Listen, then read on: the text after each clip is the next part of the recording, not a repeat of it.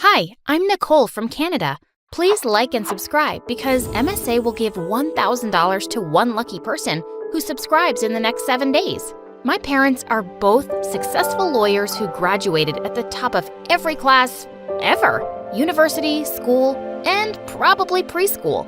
Education was everything to them. It was so important that they had me registered in a really fancy school before I was even born because it had a long waiting list. Before I started, my parents wanted to make sure I knew all the basics.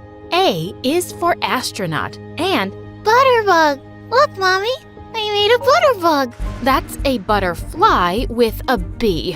Why is it so hard for you, Nicole? From the moment I joined kindergarten, I hated school. I couldn't sit still and focus on the lessons like the other kids, and it was so dumb that we couldn't talk to each other in class.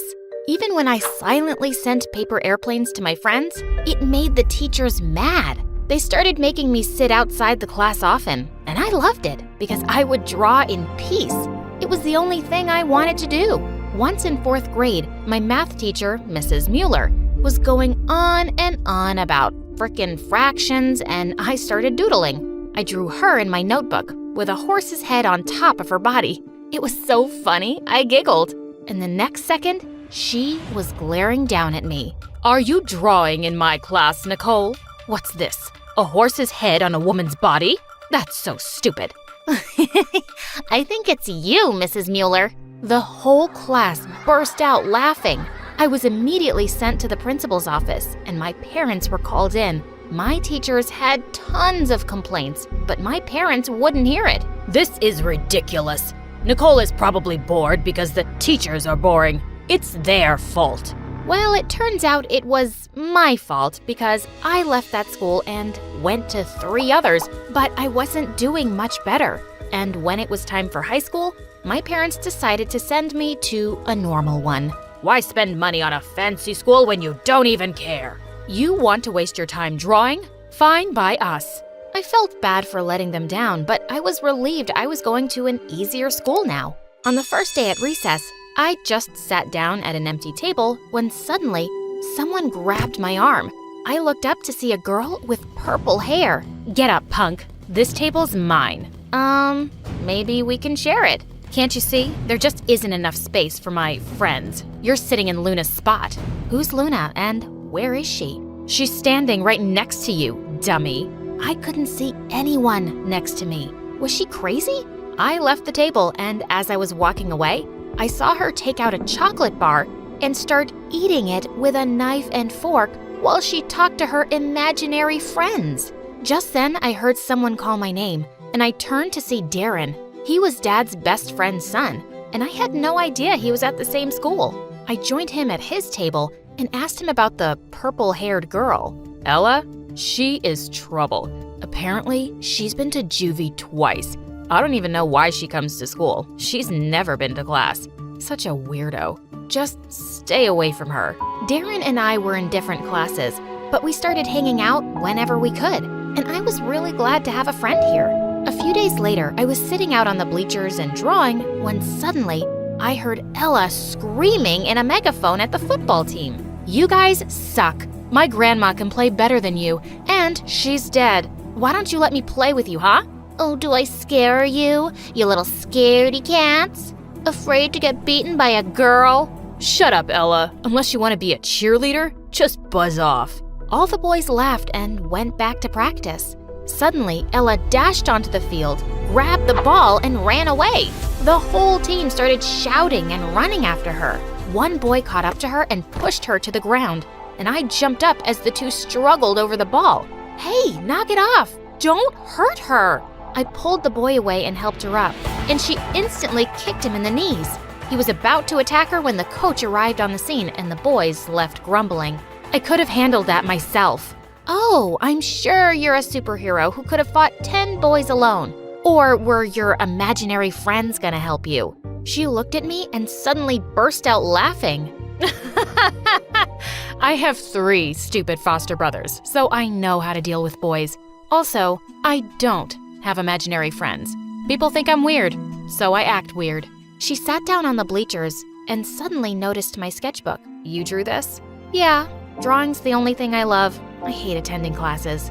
Me too. How about you don't go to class and we'll draw each other?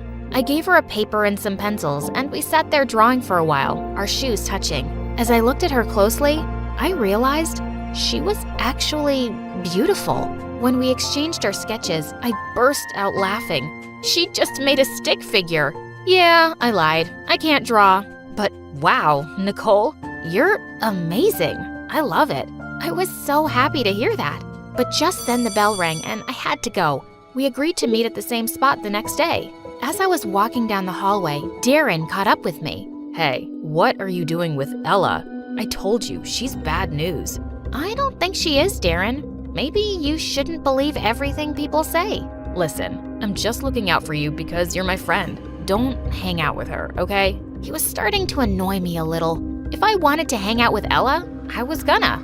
So I kept coming up with excuses to ditch him and see Ella after school. And each day with her was an adventure. She showed me the best viewpoint of the city, and we went swimming in a gorgeous lake. We also had some of the fanciest free food in town because Ella was friends with the chef. One afternoon, Ella took me to some house and told me to hide in the bushes. Then she took off her backpack, which was full of rocks, and started hurling them at the windows. Oh my God, what are you doing? That's my last foster mom's house, and she's horrible. You gonna help me or not? Without another thought, I started picking up rocks and throwing them too. Just then, someone spotted us and started yelling. I grabbed Nicole's arm. Time to run! We ran like crazy till we left the house far behind, and we collapsed on the ground laughing. We lay on the grass for hours, and Ella told me about all the foster homes she'd been in. My current foster parents aren't great either. They hardly do anything for me. If I need new clothes, I have to shoplift them. It's why I've been to juvie twice now. Wow, that sounds tough. It's okay. I'll be out of here someday, and I'll do something amazing with my life. But for now, I'm really glad I found a friend. She pressed my hand gently, and I felt all warm inside. Later that night when I got home, I almost screamed to find Darren in my room. Jeez, you scared me. Why are you here? Why were you not here? You've been hanging out with that weirdo, haven't you? Darren, it's none of your business. Don't be mad at me. You know I only care. Yeah, so I'm fine, right? Happy? Now please, go away. I practically pushed him out of my window. This boy was getting on my nerves. And the next day when I met Ella outside of school, Darren appeared out of nowhere and said he was coming along. Nicole, why did you bring this extra package with you? I didn't. I don't want her to be alone with you, weirdo. Are you her watchdog? You sure smell like one. I'm her boyfriend. Nicole, I've been looking for the right time to say this. I know you like me too. And with that, he suddenly kissed me. I instantly pushed him away. Are you crazy? Why would you think you're my boyfriend? Just stay away from me, loser. We were walking off when suddenly he grabbed my hand and then Ella punched him in the face. We left him crying in pain on the ground. I didn't know what Ella had in store that day, but soon I realized where we were. Isn't this Principal Trent's house? Yeah, girl. Now tell me, how much do you hate him? A lot. Everybody does. But what are you planning to do, Ella? I thought we could be creative. You can draw whatever you want with this spray paint, my artist friend. I tried to talk her out of it, but she wasn't listening. She started without me, and it did look like a lot of fun. I joined in, and we both went crazy on the walls. Wow, what a thrill. This was so much fun, Ella. You are so much fun. She smiled at me, and she looked so lovely in the moonlight. Feeling impulsive, I leaned forward and kissed her. Then realizing what I'd just done, I pulled away. What was that? I'm so sorry. I don't know why I kissed you. No, I mean, why did you stop? She liked it. I pulled her close and kissed her again. It was the most amazing night.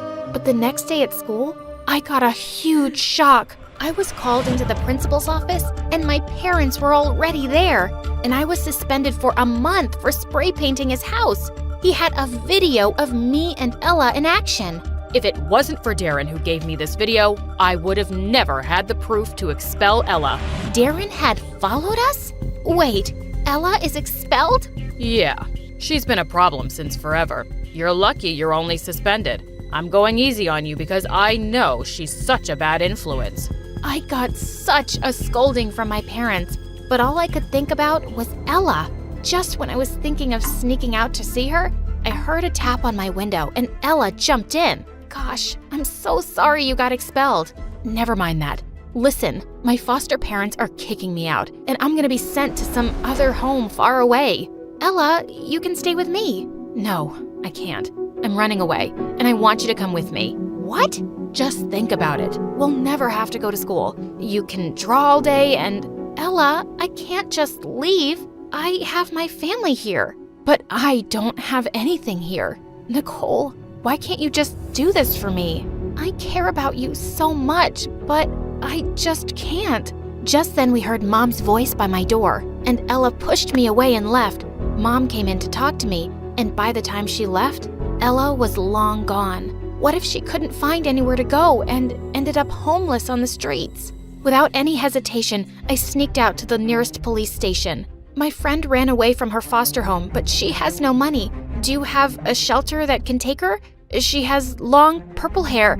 I gave the police all the information I could about Ella so they could help her. They assured me that they'd keep me updated. But before they could, someone turned up at my doorstep the next day. Darren, what are you doing here, jerk? I thought you might not have heard the news yet. Ella got arrested. What? Why? Apparently, someone reported her missing to the police, and when they found her, she had a bunch of stolen money and clothes in her bag. I told you that chick was trouble. It was stupid of you to reject me and go around kissing that weirdo. I couldn't stand him anymore, and I gave him a hard slap. You never had a chance with me, Darren, because you're a creep. I slammed the door shut, but I could hardly believe it. Ella had been arrested because I'd reported her. She would never forgive me, and I'd never see her again.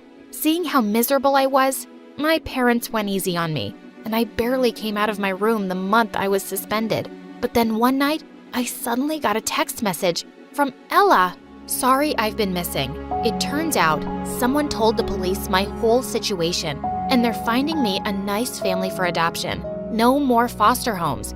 And I know that someone was you, Nicole. Thank you.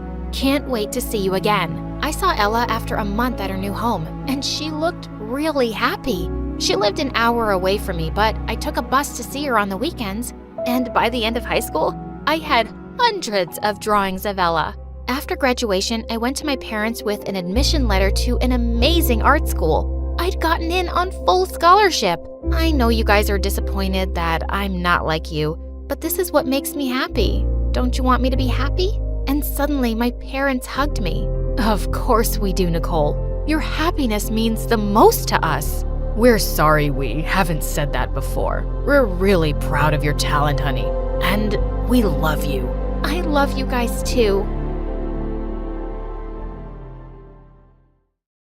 Hi, I'm Kiara from Norway. Please like and subscribe. From the moment I was born, my dad decided I'd be the future of our small country. He was the head of the government and was loved and respected by everyone. Dad always wanted me to be like him, so my training started pretty young. You must have seen kids running after butterflies in the park or jumping on couches. Well, I never did any of that. Instead, I had to attend special etiquette classes as soon as I was old enough to sit at the table. I never spoke loudly, and there were certain words I wasn't allowed to use, like poop or pee. Always say, I want to drop the browns in the bowl, or I want to put gravity to good use. Well, that did get me some strange looks in kindergarten, but I didn't care. One time when I was 7, I went with Mom to my friend's birthday party. I was having an amazing time stuffing my mouth with cake, but when I wanted a 5th helping, Mom refused. You know the sugar rush makes you hyperactive, Kiara.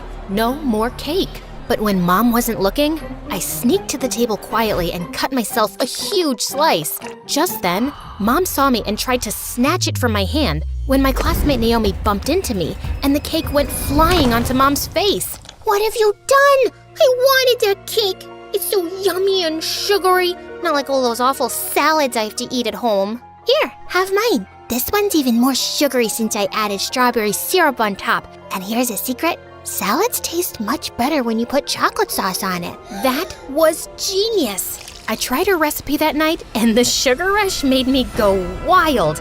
I transformed into a little tornado bouncing off the walls, destroying everything in sight. And Dad was not amused. He gave me the biggest lecture on how I needed to behave responsibly and grounded me for a week with no gadgets, no storybooks, and no desserts. This should teach you how to live a disciplined life. I sulked for hours but knew better than to argue with Dad. The next day at school, Naomi asked me if I tried her recipe, and I told her the truth. But that's so lame! If kids won't eat sugar, then who will? We can't have the sugar factories go bankrupt, right? After that day, Naomi brought sweet treats for me every day, and soon we became best friends. Meanwhile at school, I studied my butt off to ensure I topped my grades. I knew it was always expected of me, and I loved studying anyway, so I wasn't complaining. But studying wasn't the only thing I was good at. By the time I was in high school, I was the president of the student council, a national-level chess player, and the best actress in the school's drama club.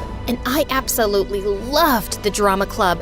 It was the only time in my life when I could forget who I was and slip into the life of another character. One time, I got chosen to play Juliet for an inter-school drama competition, but the guy playing Romeo broke his ankle and got replaced by the biggest jerk in our school, Justin. And he was so annoying. Ever since I'd made fun of his gigantic glasses in first grade, he'd held a grudge against me and was such a pain in the butt. Romeo, oh Romeo, where art thou, oh Romeo? Kiara, oh Kiara, I'll make you a tiara of spiders and flies all dead to put it on your ugly head. That's not what you're supposed to say! No? Sorry, I forgot my lines. But you're such a piece of art that poetry just flows out of me whenever I see you. God, why was he such a moron? Other than this minor glitch called Justin, my life was perfect. Hey, Naomi, I won the Spanish debate competition. Again. Could it be that no one else participated? Well, it's not my fault everyone's scared to compete against me. Girl, why don't you just slow down and enjoy life? You know, you don't have to be perfect at everything. I know, but that's just how I am. No, it's just how you've made yourself to be. Tell me, when's the last time you went to a party? I don't know. But that reminds me, Dad's hosting a dinner for his politician friends tonight, and your dad's invited too, so you better come along. That night at the dinner, all the adults were mingling with each other while Naomi and I sat in a corner sipping orange juice. What a bore fest. Catch me if I fall asleep. What's wrong with this party? The music's nice, the people are classy, and the food is good. How dare you call this food? Cows eat this stuff. Burgers, cupcakes, extra cheese pizzas, that's real food. As for the people, I bet they secretly hate each other. Can't you see all the fake smiles? That's called being polite. Polite my butt. After putting me through this torture, you've gotta accompany me to the school's camping trip this weekend. I don't think Dad would. Just then, Dad walked over and said he wanted to introduce me to someone. Kiara, meet Ted. His dad's a media mogul in the US. And my dear friend, we keep joking about you two getting married. Why don't you two get to know each other? Ted took me out for a stroll in the garden, and it was so awkward. He cracked the lamest jokes, kept bragging about how rich and famous his family was, and even tried holding my hand once. I avoid holding hands since it's the flu season, and I can't risk catching an infection.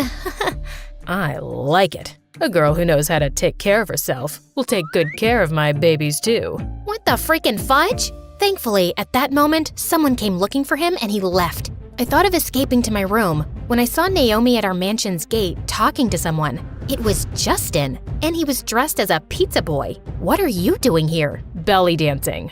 Can't you see I'm delivering pizzas? Sorry, Kiara, but I was starving and the food at your party is, terrible. But Naomi, it's healthy, and it's good to eat healthy food.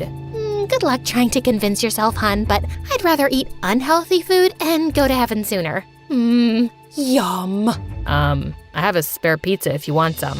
I can't eat junk food and take risks with my health. Holy potatoes. I always thought you were a snob, but you're actually a nutcase.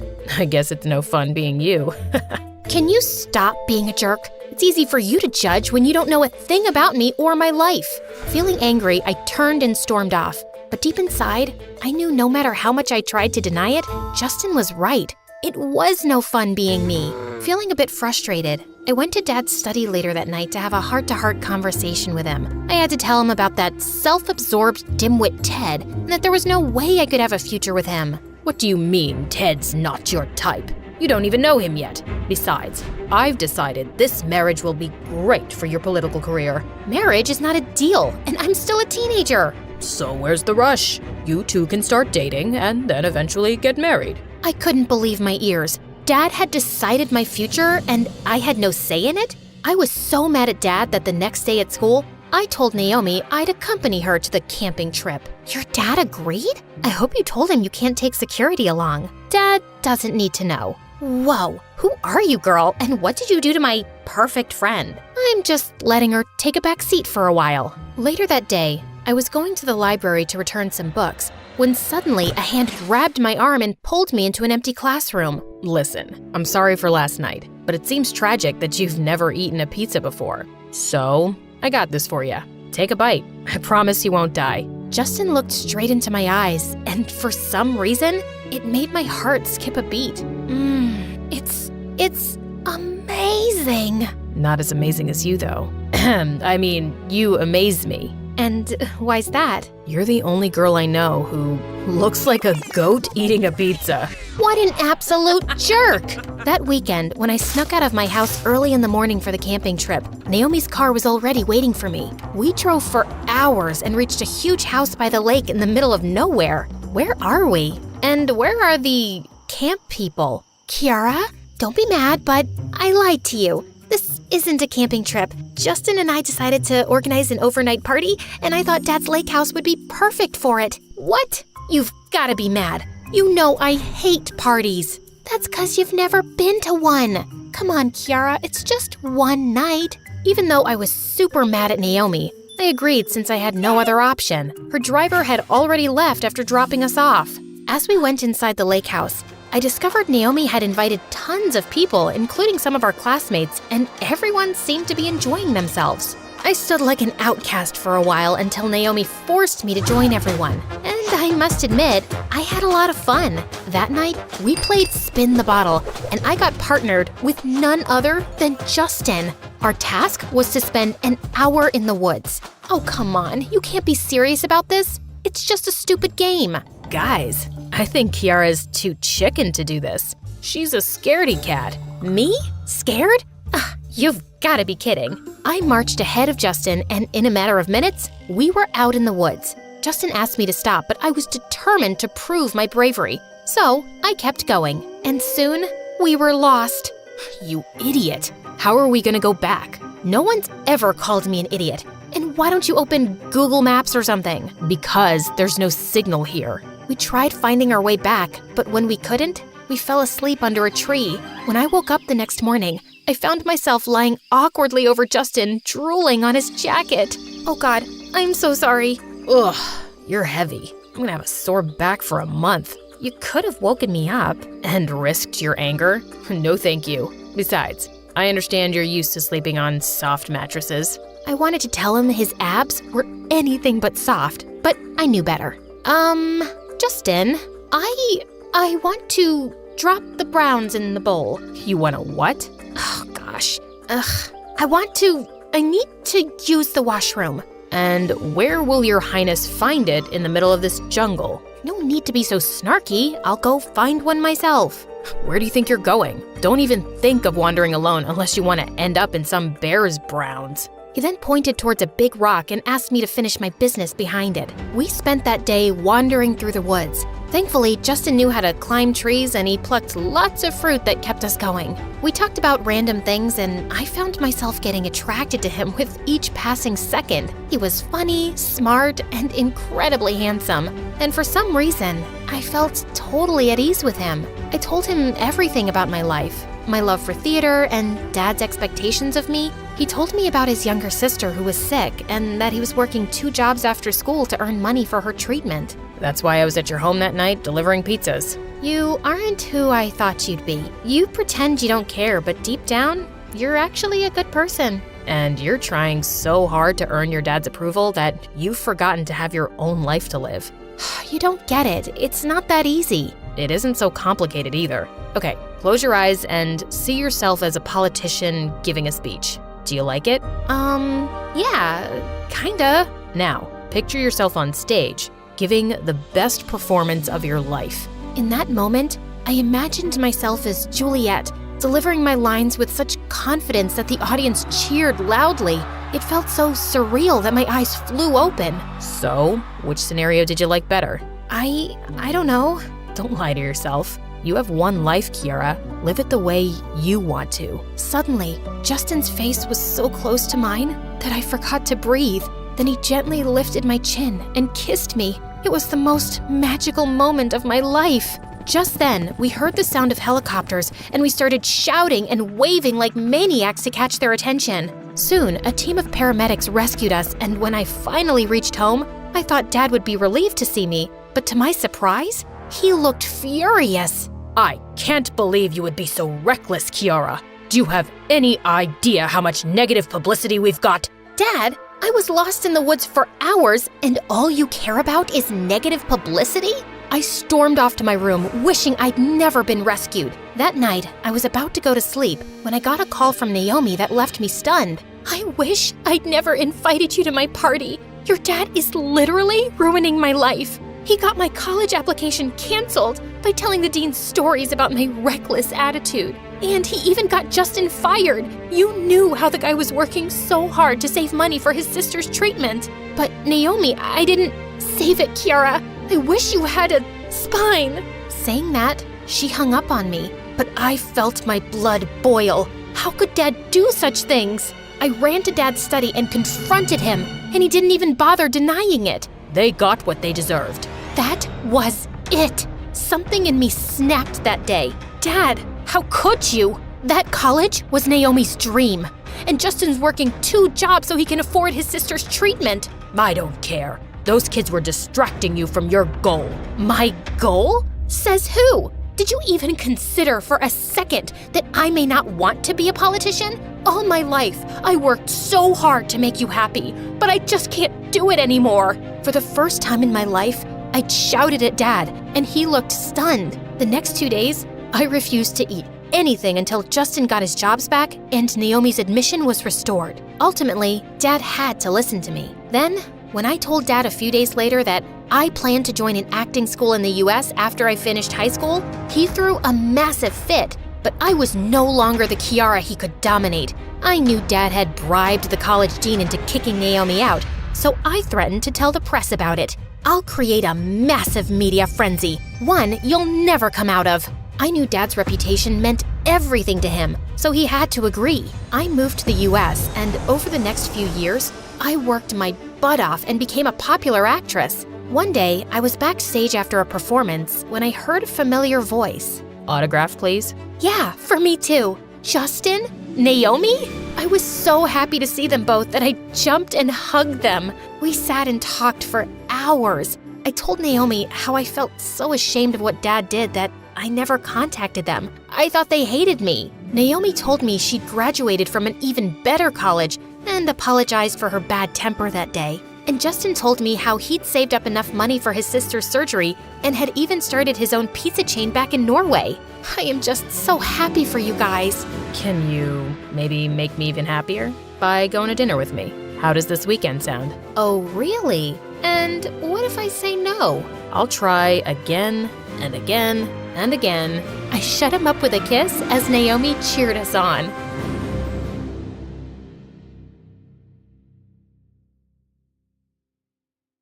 I felt goosebumps on my skin as I climbed the seemingly endless flight of stairs. I was cursing myself for this stupid idea. There were definitely better ways to surprise my girlfriend, but it was her birthday and she did adore horror movies. That's why I decided to prepare a surprise candlelight dinner in a creepy, abandoned hospital at night. As soon as I stepped onto the 3rd floor, the door closed behind me with a bang. And that should have been my first warning to give up on this ridiculous idea because things were about to get real crazy. Before I continue, please like and subscribe to protect yourself from getting into crazy situations. I pushed the door to check if I was locked in, but thankfully I wasn't. With shaking hands, I messaged Taylor. "Hey babe, I'm waiting." Winky face. I suddenly panicked. Damn it, no! I'd sent it to my boyfriend, Oliver, instead. I immediately unsent it and sent Taylor another message. Hopefully Oliver hadn't seen it. Suddenly, I heard footsteps approaching. I called out, "Babe? Taylor? Is anyone here?" Just then, someone tapped on my shoulder, and I almost passed out. I heard laughter. "Taylor?" I yelled. "Babe, don't do that. You nearly scared me to death." She answered, "And who told you about this venue?" I told her that I thought she'd love it, but then she caressed my cheek and said, "I do, but you don't." My heart fluttered. My girlfriend was such a stud. Just as we sat down to eat, we heard a blood-curdling scream. Taylor got up and dashed out of the room to check it out, and I followed. We went into a room at the end of the hall, and we saw a guy looking out the window. Thinking it was a ghost, I hid behind Taylor. She called to him. Who are you? What do you want?" The guy replied, "My phone. I dropped my phone. Damn it." I gasped. His voice sounded familiar. Oh no, it couldn't be. But then he turned, and I almost wanted to jump out of the window myself. It was Oliver. I asked, "What are you doing here?" He replied, "You told me to come." The blood drained from my face as Taylor turned to me. Thankfully, everyone was suddenly distracted when Oliver said, "We have one little problem, guys. We're stuck." Taylor shouted, "What do you mean we're stuck?" Panicking, I ran outside to check the door, but it wouldn't open this time. I pushed even harder, but it wouldn't budge. The elevator wasn't working anymore, and the other fire exit door was locked as well. When I got back, Oliver and Taylor were staring at each other. I swear the tension between them was so strong, I could feel it in the air. And at that moment, I realized that my worst nightmare had come true. I was stuck in the creepiest place possible with my girlfriend and boyfriend. I yelled, "We have to get out of here." Taylor said, "The door opened easily when I came in. Someone must have locked it accidentally." Oliver snapped back, "Why are you looking at me like that?" Taylor replied, "I don't know. You tell me." Geez, I had to do something before they killed each other. I pulled Oliver into a corner and explained, "Babe, that's Taylor. She's my cousin. She doesn't know that I have a boyfriend, so be cool. You're my other cousin. Get it?" He took out a piece of paper and pushed it into my pocket, saying, "Read it later, babe." I then pulled Taylor into another room. She said, "Ooh, this is hot, babe," and pushed me against the wall to kiss me. I said, "Babe, that's Oliver. He's my cousin, and he's staying with us at the moment. I don't know why he turned up here. He doesn't know that I'm into girls, so be cool. You're my other cousin. Get it?" She replied, "Okay, whatever. Don't know why, but something about that guy is super familiar." I quickly said, "I'm sure you don't know him. He's not from around here. Let's go."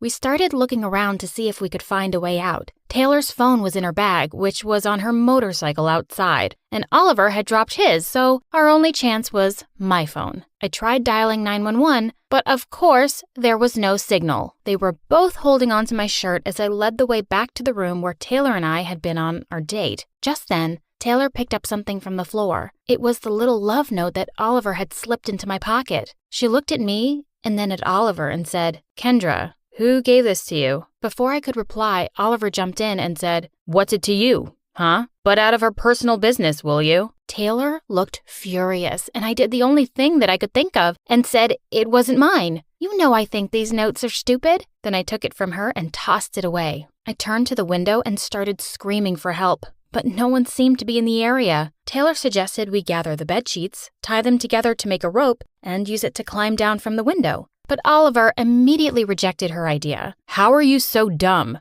It's too risky. We're on the 3rd freaking floor. Don't you girls have any hairpins? I could try opening the lock with one." Taylor turned to him. "No, Nancy Drew, we don't. And I don't think that would help anyway. My idea is much better." As they continued to argue, I climbed up on a stool, hoping to get some phone signal. We needed to get out of here tonight before they found out I was dating both of them. Suddenly, I lost my balance and slipped. Luckily, I landed in Oliver's arms. He looked so handsome, and his strong arms always made me feel safe. He said, "Easy there, babe. He was about to lean in for a kiss when we heard Taylor clear her throat. She sarcastically said, "How I wish I had a sweet cousin like him," before walking away. She looked angry and jealous. As I ran after her, I tripped over something and fell forward and straight into her. She cried as she lost her balance and we both fell to the floor. Her body felt so soft and she smelled really good. Our lips were so close as I stared at her pretty face. She was about to reach for my lips to kiss me when we saw Oliver glaring down at us.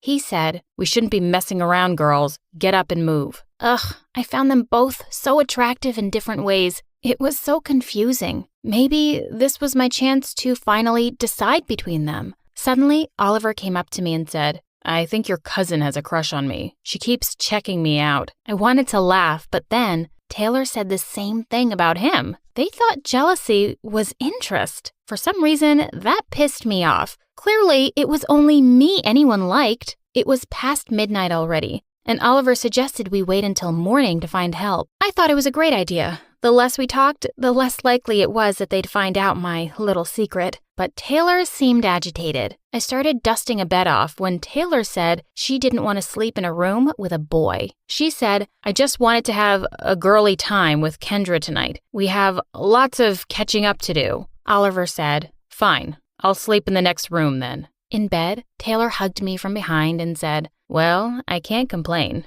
I like how it's turning out." But I couldn't help worrying about Oliver. He only had one candle with him. Moments later, I noticed a blood stain on the bed and started freaking out. My period had started. Taylor said she had me covered and gave me a tampon. My girl was a lifesaver. I gave her a quick kiss. When I came back, she hugged me again. But Oliver being alone kept bothering me. I suggested that we move to his room. I said, "He's kind of a wimp. He might be scared." Taylor answered, "Are you kidding me?" I said, "Oliver is my cousin. He's my responsibility. We have to stick together." Oliver slept on a couch across the room and Taylor and I on the bed. Taylor had already fallen asleep, while I kept imagining shadows and whatnot dancing around the room. What if the ghost of a dead patient suddenly lay down beside me? I caught Oliver's attention and signaled him to sleep on my other side. He slid under the cover with me. My heartbeat started to race when I felt his hand holding mine. It felt weird to be sandwiched between them, but for some reason, it felt exciting. Suddenly, a loud rustling noise in the hallway made us all jump to our feet.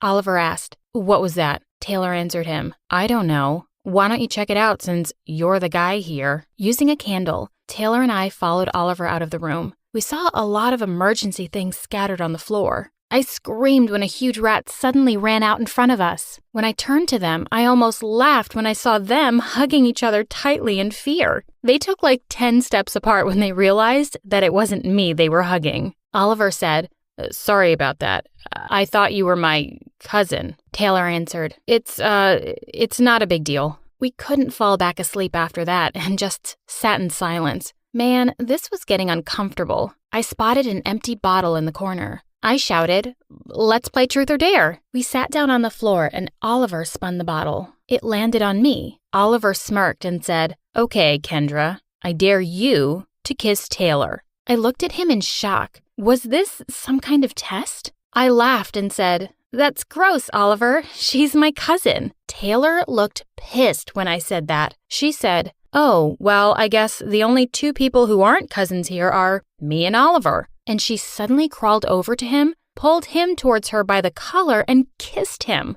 Oliver looked really surprised and turned red. I was so angry, but it's not like I could say anything. Thankfully, it was morning now, and everything had started to brighten up. We looked like a bunch of zombies. I checked my phone and was horrified to see that my battery had totally drained. We followed Taylor to the laboratory room and saw some chemicals spilled on the floor. Oliver slipped, but before falling, Taylor was able to catch him. She told him, "Watch your step, dude." Oliver looked up at her, and seeing how they were staring into each other's eyes made me feel like I had been stabbed through the chest. I was jealous, but I didn't know of who. I pushed them apart and said, "Come on, let's get to work. I don't want to be stuck here forever." We found some jars and test tubes with scary-looking things inside. Taylor explained what they were with confidence, and Oliver looked oh so fascinated. He said, "Wow, that sounds so cool." Taylor replied, "My dad's a surgeon. That's why I know these things." Oliver just stared at her, and Taylor looked like she was enjoying it. Suddenly, Taylor said, "I'm so cold." I started taking off my jacket,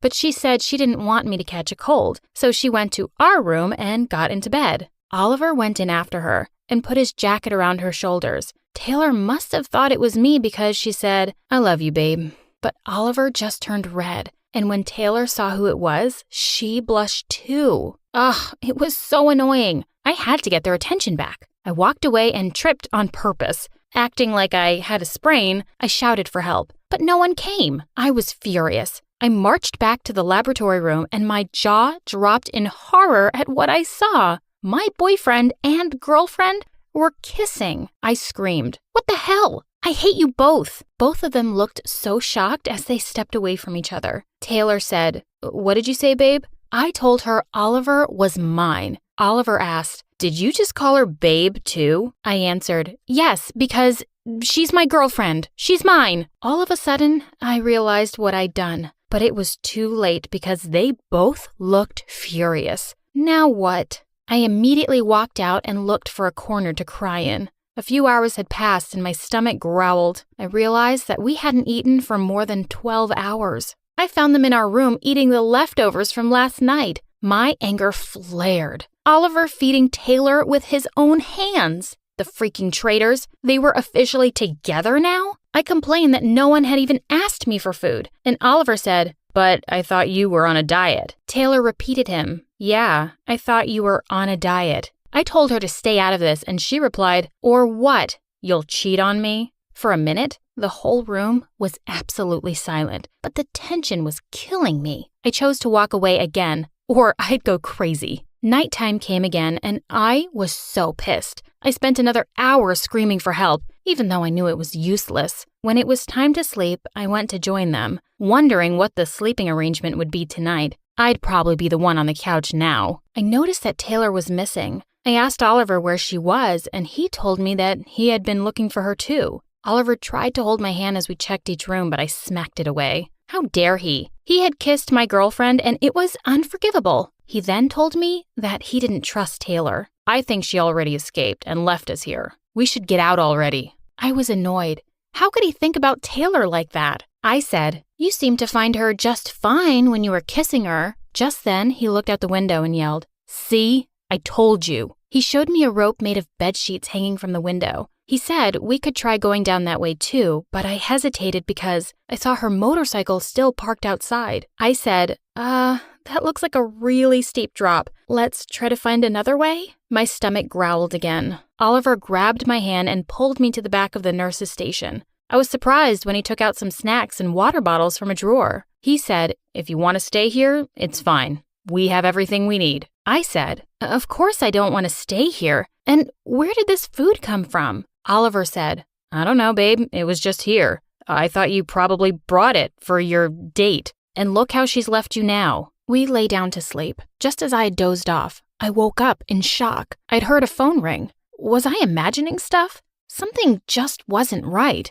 I tried to open the huge door at the end of the hallway again, and unexpectedly, it opened this time. I went inside and heard another ring, then a moan. I followed the sound and was shocked to see Taylor tied up to a surgical bed, and next to her was a phone. I immediately ran up to her to untie her and grab the phone. We had to call for help. She revealed, "That creep planned all of this. I remembered how I knew him. I used to date his sister, and he tried hitting on me back then. He found out I was going out with you. He wanted to get rid of me by trapping me in here." What? Panicking, I looked around and saw a fire extinguisher under the sink and used it to hit the metal lock bar on the fire exit door. We tried and tried until it opened. Finally! While Taylor and I were running down the stairs, Oliver screamed from the top, "Bring her back to me, you stupid witch." He started to run after us, but in a panic, Taylor suddenly tripped. I helped her get up, but Oliver was able to catch up and grabbed me by my shirt. He yelled, "She never even noticed me and used to make fun of me with my sister, and now she's trying to steal my girlfriend. When you texted me by mistake, you gave me the perfect chance to set things straight. You're mine, Kendra. You can't be hers." He was about to pull me back, shaking Taylor off. Then suddenly, we heard sirens. The police had come. Oliver looked horrified, and then he was off. He ran down the stairs and out of the door. For a minute, I was scared he'd gotten away. But just then, 2 policemen came into sight and they grabbed him. We ran downstairs and told them everything. To say he'll be behind bars for a long time is an understatement. My parents would be worried sick, so Taylor drove me home next. Before going inside, I invited her to spend the night with me. But to my surprise, she shook her head and said, "I really loved you, Kendra, but I need time to think about us." Tears rolled down my cheeks. "What do you mean? Are you breaking up with me?" But Taylor just left. Over the following weeks, I realized how unfair I had been to Taylor. She had always loved me and been strong for me, and all I had done was cheat on her. Now, she didn't even want to talk to me. Until one day, when the doorbell rang. When I went to check, someone stood at the back door with a huge bouquet of flowers. For a minute, I was terrified. Was Oliver somehow back? But then, the person holding the flowers peeked at me from behind them. "Taylor, I'm so sorry. I was crazy, and I just got carried away, but I love you, Kay. Even after everything, I love you." "I love you too."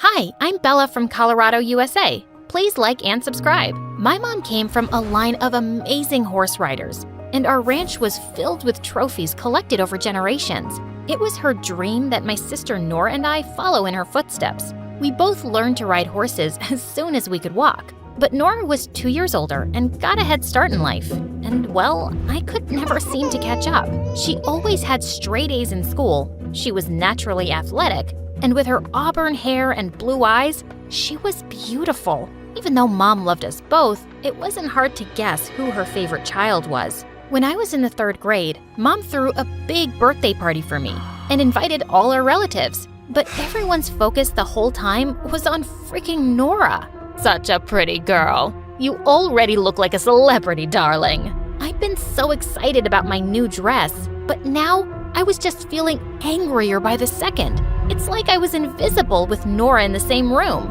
Suddenly, I let out an ear-splitting scream and fell to the ground. "Oh my God, I'm in so much pain. My tummy hurts so bad." Everyone came running to me and Mom rushed me to the hospital. I was happy I'd ruined the party for everyone, and they would have all just left. But hours later, we got back home to find a mess. I'm so sad you missed your party, Bella, but I made sure the guests had a good time, and I thanked everyone for your presents. I'm glad you're feeling better now. All I could feel was an urge to slap Nora. She just had my birthday without me. As we grew older, I slipped more into the background.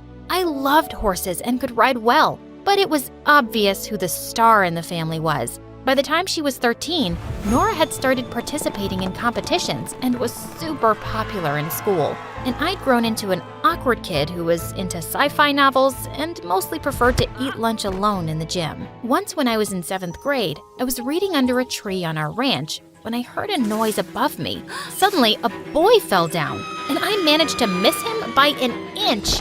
Gosh, you nearly killed me. Who are you and where'd you come from? Fell down straight from heaven. I'm gonna punch you in your face if you don't tell me. Okay. I'm Jeremy and I just moved in next door. I did something to my stepfather and he's really mad, so I'm hiding from him. What did you do? I may have given some important papers to our dog and he may have ripped them up. But trust me, my stepdad deserves it. He's not a nice guy. Come on, I'll show you a better hiding place. You can hide anytime you want. I helped him up to his feet, but he yelled out in pain. It seemed like he twisted his ankle. Just then, Nora came galloping on her horse, and Jeremy looked awestruck. Whoa, who is that goddess? Ow! You trying to break my other ankle too? Oops, sorry. It was an accident. Nora stopped by to ask who he was, and I explained. You obviously can't walk. Hop on, I'll give you a ride. The two of them rode away, and he looked like a princess who had been rescued by a knight. Why did Nora have to be such a freaking hero? And Jeremy and Nora became best friends after that day. He was also in her class at school, and soon the two were inseparable, which meant that he was always at our place. And over time, I couldn't help having a crush on him. He was smart and funny, and we had so much in common. And he loved science fiction too, and we could talk about it for hours if Nora would let us. One day, Nora showed me an expensive bracelet. Isn't it beautiful? Jeremy gave it to me yesterday. You mean on Valentine's Day? Yeah, but just as a friend, of course. Nora, are you dumb? It's so obvious Jeremy's in love with you. What? No, he's not. You wouldn't know because you don't have any guy friends. Or any friends, actually. And you are so self-absorbed. You're completely blind to everyone's feelings. You're giving him the wrong idea by accepting that present. You don't know what you're talking about, geek, so stay out of it. I knew I was right, but there wasn't much I could do. Soon after in 8th grade, I was so excited when I found out about a huge sci-fi convention happening in town. But as I was telling Jeremy about it, Nora spoke up and said they'd already bought the tickets. Oh, that's amazing. I can't wait. I meant I just got the tickets for me and Jeremy. We're going with our friends. So I can buy my own and come with you guys, right? I can't go alone, it's too far. No, you can't come with us. Why don't you have friends of your own, Bella? Come on, Nora, what's the big deal? I'm not gonna be the only loser with my baby sister tagging along, Jeremy. We're not taking her. You don't even like sci-fi. Why are you being a witch? Jeremy, please take me along. I'm sorry, Bella. Maybe next time? I couldn't believe he was being such a coward, and my heart burned when I saw them leaving for the convention a few days later. I just wanted to hurt Nora, and I had a brilliant idea for something I could do. A week later, I was having breakfast when I heard Nora scream. She came running downstairs and waved a calendar at Mom. How could you mess up my schedule, Mom? I had a match this morning, and I missed it. What are you talking about? I woke up to see 20 missed calls from my coach, and he just told me that the first match of the tournament was today. But you've written it here that it's next week. That's because I got a call from the organizers saying it was postponed. I don't understand. How could this have happened? Bella, did you have something to do with this? I don't know what you're talking about. Why don't I believe you? Oh, wait. Yes, I remember something now. Maybe I did pretend to be one of the organizers and called up Mom to tell her the wrong date. It doesn't feel good to miss out on something important, does it? The two stared at me in shock, and then Nora pounced on me. You horrible brat! How could you do this? You made me miss the convention. Who cares about that stupid thing? I'm disqualified for the whole season now.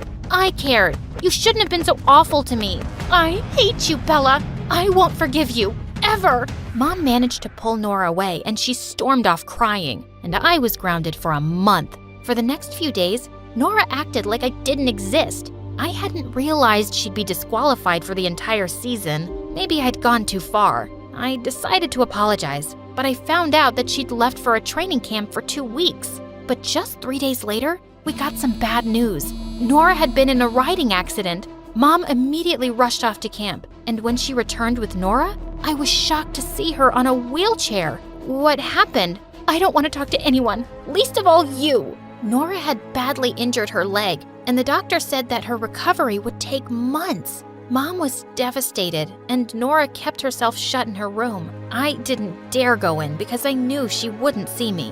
One evening, I just couldn't help crying in my room when suddenly I felt someone's arm around me. Hey, why are you crying? Because Nora hates me and she'll never forgive me. I wanted to hurt her, but I never wished for something bad to happen. Of course you didn't. No one thinks that. Nora's just upset about her injury, and once she's better, she'll be fine with you, I promise. But he was wrong. Just a few days later, Mom called me into Nora's room for a talk. Nora's recovery could take up to a year. We cannot miss all the tournaments during this time. She has some modeling contracts too, and we can't lose this money. Someone from our family has to represent us, and that can only be you, Bella. But Mom, I'm not half as good as Nora. She's right about that. You've been riding a horse since you were a child, Bella. We have 3 months to train before the next match, and I believe you can do it. You have to do it. Before I could protest more, Mom left the room. Good luck trying to be me. It's not as easy as it looks, and you don't have what it takes. Nora wasn't wrong about it being hard. The training was tough, and I had a sore butt for weeks. But 3 months later, when I competed in the tournament, I actually came in third. And suddenly, I was the newcomer everyone was noticing. Sure, people just called me Nora's sister at first, but as I kept doing well in matches, more of them knew my name. but I really wasn't looking forward to Nora's modeling contracts. I was awkward, and I didn't have star quality like Nora. After her styling team worked on me, though, I was stunned at the results. I'd never felt so beautiful, and clearly others thought so too. I was receiving a lot of attention on social media, and at school, I was being treated like a completely different person. This is how people saw Nora, and I had to admit, it felt good. Wow, I'm gonna need an appointment soon to talk to you. Yeah, but I'll always make time for you. What do you think of my new look? There wasn't anything wrong with it before, but you do look lovely. For the first time, I felt like he wasn't seeing me as Nora's little sister, and it sent my heart racing. Bella, I've been meaning to ask you something. Yeah? Do you think it's a good time to tell Nora I'm in love with her? I have been for years, but she's never been clear about her feelings, and I just need to know now. My heart suddenly sank. What was I thinking? Of course, you should tell her how you feel. She'd be a moron for not loving you back. Jeremy grinned and kissed me on the cheek and then walked off happily. A few days later, I came home to see Jeremy rushing out of our house, wiping tears on his sleeve. I was a fool to think Nora ever liked me. She said she's never seen me as more than a friend, and she never will. He stormed off, and I felt so mad at Nora for leading him on all this time. I didn't see her till later at dinner, and it looked like she'd been crying, but Mom looked really excited. Bella, I have such amazing news. You've been selected as one of the best newcomers to participate in a tournament in London. This will open international doors for you, darling. I knew it had always been Nora's dream to compete in Europe. As Mom went on and on, Nora suddenly swiped half the dishes off the table. It should have been me, but you've stolen everything from me. Nora, I only started competing because of you and Mom. Oh, shut up. You've always wanted everything I've had. Congratulations. Now you have it. That's not true. Oh, you wanted Jeremy too? I've seen how you look at him with your puppy eyes. It's embarrassing. Well, it looks like he and I aren't friends anymore, so you're welcome to have him too. That's enough. You know what, Nora? Maybe I did want to know what it felt like to be you, but I've realized that I'm just as talented and beautiful. You're just better at getting whatever you want without caring for anyone's feelings. You've misled Jeremy, and you've always made me feel small. And now I will go to London, and I won't feel bad about it because it has nothing to do with you. Only me and my talent. Jeremy didn't turn up to school the next few days, and then I found out that he'd left the city to stay with his real dad. For good. He hadn't even bothered to say goodbye. And a week later, I left for London. I won first prize in the tournament, and it opened so many opportunities for me. Mom decided that I'd finish high school in London while I kept competing for more championships. I heard Nora was back to training, but she and I didn't talk anymore, and I was enjoying my new life away from her. A year later, I was at the subway station when I spotted someone from a distance who looked exactly like Jeremy. I pushed through the crowd and followed him as he climbed onto the train, and I managed to hop on just as the doors closed. He looked shocked to see me, and we both hugged and laughed. It turned out that he'd joined a university in London. I had no idea you were here too. Of course you didn't. You left without a word and never kept in touch. That was wrong, but I just needed to get away. I'm sorry, and I've missed you. Jeremy and I started hanging out really often over the next few months, and I was happy to have him back in my life. But I kept my feelings in check. I didn't want to fall for him again. On New Year's Eve, Jeremy invited me to a party at his friend's place, and we had the most amazing night dancing away. We all counted down to midnight, and he turned to me with a smile. Happy New Year, Bella. And then he kissed me, and the whole world just faded. But then I pulled away suddenly. I started to walk away. Bella, wait.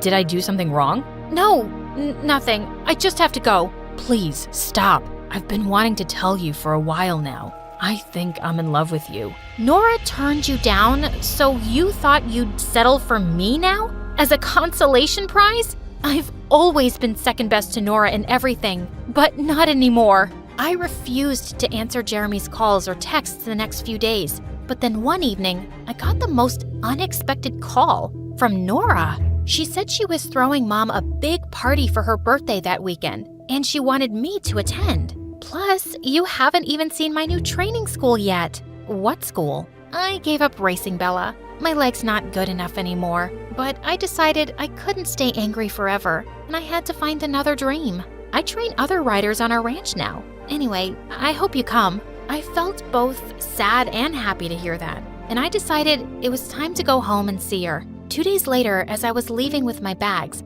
I bumped into Jeremy right outside my place. Before you say anything, please listen to me. Yes, I loved Nora for years, but being away from her made me realize that we weren't right for each other. We're better off as friends. And you're not second best to anyone, Bella. If you don't love me, I can accept that. But I just had to tell you how I feel. I love you. Jeremy, I love you too, you idiot. As he pulled me close, he suddenly noticed my luggage. Wait, where are you going? To see Nora. I need to fix things with her. I'm coming with you.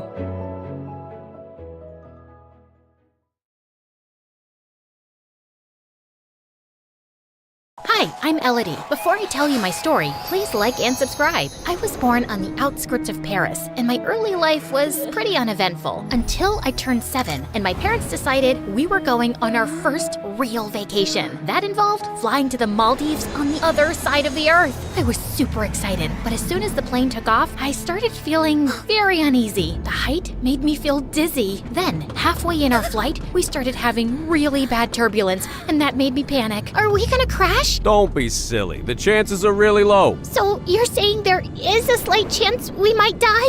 I cried hysterically for the remaining flight, and when we finally landed, I was shaking. Not even a week of fun at sea could make me forget, and when it was time to go back home, I refused to get on the plane again. I caused such a scene at the airport that my parents had no choice but to take a ship for the return trip, and it drained their credit cards. This is the last time we're going on vacation ever. Mom and Dad argued about money all the way home, and soon after, they separated. I was convinced it was my fault. No, honey. We were having problems for a while. And don't worry, we'll be okay. But seeing them divorce was heartbreaking. Dad remarried, had new children, and completely forgot about me. Mom tried many things to cheer me up, but it seems like nothing was working. Until one day, she took me ice skating at the local rink, and that changed everything. When I was on the ice, it felt like I was flying, and all my problems disappeared. Mom saw the potential I had and signed me up for private lessons. By the time I was 10, I was already winning junior local competitions. My training was expensive,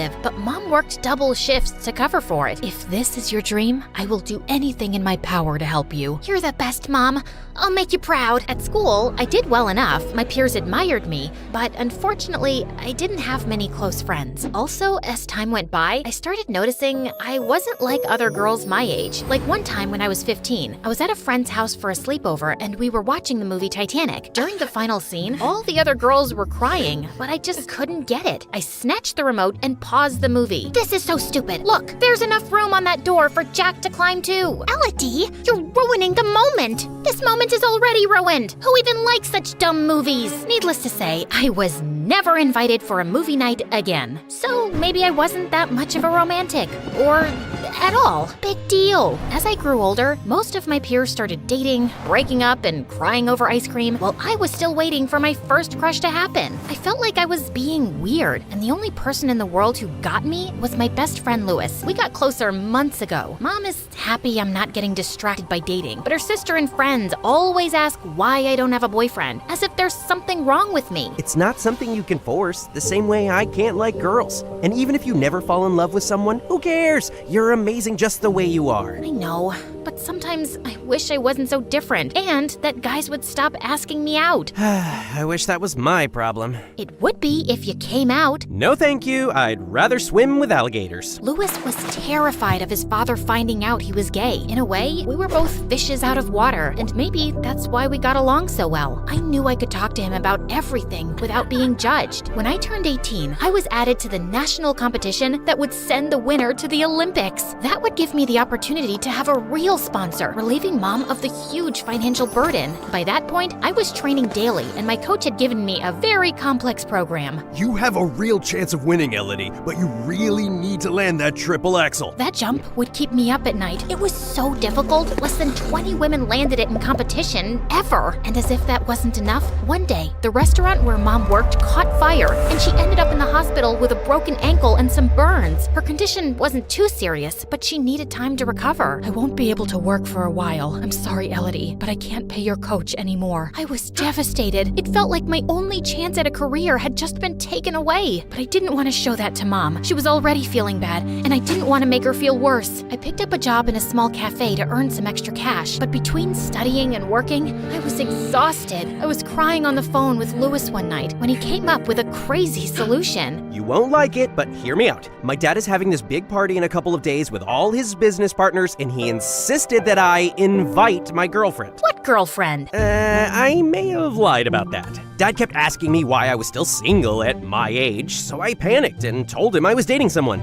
I know it's wrong, but I never expected him to meet her. Anyway, you could pretend to be my girlfriend, and I'll ask him to sponsor you.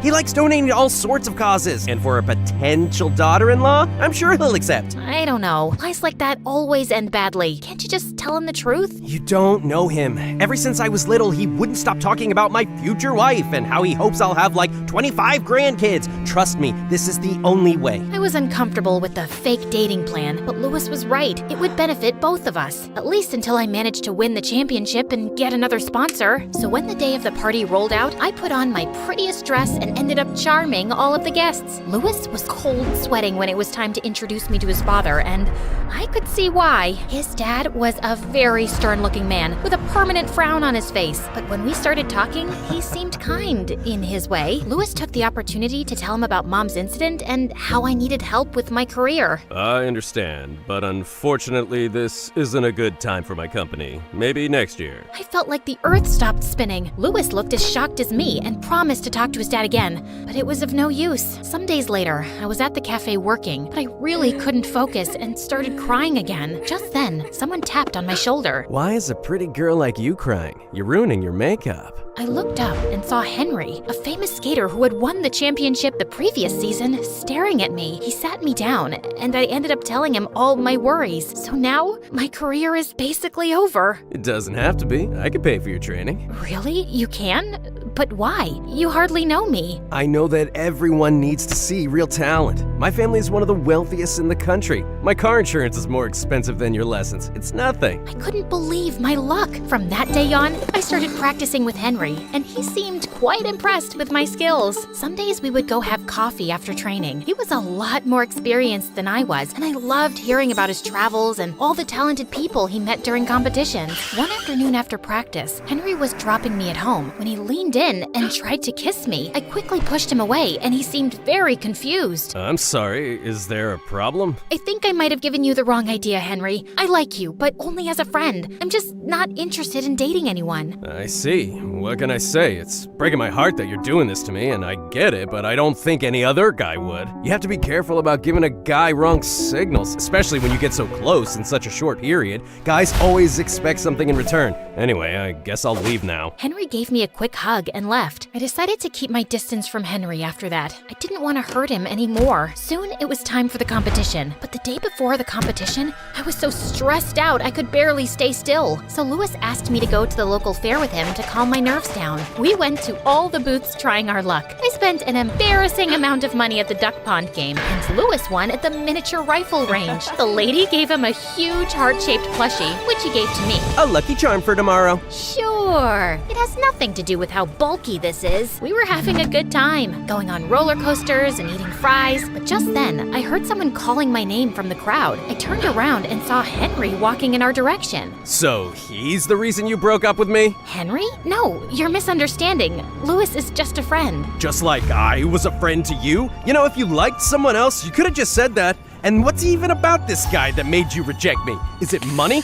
Careful, dude, you got yourself a gold digger. Don't you dare talk to her like that! Or what, you'll hit me? Henry took a step forward, his fist balled up, but I got in the way and pushed Henry aside. It's not worth it, Louis. He's just a crazy, possessive guy. Forget about him. Oh, wow. Crazy and possessive? This is how you say thank you for being a good friend and helping you? Something this idiot would never do? I wanted to argue more, but I decided against it and left with Louis. I couldn't believe believe Henry would turn on me like that. I thought he was my friend, but I couldn't waste too much sleep because of him. I had a competition to win. I set the alarm on my phone and went to sleep early so I got some rest. But the next morning, I woke up to Louis screaming in my face. Get up, Elodie, you're late! What? Oh my god, how did I not wake up? I checked my phone and the screen was glitching. It looks like my phone's broken. We don't have time for that! Hurry up, or you'll miss the competition! I quickly got dressed and left with Louis, but the road was jam-packed with traffic. It was the weekend and the main carnival day. As if that wasn't enough, the main bridge was closed because of a small accident. This is the only way to cross the river.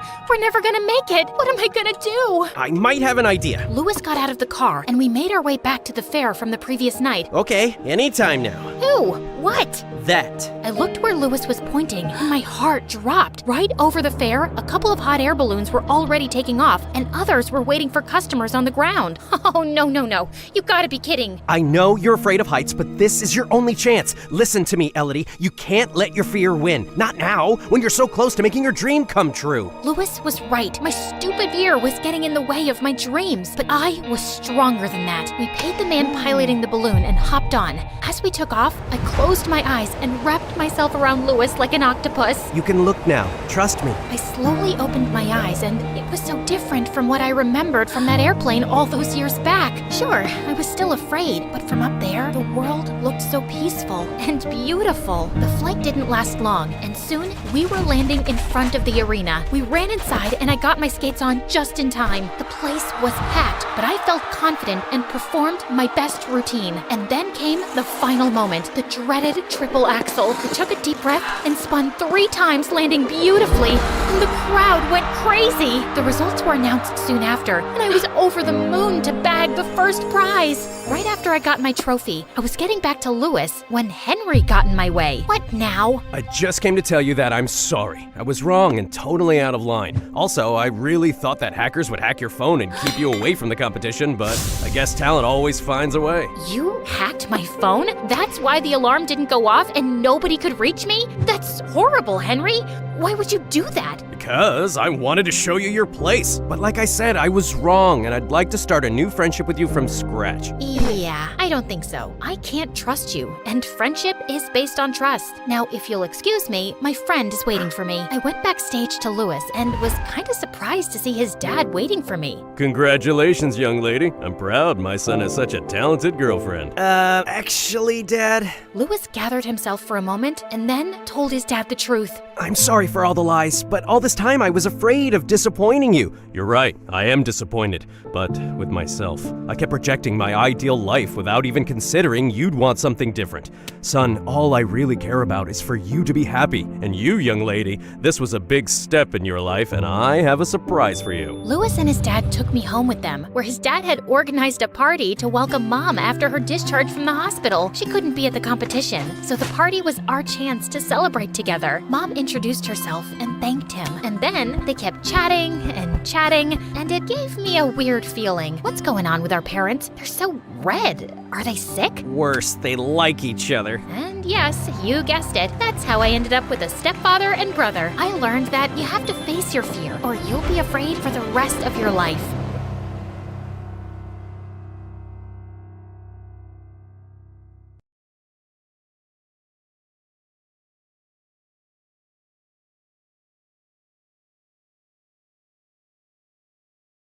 Hi, I'm Amy, and before I tell you my story, there are 3 things you should know about me. 1, I have a very normal family. You won't believe how normal they are. 2, I am not allowed to date. And 3, you will never be able to guess who my mom married. Sounds intriguing, right? But before I continue, please click the like and subscribe buttons. Thanks. I flinched as I washed my wound in the kitchen sink. I knew it was stupid of me to slide into home when I wasn't wearing a long-sleeved shirt, but I just had to make it to the plate. And we won the game. Besides, this wound was nothing compared to what would happen to me if Dad found out I had been playing baseball. Before I could even finish the thought, I heard him walk into the kitchen behind me. Uh-oh, busted. He took one look at me, threw up his hands, and started yelling, "How many times have I told you to stop playing that stupid game? This is not how girls are supposed to behave. You will never be a good wife." I tried to lie about how I got hurt, but he wasn't fooled. He knew I played baseball. As if that wasn't bad enough, Mom walked in just as soon as he was done. Sometimes my mom's a pain too.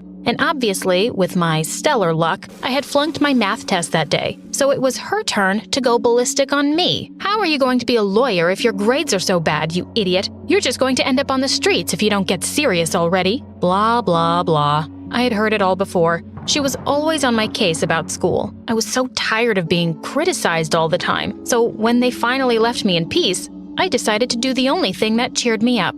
I baked. Chocolate was bound to make me feel better. But just as I was about to bite into a big, fudgy piece to drown my sorrows, my dad walked in, again, and knocked it out of my hand. I looked at him sadly. He shrugged and said, "You can't eat brownies, stupid. You have to stay fit and attractive. Otherwise, you'll never find a husband by the time you're 18. There's plenty of fruit in the fridge. Eat that."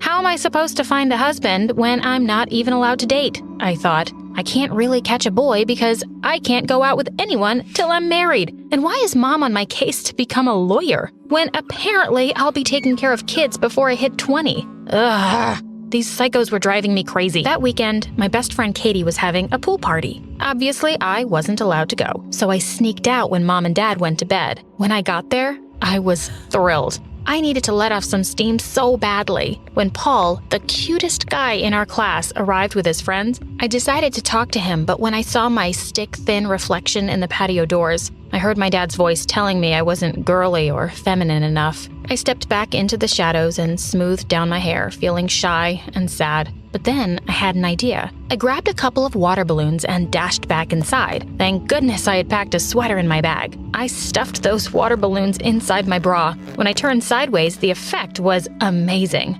I looked so curvy and spectacular, just like that cheerleader he was always talking to. I slowly and very carefully went back into the pool, but I couldn't spot Paul anywhere. Where he had been standing was only one of his lame friends. No, where was Paul? He needed to see my curves. I was about to rush past this boy when he suddenly spoke to me. "You're Amy, right?" he said with a shy smile. "I'm Liam." "Hi," I replied, keeping my arms crossed firmly over my chest.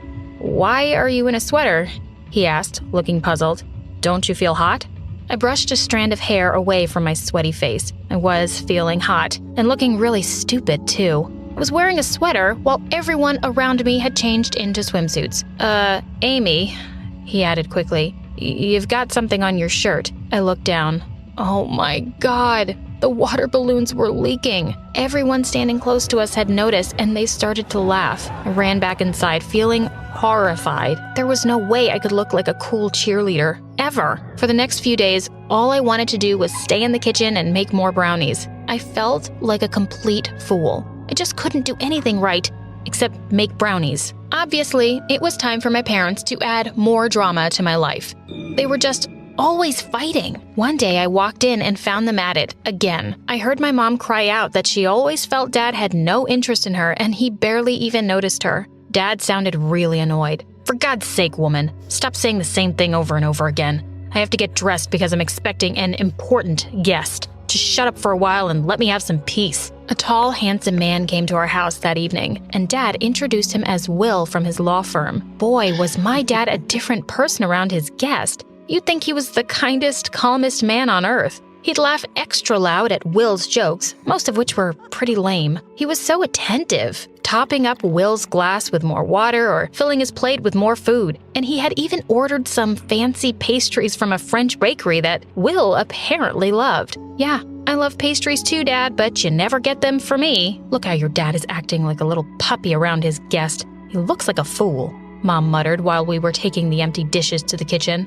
Uncle Will started coming around at least once a week for dinner. I didn't mind that too much. At least my parents weren't screaming at each other with him around, and he was pretty nice. He tasted my brownies and said I could definitely be a chef. But of course, Mom shook her head and said I'd be a waste of space and a failed investment if I just stayed in the kitchen. Dad had gone upstairs a few minutes before, and now he was back with a big box. He was just full of excitement. He told us he had asked his mother to send this, and it had arrived in the mail today. He lifted the lid and removed something from it, which he held up for us all to see. "Well, what do you think, Amy?" he asked. What did I think? I stared at the white dress in horror.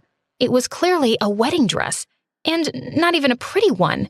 With its puffy, full sleeves and frilly high neck, it looked like something a bride in a horror movie would wear, one from the last century. I was speechless. Looking at my face, he frowned at me and said that I'd better start working out if I wanted to fit into his mother's dress. Dad spent the next half hour going on about how he wanted me to just settle in with a nice boy in a few years. What was wrong with that? Then he said the worst imaginable thing. Besides, sweetie, everyone dreams of having a son. He said it so matter-of-factly that I just walked out of the room. I cannot handle this. I was so confused about what I wanted from this life. It clearly wasn't the things my parents wanted for me. I decided to finally find something that I could be good at and be proud of myself. So I began talent hunting. I tried out for the Glee Club, but I didn't make the cut. No surprises there. I'm completely tone deaf. Then it was the chess club, but oh my God, what a snooze fest. I would be falling asleep during my partner's turn. I thought my mom would be proud if I joined the literature club. My dad should join it. Jane Austen's books are all about proper ladies and catching husbands, but I couldn't stand those boring old books. All my tryouts were turning into major disasters. What made it worse was that there was one person who was just always there to see me mess up each one. Liam. I swear, he was such a creep. I was just as clueless as ever. To make matters worse, Mom and Dad were fighting more than ever before. It was almost a relief when my mom had to visit my aunt for a few days. Finally, there would be some peace around here. But of course, there wasn't. Dad told me we were going out for dinner and I'd better wear that pretty lilac dress he got for me a month ago. It was just perfect for my complexion, he said. I really didn't want to go anywhere, but there was nothing to eat at home, so I agreed. If I'd known what was in store for me, I would have chosen to starve. Dad walked toward a table for 3, where a nervous-looking young guy in a suit was already waiting for us. He shook hands with my dad formally and introduced himself as an intern in my dad's law firm. Oh my God, this was a setup. Dad had really crossed a line. I didn't even bother sitting down. I just stood there with my hands fisted in the fabric of that stupid lilac dress. Are you insane? I hissed. He flushed. Sit down, Amy. Even with the clink of the dishes and the sound of other people talking, I could hear the threat in his voice. It was the last straw. Before I knew it, I was yelling, "Why is it so important for me to get married? I'm only 15. You will sit down right now," he replied, glancing around at the strangers and the waiter, who were all staring at us. The poor boy looked terrified. And for just a second, I felt bad for him. "I won't," I cried. "You can't force me. I don't belong to you. You're going to need all the help you can get to find a nice boy to marry you." I heard Dad screaming as I stormed out of the restaurant. We didn't talk for the next few days, and I didn't mind at all. Soon enough, Mom was home, and they were back to fighting as usual. I was miserable. I started to have sleepless nights, and my grades began to drop. Dad was always on my case about the dark circles under my eyes. When my report card came, Mom had a fit. I didn't know what to do about all the stress. My skin started breaking out and Dad started buying all these creams for my face. I somehow made it to 10th grade, barely. But then another life-changing thing happened. Mom and Dad got divorced. Dad packed all his things and moved out. I felt like it was my fault. If I had been a better daughter and made them proud, maybe they would have been happier. But I was so furious at them too. It wasn't my responsibility to make their marriage work. It didn't turn out to be such a bad thing, though. At least there was no more fighting and screaming. Mom soon got a job, and she looked much happier. I could see she was making more of an effort to dress up and would go out in the evenings with friends more often. Dad had gotten a nice little place, and I visited him twice a week. He was still going on about my marriage, but I didn't have to hear about it all the time at least. I thought things were looking up, and I started to feel better. But I spoke too soon. One day, not long after I had that thought, Mom took me to dinner one day when I was surprised to see that she had invited Uncle Will as well. I hadn't seen him in a while. When we finished our dessert, which, by the way, was disgusting, she cleared her throat and then did something even more disgusting than the dessert. She took Uncle Will's hand. Oh my God. Amy, I feel like a different person. A big reason for that is that I'm in love. They both smiled at me. I wanted to gag. I didn't even know how to hide how horrified I was. I didn't even know they were dating. She asked me why I looked so pale and quiet. She and Dad had just got divorced, and now she had just sprung this news on me out of nowhere. I liked Uncle Will, but I couldn't be happy for them, not yet anyway. Pretending that I had a headache, I stood up and left them. I went back home, but I didn't stay there. I packed up some clothes and went over to my dad's place. When I reached his house, I heard laughter from the kitchen. Dad had company over, it seemed, but I didn't care. I just wanted to hurt Will. I decided I'd smash the windows of his car. I ran to the garage. Dad had a lot of tools that would be perfect for the job. But in the very first drawer I opened, I came across a letter addressed to Uncle Will in Dad's handwriting. That was odd. I knew I shouldn't, but I felt too curious not to open it. And then I couldn't believe what I was reading. I felt dizzy with shock as my eyes scanned the page. It was a confession. Dad said that he'd had feelings for Uncle Will, but he knew about Mom and him and he was okay with it. In fact, he was happy that Uncle Will had made him face the truth about himself and finally get out of a miserable marriage. What? I sank to the floor, completely dazed. My dad was gay? My dad was gay. So many things started adding up. So much of his behavior made sense now, and I could see why he and Mom just never got along. But this was a lot for me to take in. I rushed back to the kitchen and saw a smartly dressed, gorgeous guy pouring wine into glasses. Dad jumped to his feet the minute he heard me open the door. His hair was a little messed up and he had stubble on his face. Seeing me walk in, he grabbed an apron and tied it around his waist. He introduced the guy as a friend from his law firm. The liar. I literally just snapped. It was your stupid friend from a law firm that ruined this family before. I yelled and started throwing things around. I hate you and Mom and Will. Angrily, I grabbed the wine glasses and threw the wine all over the carpet. I needed fresh air. I rushed out of the house and started running back to my place, tears running down my face. I nearly bumped into someone on a bicycle. Of course, it was Liam. The boy was everywhere. But for once, I was so relieved to see him. I just burst into tears as soon as he asked me what was wrong. He took me in his arms as I let everything spill out. And I told him everything I had found out about my parents. He just listened to me and said maybe things would be better for me now if my parents were happy. Of course, he was right, but all I could think was, my dad's gay, and as unbelievable as it may sound, my mom was about to marry my dad's old crush. I couldn't go back to my dad's place that night, and I didn't want to go home to my mom's either. I decided to crash at Liam's house for a while, and that's where my parents found me the next day. They wanted me to come home, but I refused. I don't have a home, I shouted at them, and it's your fault. Both of you. Then Mom took a deep breath, and I could tell things were about to get even worse. Amy, she said, I'm moving in with Uncle Will. You can stay with Dad or at the house. We'll make sure your expenses are paid. I didn't want to take their charity, but I agreed, resentfully. It's just for now. Soon I'll get a job and I'll pay my own way. I know all your secrets and I'm done with all your lies. Just leave me alone, I said. Thankfully, they did, and after all those years, I felt like I could finally breathe. Finally, I could escape their nagging and learn to be myself, whatever that meant. Liam had been waiting tables at a restaurant and told me they had a job opening. I took it and I realized it was really nice to have Liam around. I realized I was starting to have a bit of a crush on him. One day, my dad came by the restaurant during my shift and asked if we could talk.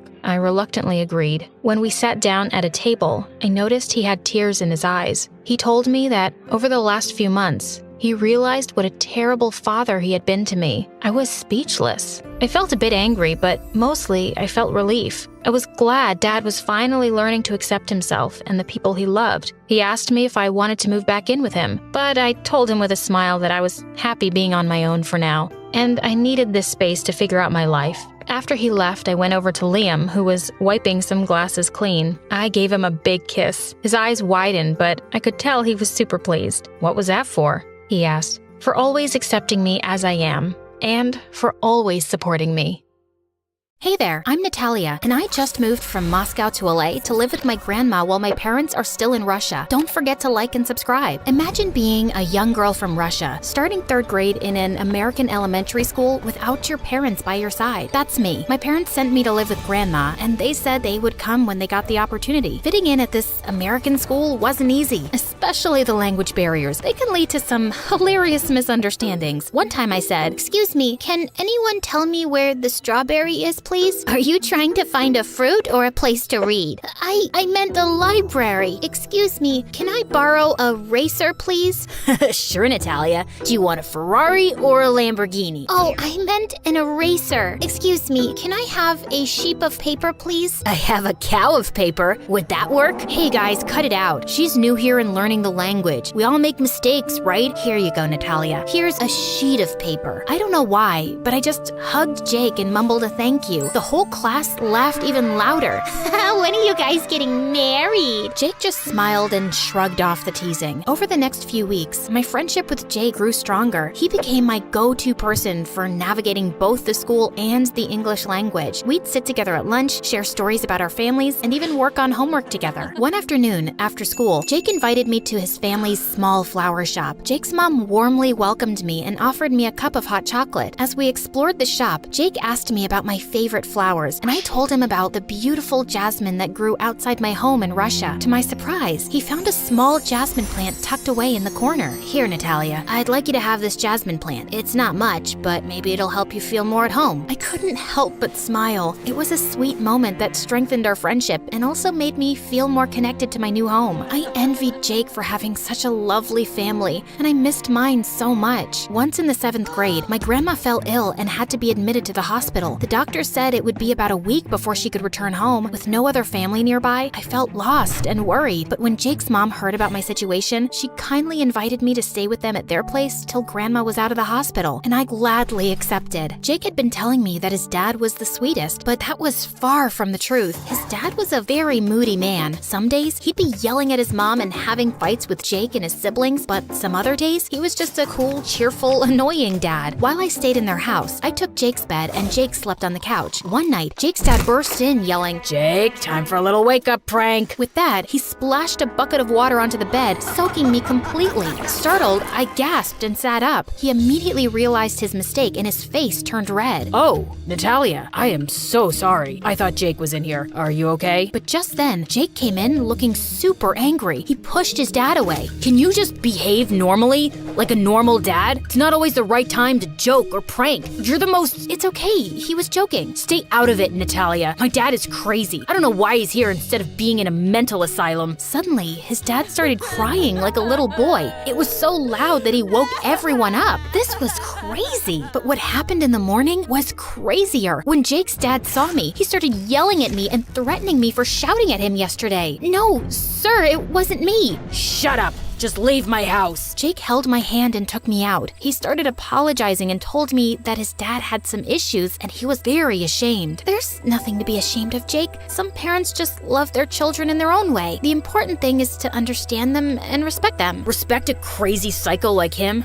Easy for you to say. You're lucky your parents don't even care enough to come for you. Oh, darn. I'm sorry. I didn't mean... It's okay. Let's go to school. We're late. After that incident, Jake became a bit distant with me. It was as if he felt ashamed that I knew about his family secret. I wanted to talk it out with him, but then summer break started and life got hectic when my family came to visit. My parents and younger sister Sasha, who's 2 years younger than me, flew in from Russia. Sasha was a true people pleaser. She was always willing to go above and beyond to make others happy, even if it meant sacrificing something personal. One night, she and I went out to explore the city. We stumbled upon a street musician playing a dope tune, and Sasha started clapping like crazy. But then the musician just stopped and yelled at her. Yo, your clapping just wrecked my jam. What's the deal? Oh my god, I'm so sorry. I didn't mean to mess up your performance. Let me make it up to you. She quickly grabbed some cash from her pocket and dropped it into the musician's hat. Here, I hope this helps. Seriously, I'm so sorry. Okay, fine. Just take all my money. Here, please smile. I stopped her and took the money back from the musician's hat. In fact, I took everything and we both ran like crazy. I mean, I didn't take all the money, but he started it by being a rude person. When we got back home, I started yelling at Sasha. Can you stop being such a fool? Just be okay with making people upset, especially those who deserve your anger. Sasha, my sister, I love you. That's why I'm insulting you. Please listen to me. Just then, Mom barged in. Lucky for her, she has her entire life to listen to you. We're going back to Russia next week, and Sasha's going to stay with you and Grandma. We're coming to live here as soon as we can, honey. On the first day at school after summer break, Sasha was super excited to join me. As we walked through the hallways, I introduced her to my friends, and soon enough, we bumped into Jake. Hey, Sasha, nice to meet you. Your sisters told me a lot about you. Oh, really? I hope it's all good stuff. because, sometimes I can be a disappointment. And I'm not saying this because I'm nervous or anything, but I mean, in general, I am a disappointment. Just then, the principal walked in, tripping on her own shoelace and accidentally dropping a stack of papers. Sasha immediately rushed to help her. Oh, looks like school's off to a flying start, huh? The principal laughed at her joke, and everyone around joined in. I liked that side of Sasha. She's kind and always rushes to help. I could see in Jake's eyes that he was also impressed. Maybe also because Sasha was prettier and taller than me. Maybe now he'd like her and something romantic would happen between them. That didn't bother me, right? Jake is only my friend. I think you need to go stop your sister. She's giving away all her school supplies to some girls. Oh God! Things between me and Jake started to go back to normal, and the three of us spent a lot of time together, and Jake even started coming more often to our home. He almost felt like a family member. One day, Grandma fell ill again, and we were very worried about her. To make us feel better, Jake offered to stay next to Grandma all night, especially since Sasha and I had exams the next day and needed to sleep well. I think maybe he'd also take any chance to spend time away from his dad. During the night, I heard some loud noises. I woke up and didn't find Sasha next to me. I rushed downstairs to find a group of shady-looking boys about to leave the house with Sasha, who seemed unsure and anxious. Sasha, what are you doing? Hearing my scream, Jake dashed downstairs. Hey, let her go. Jake threw a punch at one of the boys, making him stumble back. Get out of here and don't come back. The boys realized they were no match for Jake and scrambled out of the house. I turned to Sasha, feeling confused and shaken. Sasha, what just happened? Why were those guys here? Please don't be mad. They said they needed me to help them with their science project, and they were scared that someone would see them and tell the teacher. That's why they wanted to work at night. I just couldn't say no. Are you stupid? God knows what they wanted from you at this late hour. This is not about pleasing people. This is just pure stupidity, Sasha. She started crying, and Jake patted her back and winked at me to stop. Hey, Sasha is smart and I'm sure she won't do this again. Oh, by the way, I meant to ask you, Natalia, would you be my girlfriend? What? What a weird timing. No, it's perfect. I feel like I'm the man of the house. Just saved a damsel in distress. So what do you think? I think I want to be your girlfriend. And with that, I kissed him. We started dating and Sasha got stronger and Grandma felt better. Life seemed good and peaceful. Jake was the perfect boyfriend, sweet and protective, and I loved him so much. I couldn't imagine my life without him. Years went by and we both graduated high school and went to the same college. We lived together until we graduated college, and it was the best time of my life. Then Jake proposed and I said yes. On my wedding day, everything was perfect and I was the happiest. Just as I was about to put on my dress, Sasha came into the room, her face filled with worry and fear. Natalia, I need to tell you something important about Jake. I've been keeping this secret for years, but I can't let you marry him without knowing the truth. What are you talking about, Sasha? Do you remember that night when those shady boys came to our house? They were actually Jake's friends. He promised them a girl they could take to a dance club with them, and he convinced me to do it, saying he'd always protect us. He threatened me, saying that if I told you, he'd hurt me. I was young and terrified, but now I can't let you marry him without knowing the truth. He's gonna be your husband and the father of your kids. No, you're lying. Jake would never do something like that. Maybe you're just jealous and trying to ruin my happiness.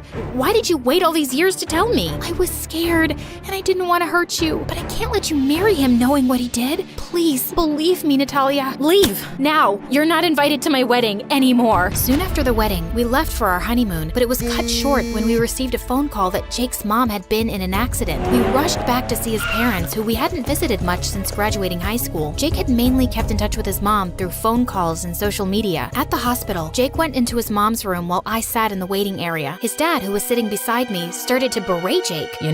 My son is a heartless jerk. You never should have trusted him. You made a mistake marrying him. Just then, Jake walked in and heard his dad's words. Shut up, Dad. You have no right to talk about me like that. I'm ashamed that you're my son. You never stood by my side. You were born a jerk, and I bet you're cheating on your wife. Jake couldn't take it anymore. He grabbed my hand and we left the waiting room together. I could see the pain in his eyes, and I chose to believe in the man I knew and loved, pushing away any doubts starting to creep in. A week later, we both returned to work. Jake left the house earlier than me, accidentally leaving his personal laptop open. On an impulse, I started going through his social media and stumbled upon his Instagram account, where I discovered he was chatting with several girls. Some of them were even sending him their pictures, to which he responded with compliments like gorgeous. I couldn't believe my eyes, and anger surged through me. But the next moment, I felt a strange sense of relief. Despite everything, he had chosen me in the end. I began rationalizing his behavior, thinking maybe he'd grown bored of being with just one woman for so many years, and that somehow made it acceptable. I started to blame myself myself, thinking maybe I'd been too busy with my studies, work, and life in general. In that moment, I made a promise to myself to become a better wife and to give Jake the attention he needed. Days went by, and I did everything to become a better partner to Jake. I even decided to become a stay-at-home wife, dedicating my life to our marriage. I also made up my mind to get pregnant, even though Jake had suggested waiting for 2 more years. I thought a baby would solve all our problems. Eventually, I got pregnant. I planned a romantic surprise dinner to share the news with Jake. When I finally told him, he snapped. What? Are you serious? We agreed to wait 2 years. I don't want kids right now. I thought it would be a good surprise, and it might bring us even closer. Look, I'm sorry for reacting like that. It caught me off guard. I didn't mean to upset you. Still horrified by his outburst, I told him I'd be sleeping on the couch that night. I said I'm sorry, but if that's what you want, then fine. The next morning, I apologized to Jake for my mistake and asked for his forgiveness because my reaction was exaggerated. He simply said, "I forgive you." Weeks went by, and it seemed like my plan didn't work, as I could still see Jake smiling at his phone, and I started getting depressed. One day, while pregnant and cleaning the house alone, I slipped. I called Jake multiple times, but he didn't answer. I had no choice but to call Sasha, who rushed me to the hospital. After the doctors examined me and said everything was okay, Sasha came to me. "Hey, I'm glad you're okay, and so is the baby. Jake is on his way. I'm gonna talk to him outside your room. Please, pretend you're asleep and just watch." Soon enough, Jake arrived and met Sasha in the waiting room where I could see them, but he couldn't see that I was watching. He held Sasha's hands and touched her cheek in gratitude. I was stunned. Then Jake entered my room and kissed my forehead while I pretended to be asleep. As he leaned down, I grabbed the vase next to me and hit him on the head. "I've had enough of you, Jake. Just leave me and the baby alone. He's been hitting on me since forever." I sent him a message an hour ago telling him I agreed to be his girlfriend, and the rest you saw, Natalia. Don't listen to her. She's lying. Shut up, you lying jerk. Your dad was right about you, you heartless snake. I choose to believe my sister, to believe my own eyes, and what I saw on your laptop. I'm such an idiot for putting you first, but I know better now. I come first. I'm an amazing woman, and I deserve better. Just get lost, or I'll start screaming until security takes you out. Go to hell, Jake. You're such a witch, a stupid immigrant that I felt sorry for and took care of. And this is how you repay me? An ungrateful monster? He kept screaming like a madman till security guards took him away. I knew I'd never allow Jake to come back into my life again. I turned to my sister and I hugged her tight.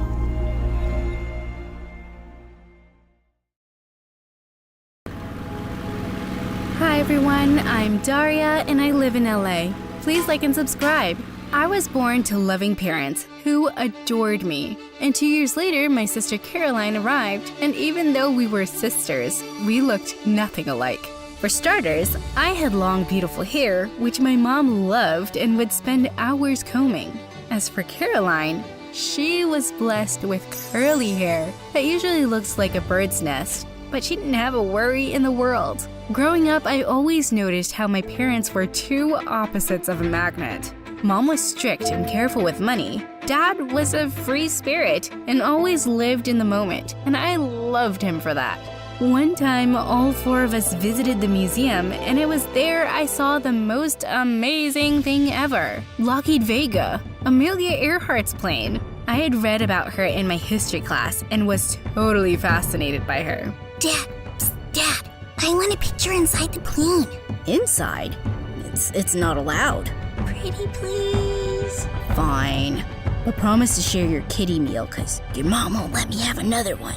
Deal. Well, while Mom and Caroline were busy listening to the tour guide, Dad and I sneaked and took pictures in the legendary aircraft, and it was amazing! Dad, I want to be like her and fly airplanes. Oh, you want to be a pilot, honey? That's so nice. Since then, Dad would show me movies on pilots, flying, and everything related to it. I so wanted to be like Amelia. Things were fine until one day my parents noticed something was wrong with my eye. They immediately took me to the doctor and I was diagnosed with a condition called lazy eye. That meant I had poor vision in just one eye, and it would wander to the side, and the best way to fix it was surgery. This made my life very hard at school. For starters, I had to wear big glasses, and then the problem of my wandering eye was there. Are you looking at the board or the teacher's butt? No, I'm not. I was looking at The teacher's butt. I know! I so hated when people did this to me. Mom began saving every penny for my surgery, which would happen when I was 10. But luck was against us. Dad lost his job. Even though he tried to find another job, he just couldn't, and soon he just gave up. And we'd see him sitting on the couch all day playing video games. It got difficult for Mom to take care of the three of us with just her salary, and they would fight almost every day. But one night, their fight got very loud, and I heard a knock at my door. Daria, can I stay in your room? I am scared. Oh no, Caroline. You don't have to be scared. I'm right here, and I promise I will always be there for you. Okay? Now, why don't we have some fun? Caroline and I played and jumped up and down on the bed. It was so fun. We talked the night away, and I told her about my dream to become a pilot. Will you take me on the plane with you? Of course. I'll even let you sit next to me and take you to different places. When I turned 13, Mom had finally saved enough money for my surgery, and I was so happy. To celebrate, Dad said he would get me a surprise. I loved surprises. This was one of the best days ever. Ta-da! Congratulations, Daria. What's wrong, honey? It's your fave. That's one ugly cake. I said red velvet, not carrot cake. It is red velvet, Dumbo. Taste it. It is, but an ugly one. Boo-hoo, you didn't get a pretty cake. Can we just eat now? I gotta go for practice. Forget it, I'll eat later. That was somewhat rude of her. But as we were growing up, I realized how Caroline had begun to get distant. I talked to Dad about it, and he said it was just a phase, and how she was so much into sports. I did miss the younger, naive Caroline, but thank God I had Keisha, my neighbor and best friend. She knew all my secrets, including my big fat crush on the school's hottest guy, Jason. The guy was everything a girl could ever dream of. Plus, he was in a band too. So hot, right? Daria, you should totally tell him about your crush. So that he'll see me as one of his fangirls? No, thank you. Oh, come on. He won't see you that way. You better tell him soon or I will. Kidding. That evening when I got back home from school, I saw Mom and Dad arguing. Again. So what's this one about? Ooh, let me guess. Dad overslept. Wait, he got another parking ticket.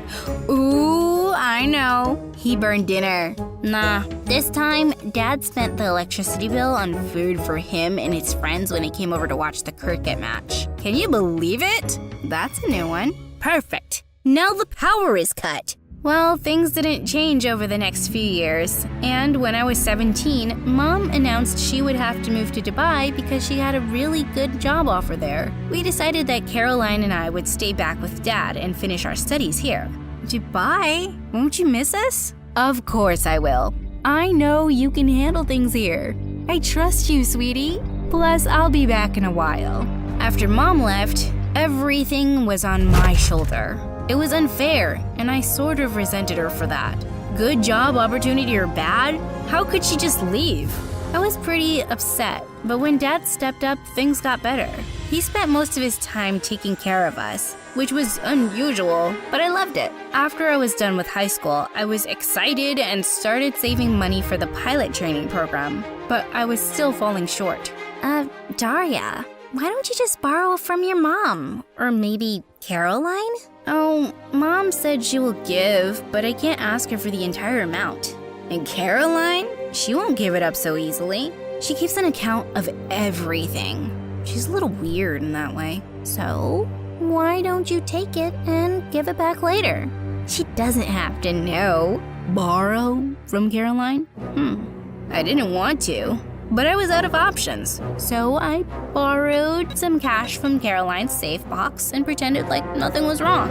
I'll bring it back soon. Just a few weeks later, when I got home from my part-time job, I saw Caroline having a yelling competition with Dad. What in the world was happening? Caroline, what's going on? Well, I was missing a big chunk of money recently, and it turns out Dad stole it. No way. Why would he? He walked in with gifts for us. Expensive ones. Where would he get the money from? How can you accuse me of doing something like this? I saved this. Yeah, right. You saved money? You don't know the S of save, Dad. Caroline stormed out of there, and I saw Dad staring at me. Later, Mom found out, and it got even worse. I felt extremely guilty and wanted to tell Caroline everything, but I couldn't. The guilt was eating me, and one day I just wanted to be out of the house, away from everything. So Keisha and I went to a cafe where we ran into someone I never thought I would meet. Jason. Hey, Daria. Haven't seen your pretty face in so long. I don't know why I just said that. It's been so long. Jason, it's so nice to see you here. Why was my voice going so high? Since that day, Jason and I had been constantly texting and calling, and soon we became really good friends. I even confessed about my elephant-sized crush on him, and he said he liked me too. A couple of weeks later, I invited Jason for Caroline's birthday. After all of her friends had left, it was just the four of us and Dad, and we decided to watch a movie. But Caroline was still not talking to Dad, so he left saying he was feeling tired. I felt so bad for him. The guilt was eating me alive, and I wanted to confess to Caroline immediately. But the outfits worn by the actors distracted me. Oh, that's a lovely design. Maybe if the dress was in red and not orange, it would have looked better. What are you talking about? That dress is red. Do you need glasses now, Grandma? Oh, shush. But that is orange, right? No, it's red. Like really bright red. Maybe the contrast in color looks different from the angle you're sitting at? Yeah, maybe. But I let this go and focused on my test for the pilot training.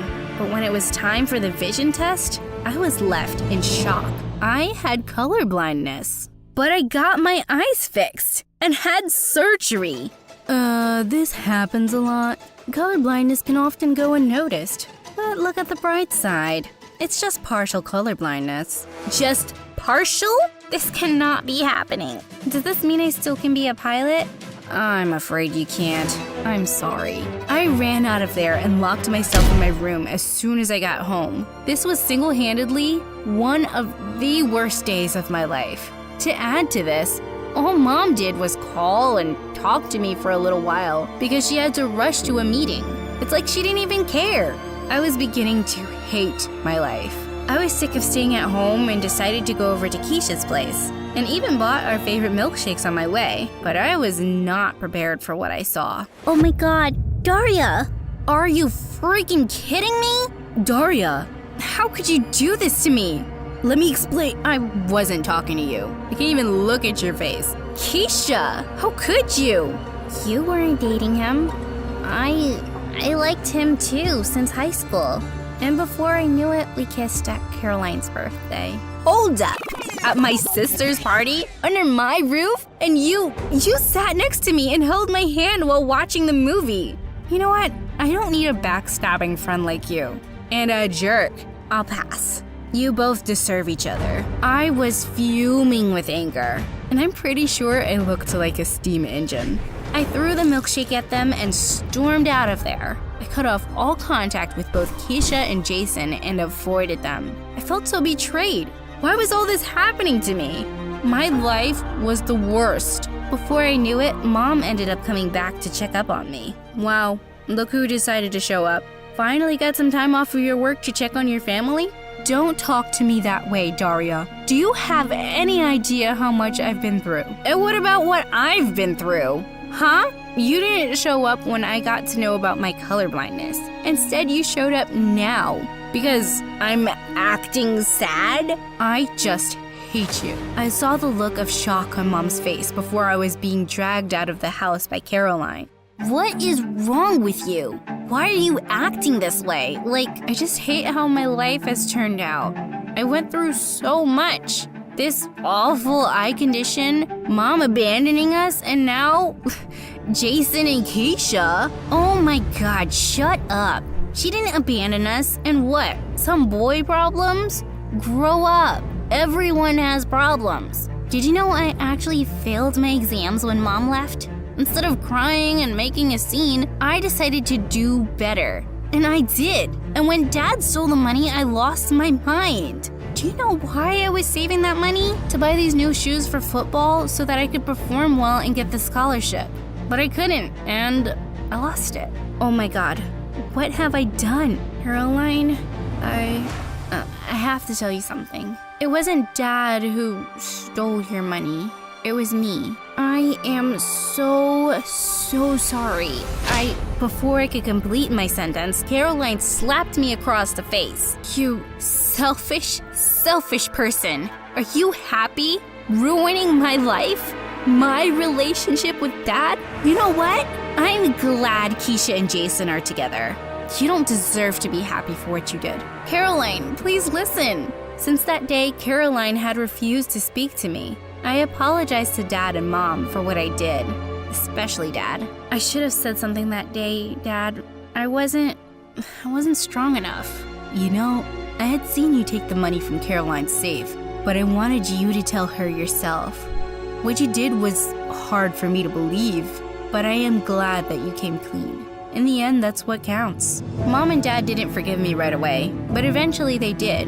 However, my sister didn't. Every time I tried to talk to her, Caroline acted as if I didn't even exist. Dad told me to give her some time, and I did. A couple of months had passed, and I was still at home with no idea what I'd do with my future. But one day, Dad gave me the brochures of some universities. So what? You can't fly a plane. You can help build one. Aircraft engineer?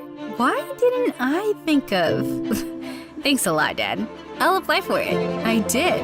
And the day my acceptance letter arrived, I was over the moon. And there was only one person I wanted to tell this to. Caroline. I decided to get her those shoes. But once again, I was short on cash. But then I had the best idea. Once I had the shoes, I put them outside Caroline's room and waited for her to see. Do you forgive me? I'm still mad at you, but thank you for this.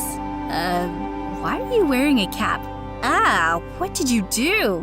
I sort of sold my hair. Don't worry, it'll grow back. I'm just happy that you're happy. I can't believe you did this for me. Thank you so much, Daria.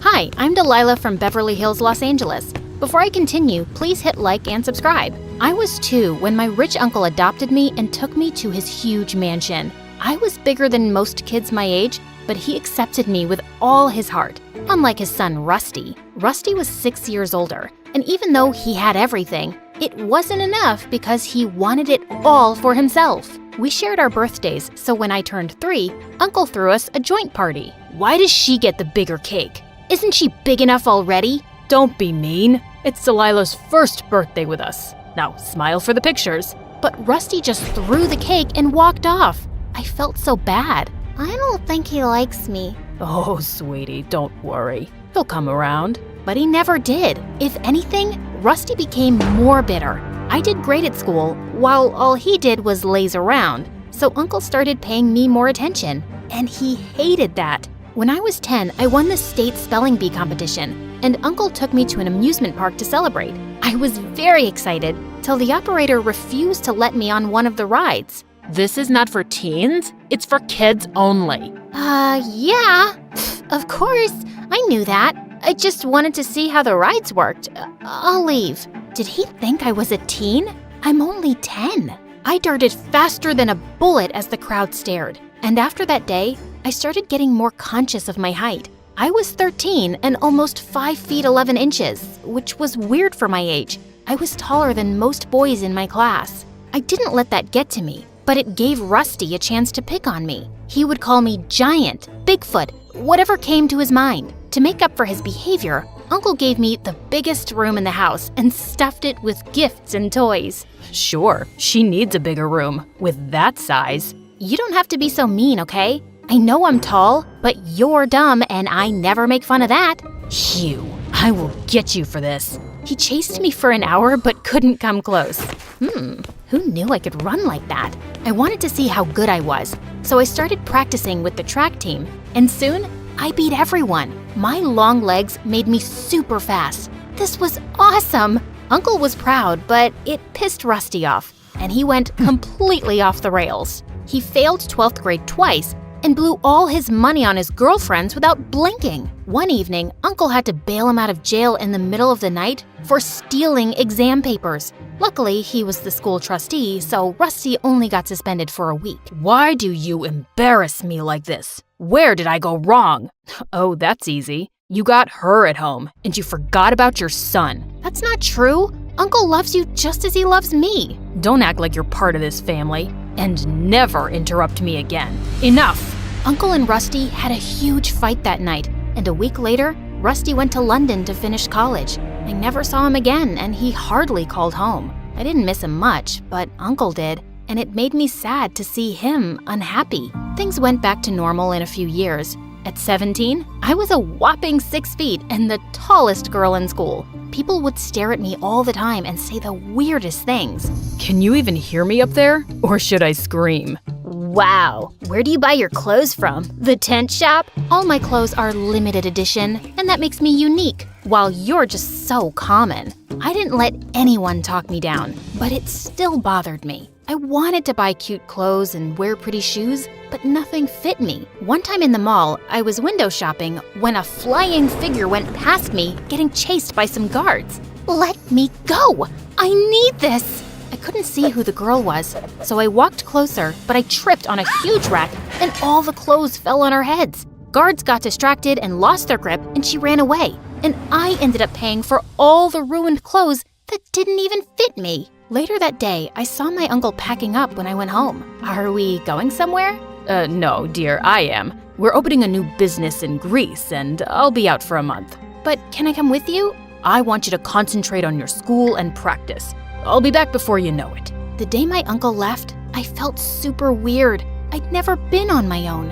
And a week later, I got the worst news of my life. My uncle's secretary told me he'd caught a rare fever and was on total bed rest. Doctors had no idea how long it would take him to recover. I was devastated and wanted to visit Uncle, but no one was allowed near him since the fever was contagious. So I decided to concentrate on my finals. But after my last exam, I came home to Rusty and a girl who looked oddly familiar. What are you doing here? This is my home, and I can come by whenever I want. By the way, this is Gina, my girlfriend, and the queen of this house. I looked at Gina, but she ignored me completely. Rude. Later that day, when I crossed their room, I heard her arguing with Rusty. You have a sister? You never told me about her. She wasn't worth mentioning, and she won't stay here for long. Before I could hear anything else, the maid showed up and I left. For the entire week, I noticed that Gina was an odd duck. She stayed all day in her room. Whenever she came out, she would scream at the servants and run back up. One time, I was in my room when Gina walked in. Empty your room. I need more closet space. You can't just walk in here and ask me to do stuff. Get it? Suddenly, she started screaming for Rusty. And that's when it hit me.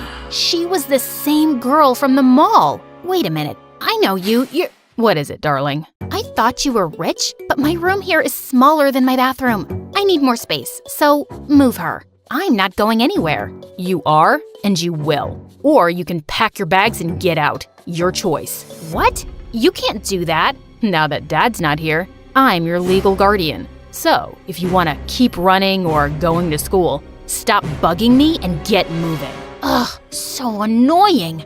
I immediately wanted to call my uncle, but he was too sick to bother, so I kept my head low and started packing. Before I left, I kept a parting gift for Gina and laughed my butt off when she went around crying over her half-eaten clothes. Much deserved. That night, I searched for Gina on the internet, but the girl was a dead end. I knew she was lying, but there was something else she was hiding. Something big. I could feel it. The next morning, I found Rusty alone and tried to warn him. Your girlfriend is a liar. And you're giving me a headache. I'm serious. I saw her stealing from the mall just last month. Gina's family is one of the richest in London. She doesn't need to steal. You can fool my dad, but not me. I'm smarter. I need Gina. Don't screw this up or I'll be your worst nightmare. Rusty walked away, and I couldn't help thinking about how this was possible. I was almost certain I'd seen her. But if Gina was rich, then maybe I was mistaken. This was so confusing. I shrugged the thoughts away and left for school. but I was super distracted that day during practice and twisted my ankle while running. I couldn't walk, so the school called someone to pick me up, and Gina showed up. You should have just sent a driver. I was in the neighborhood. Now come on, I don't have all day. She helped me to the car, and I tried to talk to her, but she was on her phone the entire ride home. And the moment we got home, she ran to her room without even helping me out. What was wrong with her? For the next week, I rested at home, and every time I would try to get close to Gina's room, Rusty would ask me to back off. He was so paranoid that he had guards outside her room. Is she a princess? Why do you need so much security? Jeez. That's none of your business. She's my girlfriend, and I'll do whatever she wants. Buzz off. The more Rusty said stuff like that, the more curious I got. He didn't love anyone but himself. So all this newfound love for Gina was very weird. I wanted to know more, but soon after, the coach started training us for international track events, and I got busy. Sometime later, Uncle's secretary informed us that they were moving him to a bigger facility, and Gina threw a party the same day. Guess you're very happy that Uncle's not coming back anytime soon, right? What? No, it's my mom's birthday. Really? Then how come she's not here? Because she's not around anymore. Gina started tearing up as she ran upstairs, and just then Rusty showed up. I knew it. What did you say to her? Relax. I'm sorry. I think I may have stepped over a line. I'll apologize. You better, or I won't give you permission to run track. Get that? I went upstairs to find Gina sobbing in her room with her mom's picture. I'm sorry. I didn't mean to hurt you. I know how you feel. I grew up without my parents too. I just miss her a lot. Even though she can't be with me, I throw her a party every year. My mom loved birthdays. Gina and I chatted for a bit, and I realized she wasn't as bad as I thought. I could see how deeply she missed her mom, which made me feel connected to her. Maybe I judged her too soon. Gina warmed up to me after that, and we often hung out. But soon, I noticed how she'd only talk to me when Rusty wasn't around. I asked her one day, and she gave me the weirdest reply. Oh no, I'm just taking a break from all the wedding preparations. Wow, I had no idea. Do we have a date? We wanted to wait for his dad to come back. Gina sounded super excited, but when I asked Rusty about it, he shrugged it off. Didn't I ask you to keep your tall head out of my business? Just don't break her heart, okay? Whatever. I knew he wouldn't listen to me, but I had to try. Gina deserved better than this moron. A few days later, we had the school dance, and I decided not to go. No boy in school had asked me out yet, and showing up alone was humiliating. When Gina heard, she volunteered to tag along. I don't know what's more embarrassing, not having a date or having your almost sister-in-law as a date. Just keep your head high and you'll rock. I followed her advice and was having a great time, till I heard someone screaming from the other side of the room. It was Gina howling at a girl from my class. Don't you get tired of bullying each other? So she's a little tall. She's way better than all of you, including these frat boys you crush on. You can't match her at all. Literally. I pulled her away, but she continued shouting till we reached the entrance. What was that all about? These people were saying weird stuff about you. I couldn't take it. I'm used to it, and I can take my own stand. I know, it's just that I was bullied as a kid, and this stuff gets to me.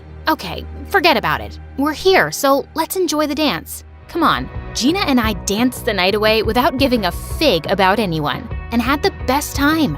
And a week later, I got busy with track practice. I had back-to-back events, and the coach was very tough on us. But it all paid off when I got selected. I immediately called my uncle, but his phone went straight to voicemail. I was excited to tell Gina about it, but I came home to loud noises coming from Rusty's office. How could you do this to me? You thought this was forever? Your job here is done. Pack your stuff and leave. Gina stormed out furiously. I was sure Rusty must have backed out of the wedding, and I wanted to make sure she was okay, so I followed her. I saw her enter a hospital and go into a room with a frail woman. Machines beeped around everywhere as she smiled at Gina. Oh, it's been so long. My darling daughter, Shelley. I'm sorry it took so long, Mom. I have to wrap something up, and after that, I'll get you out of here soon enough. So her name was Shelley?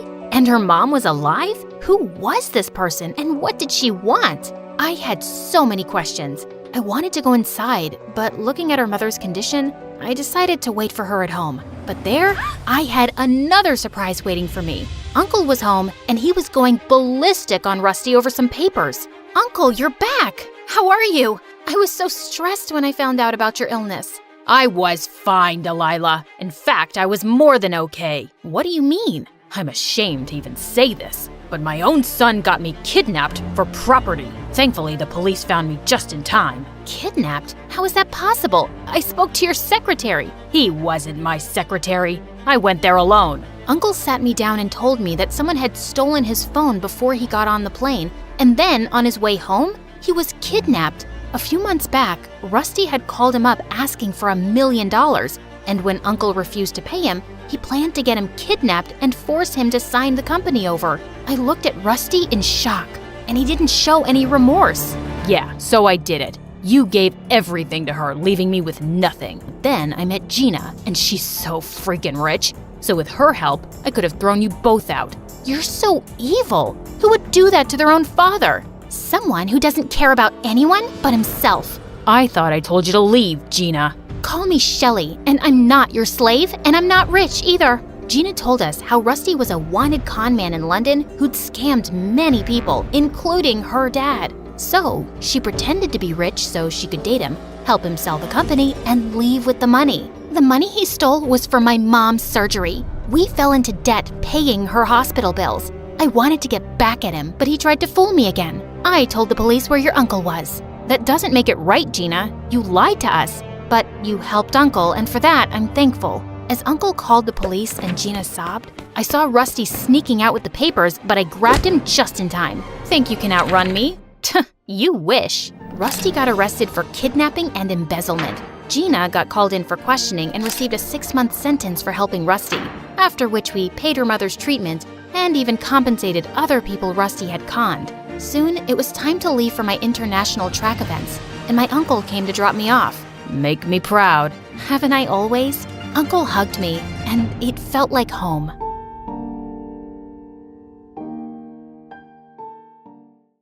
Hello, I'm Lily from Estonia. I grew up in an orphanage with my brother Joe. He's 2 years older than me, and we're total opposites. But before I continue, please like and subscribe, and you might get a kiss from your true love. My big brother Joe had shiny blonde hair and blue eyes, and he always got all the attention. Look at this gorgeous kid. He's so beautiful. But I was the opposite. I had dark hair and dark brown eyes, and my skin wasn't as fair, and no one ever said I was pretty. They hardly noticed me at all. Joe was tall and outgoing, and everybody liked him. I was short for my age, and the mean girls loved to tease me. Aw, poor Lily. She's just so ugly. How does it feel to be a loser with a perfect brother? But Joe always had my back. Maybe you should learn to respect others. Oh, for you, Joe? I'll learn anything. I'll learn how to respect others, and how to cook and clean. I'll even learn how to give birth. You don't learn how to give birth. You just give birth. I agree. You're right. You're so smart. See, Joe? I learned my lesson. I respected her. Now love me, Joe, please. In school, things weren't much better. Joe was super smart and almost a genius. Joe, that's amazing. A perfect score. I could barely pass my exams, and I had a hard time paying attention in class. Sometimes I talked to the other kids when I wasn't supposed to, and I got out of my seat and I ran around the room, but I couldn't help it. Lily, sit down. Most of the teachers didn't like me at all. One time I was in grumpy old Miss Koppel's class, and I really had to go to the bathroom. The break just ended 2 minutes ago. You couldn't go then? Oh wait, you were busy playing. The only thing you do in school. No bathroom for you. But it's an emergency. Miss Koppel didn't budge. I tried to hold it, but a minute later, I peed my pants. Ew! Joe caught me crying in the hallway. What's wrong? Miss Koppel wouldn't let me go to the bathroom. Joe's face turned bright red, and he stormed into Miss Koppel's class. You stinky witch. Maybe a bitter old lady like you shouldn't be teaching. You should be at home fighting with your husband who's lost his hearing because of your constant screaming and will go blind soon looking at your hideous face. Miss Koppel sent Joe to the principal's office, and he got detention for 2 weeks. I felt so bad. I'm sorry I'm weird and stupid and always causing trouble. Don't say that about yourself, Lily. None of that is true. Yes, it is.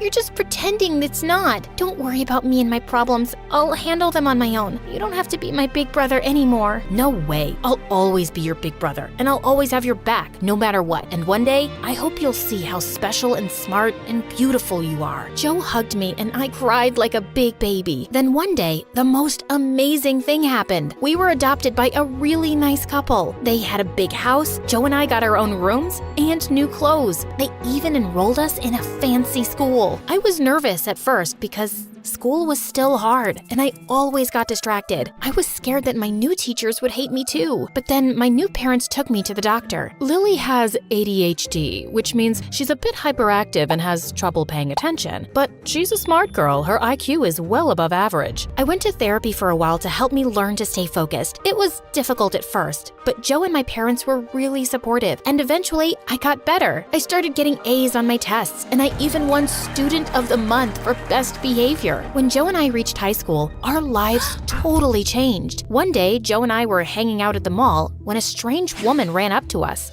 Your face is a work of art. Have you ever thought of being a model? Not really. Stick with me, darling. I'm gonna make you a star. The woman was a modeling agent. Joe signed a contract with her, and soon, Every other weekend, he was doing photo shoots all over the city. My life was much better too. My grades were at the top of my class, I had a bunch of new friends, and when I looked in the mirror for the first time, I liked what I saw, especially since my mom always told me how pretty I was and that I should love myself just as I am. I had a newfound confidence, and everyone noticed. Even though Joe and I weren't together all the time, we were still close. We had our own lives, and that was okay. We were always there for each other. Then one day, our dad got a new job and we moved across town. Another family, twice as rich as my parents, lived next door, and they had a daughter my age. The moment Joe saw her, he started acting strange. He was really dying to meet her. Oh, love at first sight? Something only beautiful people do. Why don't you just go over there and say hello? Just say hello? It's not that easy. It has to be just right. She's my destiny. She's my true love. We're meant to be. We started thinking of ways to make them meet. What made it harder was that she was homeschooled. We saw a lot of sophisticated teachers coming and leaving the house. Joe took one of my shirts and went to her house, pretending he found it in the yard and it belonged to the girl. But a maid opened the door and took it, then slammed the door in Joe's face. One time, I saw the mystery girl leaving her house, and I started calling out random names. Emily, Sarah, Anna, Amber. But she still didn't look up.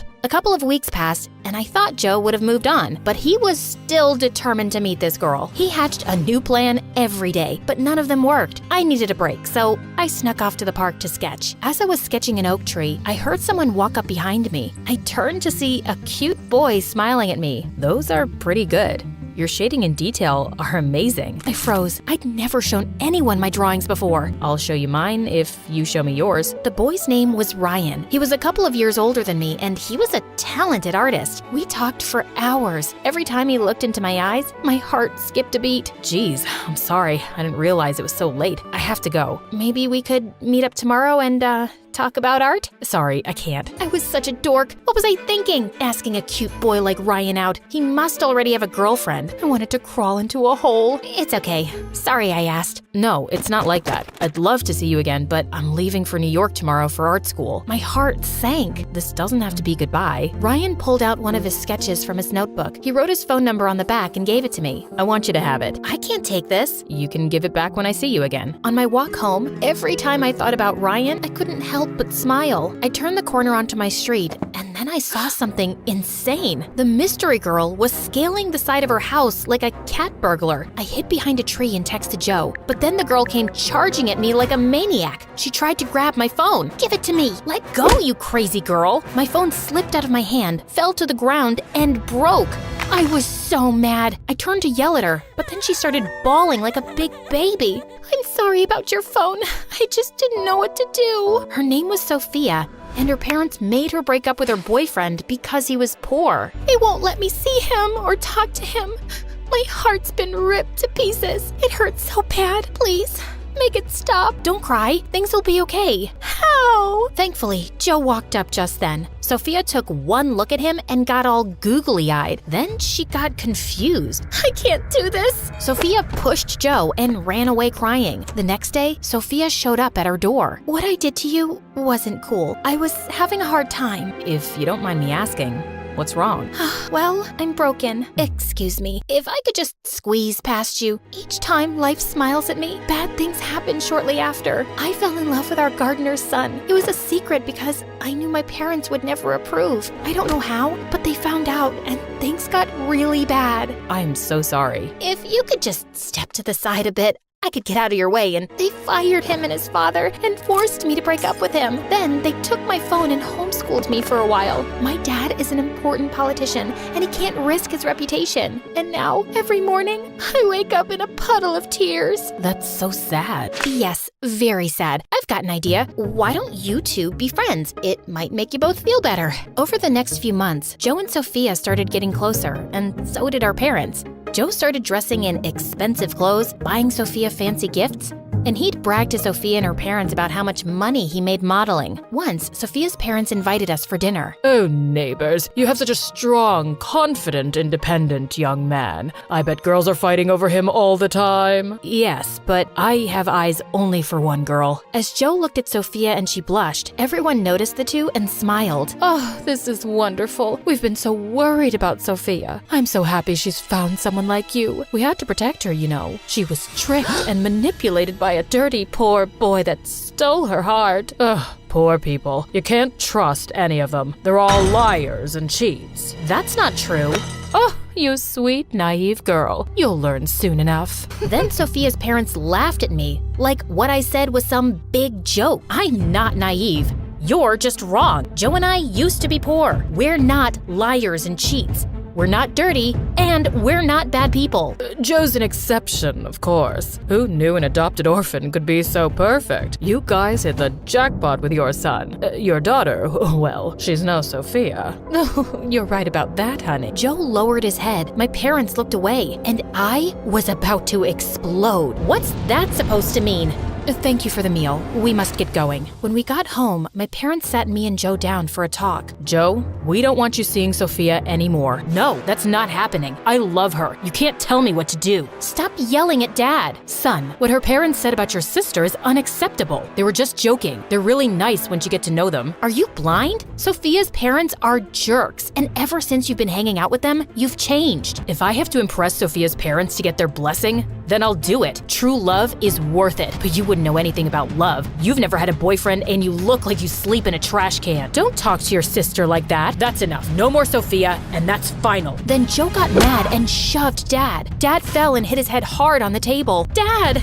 I rushed to Dad's side. He was really hurt. Mom called the ambulance. Then I looked up and saw Joe. I'm sorry. Joe ran out of the house. Dad had a minor concussion, and we spent the night in the emergency room. By the time we got back home, all of Joe's things were gone. We heard from the neighbors that he and Sophia moved into her parents' villa in Paris. Dad was weak after the injury, so I helped him out at the office. Staying on top of my schoolwork and helping Dad was tough, but I enjoyed spending more time with him. My parents and I tried calling Joe, but he never answered, which made me really sad. My new friend Ryan always found ways to cheer me up. He sent me funny sketches and MSA videos. One summer, he came back to town and we sat under the oak tree. We saw a boy and a girl playing on the swings, and I started to cry. What's wrong? I miss my brother. He was my best friend and always had my back. I'm scared I'll never see him again. He's your brother, and he could never stop loving you. I'm sure he'll come back to you one day. Then Ryan handed me a sketchbook and I drew a picture of me and Joe. Ryan encouraged me to study art, and eventually I started selling my drawings. 5 years later,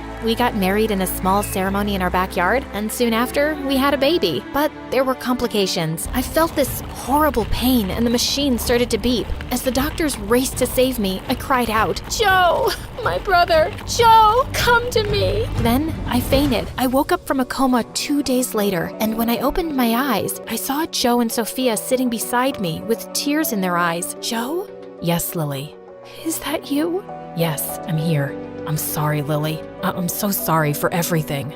I looked up at my parents. They smiled and nodded. I knew from the look in their eyes that they'd forgiven Joe and wanted me to do the same. You broke our promise. You said you'd always have my back, but you chose Sophia and her parents over us. My parents are just mean and have been controlling my life since forever. We had enough and we couldn't take it anymore, so we left. and they cut us off. But it's been so hard. I couldn't find work. We barely had enough money for food and rent, but I was ashamed to come back and ask for help. We felt like we broke your family. We didn't want to make things worse. Then we heard you were in a coma, so we came immediately. I couldn't let you down again. Lily, I'm not asking you to forgive me. I'm asking you to let me earn the privilege to be your big brother again. You'll always be my big brother.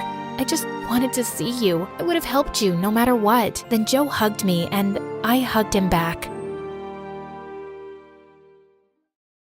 Listen up, ladies. Tighten your ponytails because you have 15 minutes to run a mile around this field. Oh, Miss Cooper, these extensions cost $1,000. We had to sacrifice a horse's hair in the process. And Tia has like Satan-level cramps. Why don't you end class early today? Girls, let's go get mani-pedis on me. Oh, yeah, all right. Hi, I'm Holly from New Jersey, and my daddy is a billionaire who owns a bunch of fancy hotels around the country. And when you're the daughter of a billionaire, people will pretty much always give you what you want. That's why Miss Cooper let me treat everyone to mani-pedis. Before I continue, please like and subscribe.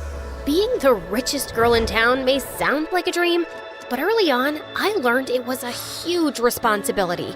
Kids at school literally all wanted to be me and tried to copy everything I did. From my fashion choices to even the way I walked. I have a funny walk since I'm always wearing 5-inch heels. But I liked being a role model, because I loved helping people find their inner fabulousness. Like when I met my BFF Tia. I'd opened my locker one morning to find some of my stuff was missing. Namely, my favorite scarf. People are monsters! Whoever stole my Vuitton scarf, shame on you! I hope a spider eats your eyelashes in the middle of the night so you'll never get to wear mascara again! I was shaking with anger as I stormed by the girls' bathroom. That's when I saw Tia wearing my scarf, crying hysterically. I did it! I stole your scarf! Kids were making fun of my outfit, and I heard that you kept some spare accessories in your locker, but I couldn't find you to ask your permission. I'm going to jail. I'll have to wear prison clothes. I look really fat and orange. I told her she could keep my scarf because, boy, did she need it. Her clothes looked like they'd come out of a literal dumpster. So either she was poor or had the fashion sense of a baboon. I took Tia under my wing after that. I gave her a makeover and we became besties. I also convinced her to stop watching MSA on TikTok and switch to YouTube so she wouldn't fry her brain. But in 10th grade, things took a scary turn. I developed a crush on this super smart kid at school named Sebastian, but he wasn't paying any attention to me. So, to impress him, I made my 16th birthday party chemistry-themed, with tons of science-y decor and designer lab coats. So, what do you think of this amazing nerd party? Did I tell you I ordered a piñata of the world's greatest scientist, Harry Potter? Are you serious right now? I'm very serious. How about we go dance? I don't want to be mean, but you're not my type. I only came to this party because you said you were handing out iPads as party favors. Did he just reject me? At my own birthday party? Another guy ended up asking me to slow dance, but I was so bummed out and distracted that I totally didn't notice that the guy who was leaning in to kiss me was Tia's longtime crush. Oh my gosh! How could you do this to me? You were seconds away from kissing Freddie. You know I've had a crush on him since the 9th grade, ever since I farted in class and he took the blame for me. Tia, I'm sorry. I was distracted and... Oh, don't start giving me excuses.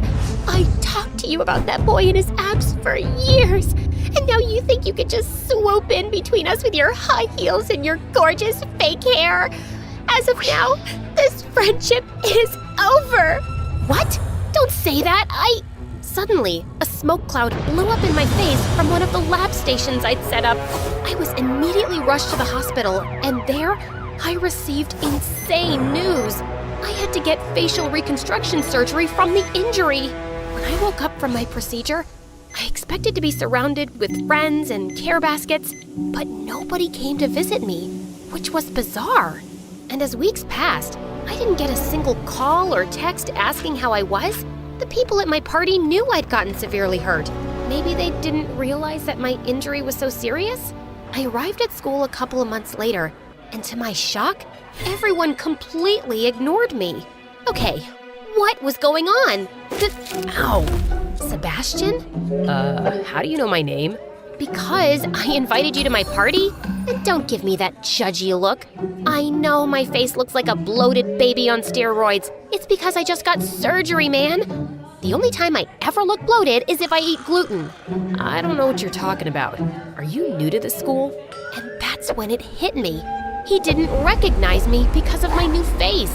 So that's why the kids were ignoring me.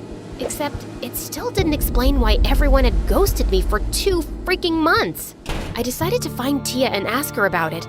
But throughout the day, I didn't get a chance to talk to her because apparently she'd become the new queen bee after I'd left.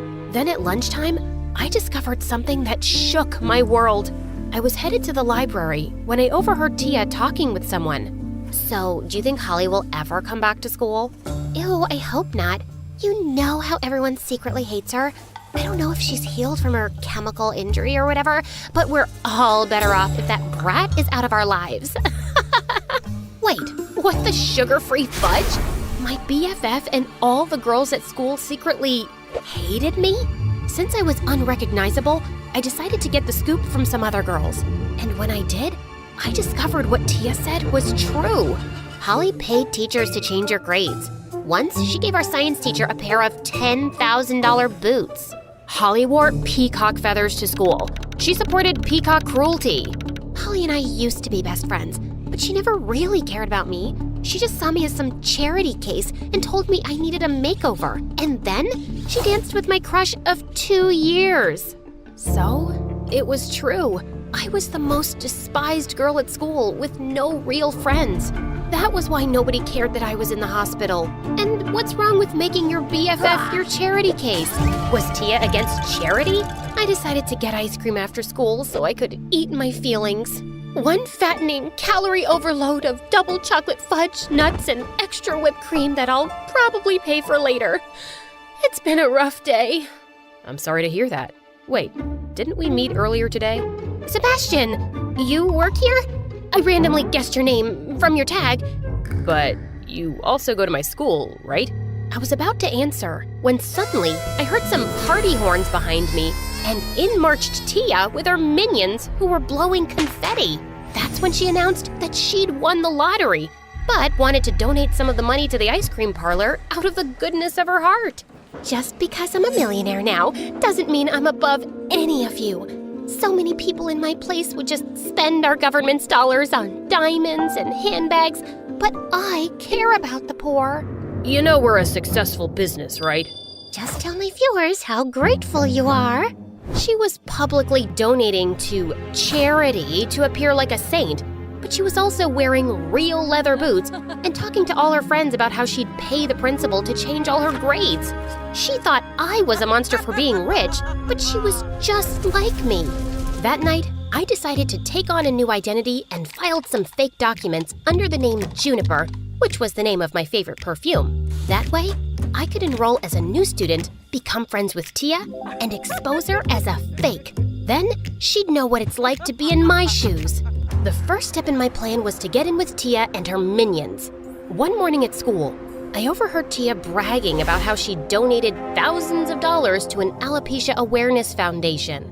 So that night, I chopped off all my hair and then put it in a bag, which I took to Tia the next day. Ew, what is this? It's hair. My hair. I want to donate it. Oh my gosh, is that why you have that ugly haircut?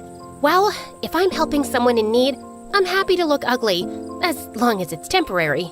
Everyone gathered around us, and I could tell they were impressed. After that, I became somewhat popular, which got me in with Tia and her friends. Jackpot! The next step was figuring out how to expose that hypocritical witch. I was about to head to the mall one day with Tia and her friends when I saw Sebastian leaning against the wall looking really upset. I told Tia to go ahead without me so I could go check on Sebastian. Hey, are you okay? No, my dad hates me. I failed one stupid test because I was working long hours, and now Dad is pissed at me because I'm not a superhuman who can work full-time, do a million extracurriculars, and get perfect grades. That's so unfair. You should either quit your job or one of your extracurriculars. Are you living on cloud 9 or something? I can't quit anything. I have to get a full scholarship to the best college in the country, or I'm toast. I felt bad after Sebastian told me that, so I offered to help him out during his next work shift when the manager wasn't there. And it was rough. I ordered a mint chocolate swirl with 2 scoops of vanilla, and this has 3. How am I supposed to eat all this? My apologies, miss. I'll take the extra scoop. No, don't yell at him. So he gave you an extra scoop of ice cream. Boo-hoo. In some countries, there are children who only get 1 scoop of ice cream. Did you ever think of that? And why should I listen to a girl with such a hideous haircut? That did it. I grabbed her ice cream and smashed it in her face.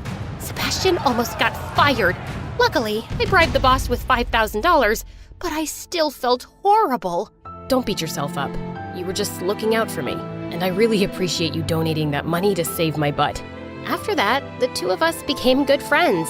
He was smart and sweet, and I really respected him for how hard he worked to support himself. It made me realize how lucky I am. One day, I was doing homework in the courtyard when Tia invited me to this exclusive rooftop party. I'd sort of forgotten about my revenge plan ever since I started hanging out with Sebastian, but I didn't have anything going on that weekend. But when I arrived at the address, I realized it was one of Dad's hotels. What were we doing here? We had a 2-year waiting list, and only celebrities were allowed at the parties. All the girls at school sneak in here every weekend to go to celebrity parties. We wouldn't have been able to get in, but luckily, I used to be friends with the owner's daughter, Holly. You know, that rich brat everyone hated? I tricked Holly's daddy into giving her tons of hotel memberships. I would have ended that friendship ages ago, but I didn't want to lose the memberships. I felt like I'd been punched in the chest. It was one thing to have my BFF and all the girls at school hate me, but they'd all been secretly using me too? I wanted to scream and tell them off, but I couldn't even bring myself to speak. So I excused myself, and a few hours later, I texted Sebastian to meet me so I could have a real friend by my side. Sebastian, why do you even hang out with me? I'm just a dumb, superficial bimbo. What are you talking about? Just because you're rich doesn't make you a bad person. You even gave yourself an interesting haircut so you could donate your hair. No, I didn't. I purchased a wig and cut off the wig's hair. I was too selfish to donate my real hair. I was too selfish to even chop off my extensions. Before Sebastian could answer, my phone rang and it was Dad, telling me to come to the hotel immediately. Sebastian accompanied me, and when I arrived, I couldn't believe my eyes.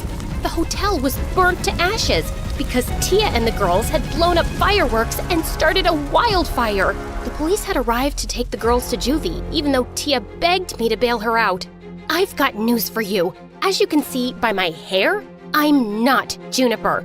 I'm Holly, your ex-best friend who had to have reconstruction surgery. I know I've been a bad friend to you, and I know I can be selfish and spoiled, but what you guys did to me is unforgivable. We're done. Tia and the girls were taken away, but I didn't feel any better. Dad's hotel had burnt down, and I couldn't help feeling like it was my fault. If I'd been a better person, these girls wouldn't have hated me and wouldn't have done this. I stayed in my room for a few days when Sebastian came to visit me. I expected it because he wanted to end our friendship because I'd lied to him about my identity. But surprisingly, that wasn't it. Holly, I'm not gonna lie to you. You are kind of spoiled, and it's messed up that you lied to turn everyone against Tia, but it's nothing compared to what Tia did to you. And you're becoming a better person. I didn't fall for you because you're perfect. I'm in love with you because you're an amazing friend who's mature enough to learn from her mistakes. You're in love with me? You probably don't feel the same way, but okay, maybe you are. No, duh. Don't make me spell it out for you.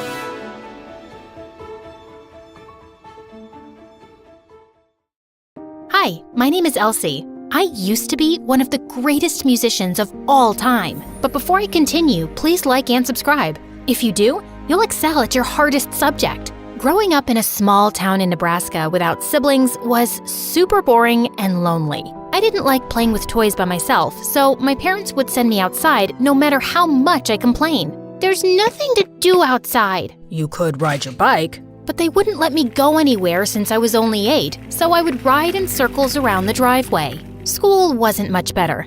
I'd fall asleep in class, and all the kids were boring too, except for my best friend Gina. You want to help me with my science project? Sure. We made a volcano that blew up at the science fair and a robot that went insane and tried to kick the teacher. The glitches may have been my fault, but Gina was always positive. It's okay. We all make mistakes. It's how we get better. Even Gina's life was more fun than mine. At least her parents took her on fun vacations. In high school, I realized that my life was lame because I wasn't special. I was an ordinary girl with ordinary parents and ordinary grades, and I just blended into the background, unlike a mean witch named Ashley. Look at her. She's so amazing. Wow, she's beautiful and talented. Ashley always got the leads in the school plays. She was head cheerleader, the student body president, and my worst enemy. It all started when I accidentally spilled some grape juice outside her dressing room on the night of the school play, and Ashley slipped and sprained her ankle.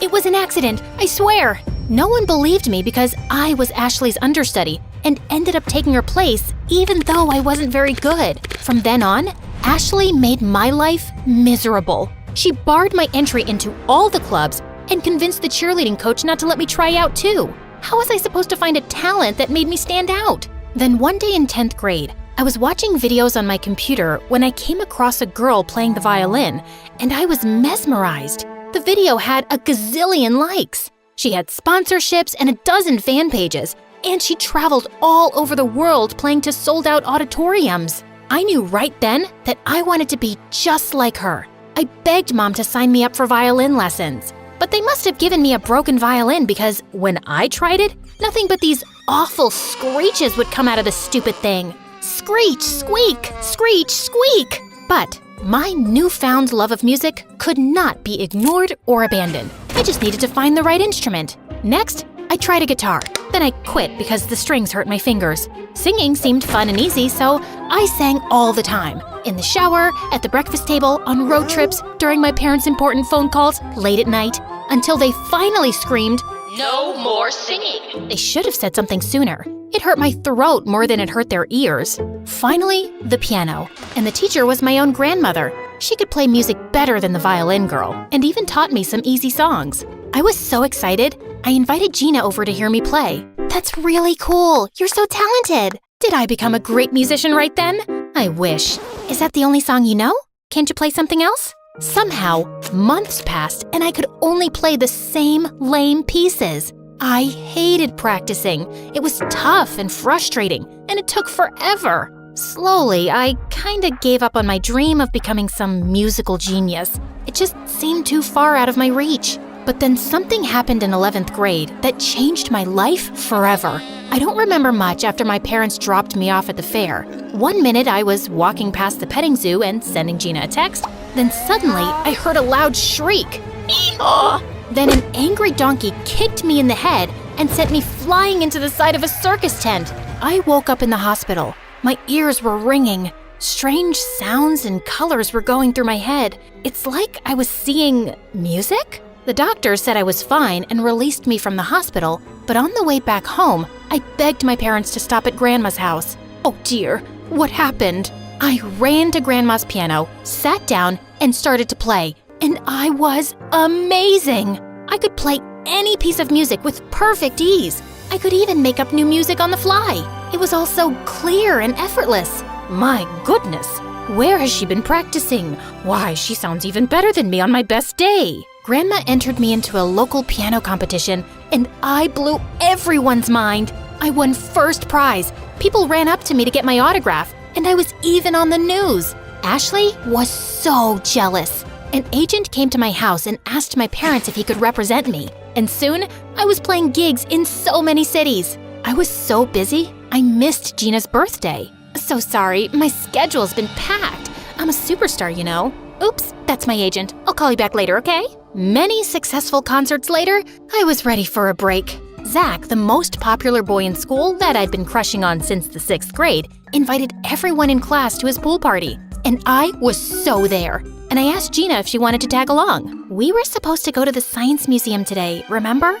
The Science Museum is boring. Can't we go another day? But today's the last day to see the electron microscope lab. I convinced Gina to skip the lame science exhibit and join me. Sitting on deck chairs, I shared my adventure with all the popular kids. My life definitely wasn't boring anymore, but Gina didn't seem impressed. In fact, her bad attitude was messing up the vibe. We should have gone to the Science Museum. I'd rather watch paint dry than see Ashley and her friends prance around in bathing suits. It's a pool party. You're supposed to wear a bathing suit. There's no one even in the pool. This is such a stupid waste of time. Gina, that's rude. Why are you trying to spoil things for me? I can't believe you're being so selfish. I'm selfish? First, you forget my birthday, and then you make me miss the exhibit for this ridiculous party so you can impress all these kids that you don't even know. You've changed, and I don't like it. I haven't changed. You're just jealous. It's okay. Everyone can't be as awesome as I am. Well, you can be awesome by yourself. I'm leaving. I didn't like falling out with Gina, but it seemed like she just couldn't be happy for me. I was a shining star. I was living my best life. Maybe I just needed new friends to match. Then, Zach was suddenly standing right next to me. Hey, aren't you that girl who's so good at piano that she's already on tour? Something like that. That's so cool. And you're playing in the talent show next week, right? Yeah. I hadn't heard about it, but it sounded like kiddie stuff compared to what I'd been doing. Sweet. I can't wait to hear you play. See you around, Elsie. Zach walked away, and all the girls couldn't stop drooling over his perfectly sculpted muscles. I got up off my towel and dove into the pool, but it must have been the shallow end because the next thing I knew, I woke up back on my deck chair looking into Zach's handsome face. She's awake. Elsie, are you okay? Ow, my head. I think I hit my head. On the bottom, yeah. You should have a doctor check. I'll be fine. But I wasn't fine. After I passed out face first into my soup at the dinner table that night, my parents took me to see the doctor. He said I had a concussion and had to stay home for a week. I agreed, but only for 1 week. There was no way I was going to miss that talent show if Zach was expecting me to be there. I was backstage when the day finally arrived, awaiting my turn to perform. I should have been excited, but something was wrong. Something felt different inside my head. I couldn't see the music anymore. My heart pounded as I walked on stage, feeling dizzy with panic. I sat down at the piano, but it didn't have that comfortable, familiar feel. Yeah, Elsie. The auditorium fell silent. By the time I touched the keys, my hands were shaking. I started to play, and I was horrible. Every note was off key, and the melody was all wrong. Zach and his parents covered their ears, a baby started crying, and a few dogs ran up to the windows and howled. Then everyone laughed. I jumped up and ran out, crying. It was over. Whatever gifts the mule had given me disappeared when I'd struck my head on the bottom of the pool. It was so unfair. I had everything I'd wanted, only to have it taken away at the worst possible time. Gina called me a few times and sent text messages to see if I was okay, but I didn't answer. I was so ashamed. I had no idea how to explain my story, and I had no desire to show my face at school. That winter, Grandma sold her house and everything she owned when she moved into a nursing home. But the one thing she insisted on keeping in the family was her old piano. When it was delivered to our house, I hated looking at it. It just reminded me of everything I'd lost. One day, I was sitting on the porch when Gina came up to me. "Are you okay?" "No, my life is over. I'll never play piano again, and no one will ever like me, and I'll live a boring life forever, and I was a jerk to my best friend." "Well, you were a real jerk to me, but the rest of the stuff just isn't true. There's no reason you can't play piano again. Maybe you just need to practice." Over the next few days, I couldn't get Gina's words out of my head. "Maybe you just need to practice." I remembered that Grandma had told me the same thing. So I pulled out my old music books and sat at the piano and gave it a try. And it turns out, practicing isn't so bad. In fact, it wasn't long before I realized it becomes easier as you go. Plus, with Grandma teaching me over video chat, I actually understood what I was doing and why. I continued taking lessons from Grandma through the rest of high school. Gina and I started hanging out again. I even saved up my allowance to get us tickets to travel to the electron microscope lab that was 2 states away. Gina was right all along. My life wasn't over, it was just different. Now, you might be wondering, whatever happened to Zach? At first, I thought he was avoiding me after the talent show disaster, but then come to find out, he'd left town, and no one really knew why. I eventually stopped asking about Zach. I was too busy with school and piano for boys anyway. By the 12th grade, I was finally ready to play piano in front of an audience. You should enter the talent show. I don't know. Come on, you can do it. I think you could even win. Gina kept insisting, so I decided to sign up. The line was huge. Ashley and the other cheerleaders were in front of me. If we do the same routine from regionals, we'll blow the roof off this place. And that trophy is ours. I edged my way through the group, wrote my name at the bottom of the list, and the word piano beside it. Since when do you have talent, Elsie? Since I started practicing music. Then why do I seem to remember your spectacular failure last year? Didn't that bump on the head, turn you stupid or whatever? No, look at the dummy. She can't even speak. Get ready to lose, loser. You don't stand a chance against us. I stayed up all night practicing. On the night of the competition, I waited backstage for my turn. The moment Ashley and the cheerleaders took the stage, they were incredible. Even though I would play Beethoven, my little piano piece didn't stand a chance. And right before my performance, the power went out. Great! I took a deep breath and stepped on stage. Cell phone flashlights and displays blinked on throughout the audience, like a brilliant starfield. I sat at the piano. There was just enough light to see the keys. I played the famous Beethoven piece to oohs and ahs and a standing ovation that led to winning the talent competition. I'd done it, not from a freak accident, but for real. Oh, and there was even a nice bonus. I ran into Zach in the lobby afterward. You were amazing. Thanks, but where have you been all this time? China. Exchange student program. I wanted to keep in touch, but everything happened so fast and it was my only chance. I couldn't even look you up on social media because the government restrictions kept me totally off grid. Really glad to be back though. Me too. Can I ask you something? Sure. Do you give lessons? Only if you practice. Shall we say Wednesday after school? It's a date.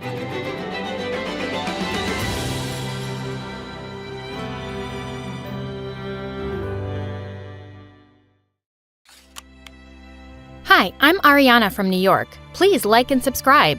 When I opened my eyes to this world, the first person I saw was my dad. And since that moment, I adored him and he loved me like crazy. He gave me everything a girl could dream of. I loved my mom too, but she was a little harder to like. She had a serious problem. She wanted everything clean. I mean, really clean. Like when I was 4, Dad smudged a piece of birthday cake all over my face, and Mom went ballistic. Oh God, she's all dirty now. I'll have to bathe her all over again. Why'd you do that, John? Oh, come on, it's her birthday. We're just having fun. Mom and Dad would always argue because she was such a clean freak. She took the fun out of everything we did. Once in 2nd grade, my school had a mother-daughter bake-off event, and Mom wore plastic gloves the whole time, and she was so picky about everything. Are you sure you washed the bowl properly? Twice, with hot water? Yes, Mom. I washed it like 10 times already. Now, can we start baking? Because everyone is way ahead of us. But these spoons look like they need to be sanitized. I got so mad that I took the spoon and licked it. There. Now it's sanitized. Mom looked like she was about to freak out. I felt bad, so I got a new spoon and washed it well to ease her mind. But Dad and I had so much more in common. We laughed at the same jokes, watched the same movies, and we enjoyed our PlayStation challenges. Beat you again. Ah, how'd you become so good? I learned from the best. Ha, you got that right. But my world turned around in 7th grade when my parents decided to get a divorce. I knew they fought a lot, but I hadn't seen this coming. It broke my heart when he moved out. I still saw him every day, and I was slowly adjusting to this new life when Dad dropped another bombshell on me a few months later. He introduced me to his new girlfriend, Amanda. She looked like she was a college graduate, and she was super pretty. I disliked her instantly. Oh, hi, cutie pie. You're just as adorable as your daddy said. Here, I got you a present. Why was she talking to me like I was 5? Thanks, but it's not my birthday. Oh, I know when your birthday is. But one can give presents at any time, right? I reluctantly pulled out a t-shirt, which was cute, but I just shoved it back in the bag and dropped it on the ground. I don't think we have the same taste. You can return it. Ariana, you need to be nice to Amanda because she's being nice to you. And from that day, Amanda was like a pimple that wouldn't go away. Every time I visited Dad, she was there, trying to act like we were a happy family. She also kept smothering me with gifts and her fake love, just so I would like her. But I hated her because she took my dad away from me. And even worse, Dad married her a year later. I was still struggling to deal with all of this, so I created a YouTube channel called Dads and Daughters. When I showed it to Dad, he loved it. And every day after school, he'd pick me up and we would create cool ideas together for the show. Once in 9th grade, Dad and I were at a restaurant, and when he went to the bathroom, his phone started buzzing. It was Amanda. You know he's at dinner with me. Can't you let us have some time alone? Ariana, please give the phone to your dad. I don't have to explain myself to you. And I don't have to give your message. I hung up and switched off Dad's phone. He didn't notice until the end of dinner that his phone was off, and when he switched it on, he looked shocked at his messages. Oh my God, Amanda fell down the stairs. She's been trying to get in touch with me for 2 hours. And when Amanda told him she'd spoken to me, he was furious. He'd never been angry at me before, and now he was practically shouting. You will apologize to her or I'll cancel our YouTube show. I mean it. I went up to their bedroom where Amanda was sitting up in bed. I'm sorry, Amanda, I guess. I was about to leave when she suddenly grabbed my wrist. You better listen to me clearly, Brett. I'm here to stay whether you like me or not. And if you keep behaving this way, you won't be welcome in our house anymore. It's my dad's house. And mine. Don't mess with me again, Ariana, if you know what's good for you. Just then, Dad walked in and she was all smiles. She was more evil than I thought. She would definitely try to push me out of Dad's life. And just a few days later, Dad told me that he and Amanda had some big news. You're gonna be a big sister soon, Ariana. A big sister to what? Your dad and I are having a baby. Isn't that great? Did they expect me to be happy? All I felt was anger and heartbreak, but I managed a small smile. Congratulations! And soon after, when the baby was born, Dad looked at her the same way he looked at me and called her his little princess. That's what he used to call me. He was too busy being a new dad to shoot more episodes for our channel, and I decided I needed to stay away from him and his family. Amanda had won. Maybe Mom noticed that I was really downcast because one day after dinner, she said the two of us should go out for ice cream. I could see she was trying to connect, and I agreed. She wore her gloves as usual anytime she went out, but it didn't bother me anymore. I'd learned to accept her the way she was. So tell me, what's bugging you? I feel like Dad doesn't love me anymore. Oh, honey, that's not true. You'll always be his little princess. No, he has another princess now. Mom stayed quiet at that and just hugged me tight. And then she gave me some news. A girl from Thailand will be attending your school on an exchange program, and she'll be living with us for some time. Are you okay with that? Mom worked in a company that dealt with exchange students, but it was the first time we'd had one as a guest. As long as I don't have to share my room, I guess it would be cool. A week later, we fetched Macy from the airport. She was a short, cute girl my age, and she was so excited when she saw us. Hi, I'm Macy. It's so nice to meet you. You're both so pretty. She hugged me and Mom, and the whole ride home, she just wouldn't stop talking. The flight was so long. I'm so excited about school tomorrow. Have you ever been to Thailand? No, but Oh, it's such a beautiful place. You should visit. Maybe when I go back for the holidays, you can come with me. Wouldn't that be fun?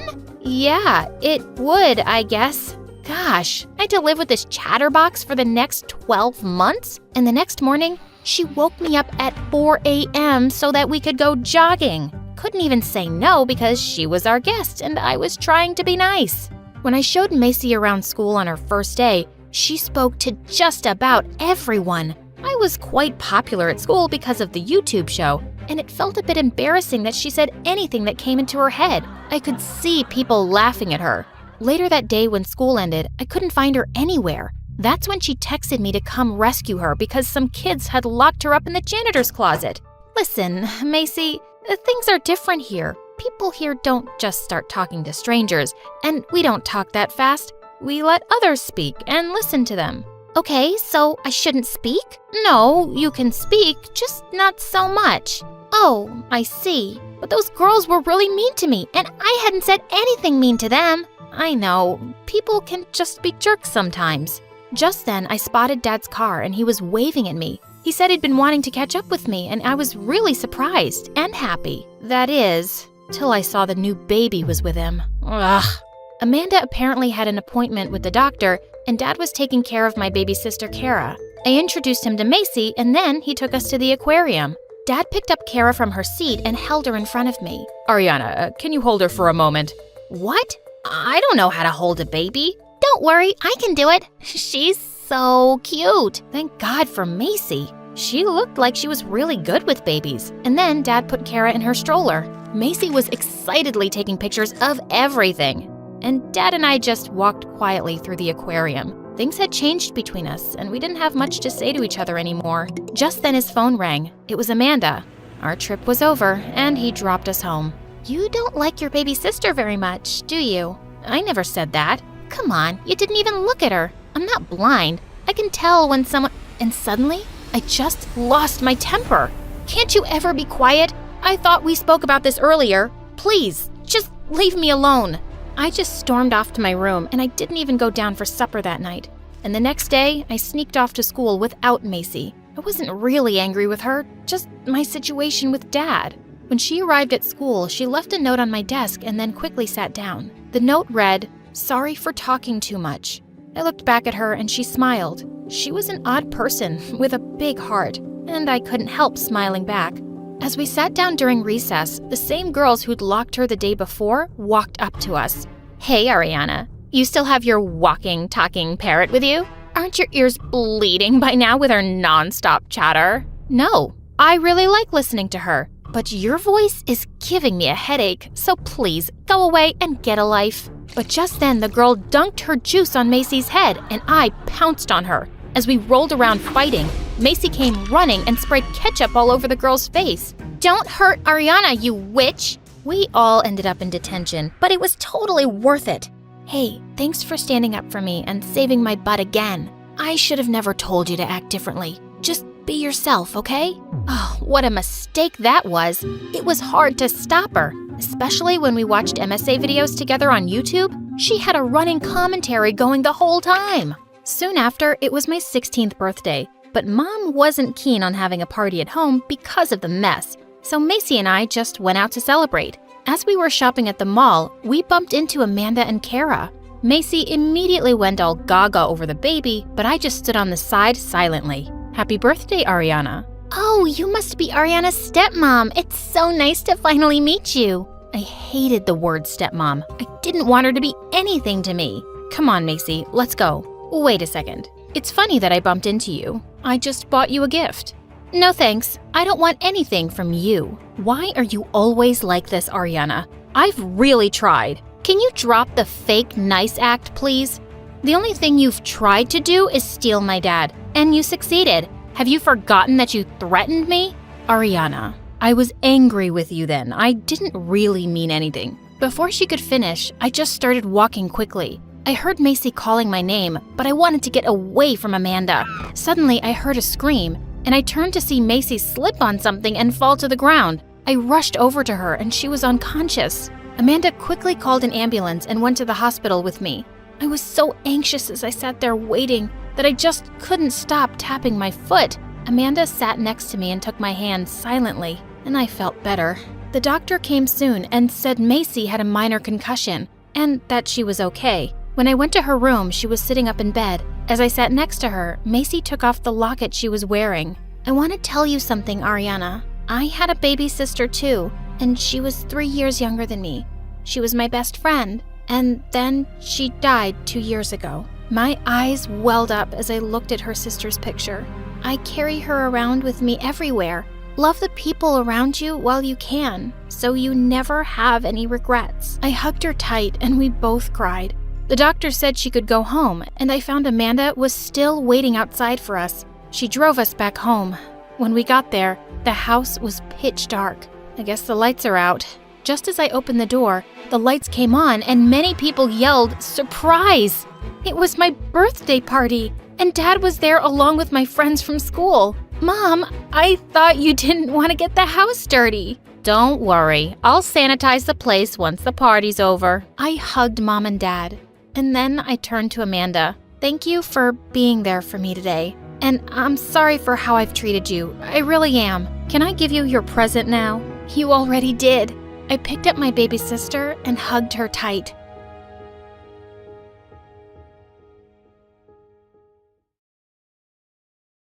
Hi, I'm Rigel from Washington. Please like and subscribe. My parents were space scientists at NASA, so they named me after one of the brightest stars in the galaxy, Rigel. Now, problems started when they expected me to be a star performer at school, too. But there was only one thing that got me starry-eyed, watching anime. But my parents kept pushing me towards space science. Rigel, we got you the latest spaceship Lego set. Come on, let's put it together. I haven't pooped for 3 days, so the gas inside me might explode. I gotta go. Rigel, it's such a clear night. Let me show you some constellations. Some other time, Mom. I have to go walk our goldfish. I darted out of the house faster than a bullet train. When I was in grade 6, my parents had to move to New Jersey for a year for some project. On my first day there, I was in the garden when I saw a girl my age next door. She had long blonde hair and blue eyes, and she was dancing like a ballerina princess on her porch. When the music stopped, I clapped for her. That was beautiful. Thanks.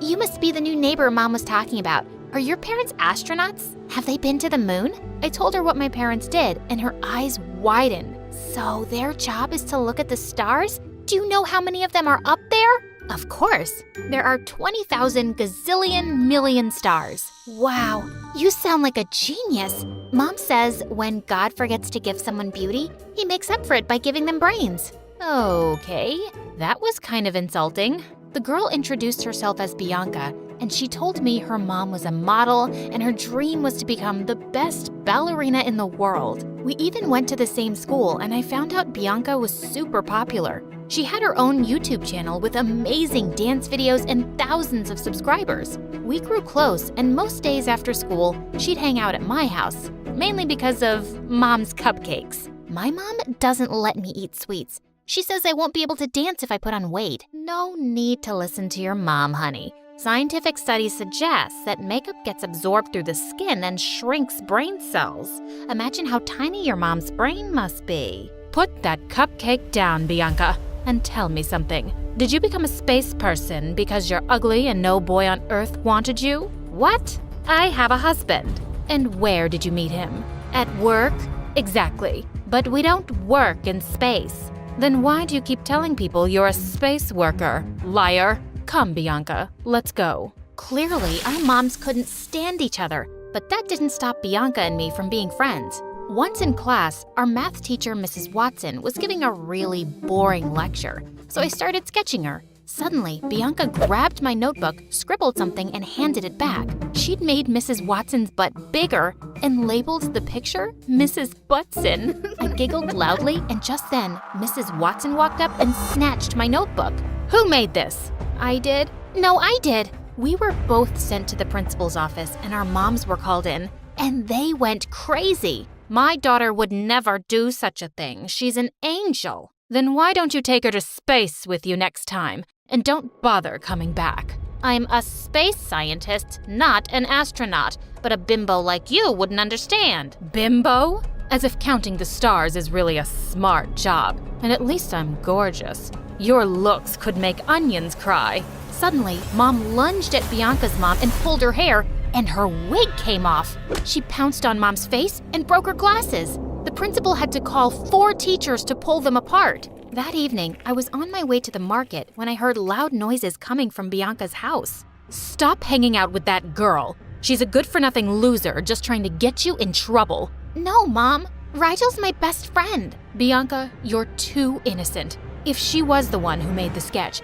why did she let you take the blame too? Bianca fell silent and I quietly walked away. Why didn't Bianca say she'd drawn something too? I tried to avoid Bianca after that day, but it was hard since she kept following me around like a lost puppy. One day, she was at my place when she saw my bicycle and said no one had ever taught her how to ride one. Well, I can teach you if you want. Woohoo! This is so much fun! Suddenly, Bianca's mom came out running and started shouting, Get off that thing right now. You'll hurt yourself before your big ballet performance next week.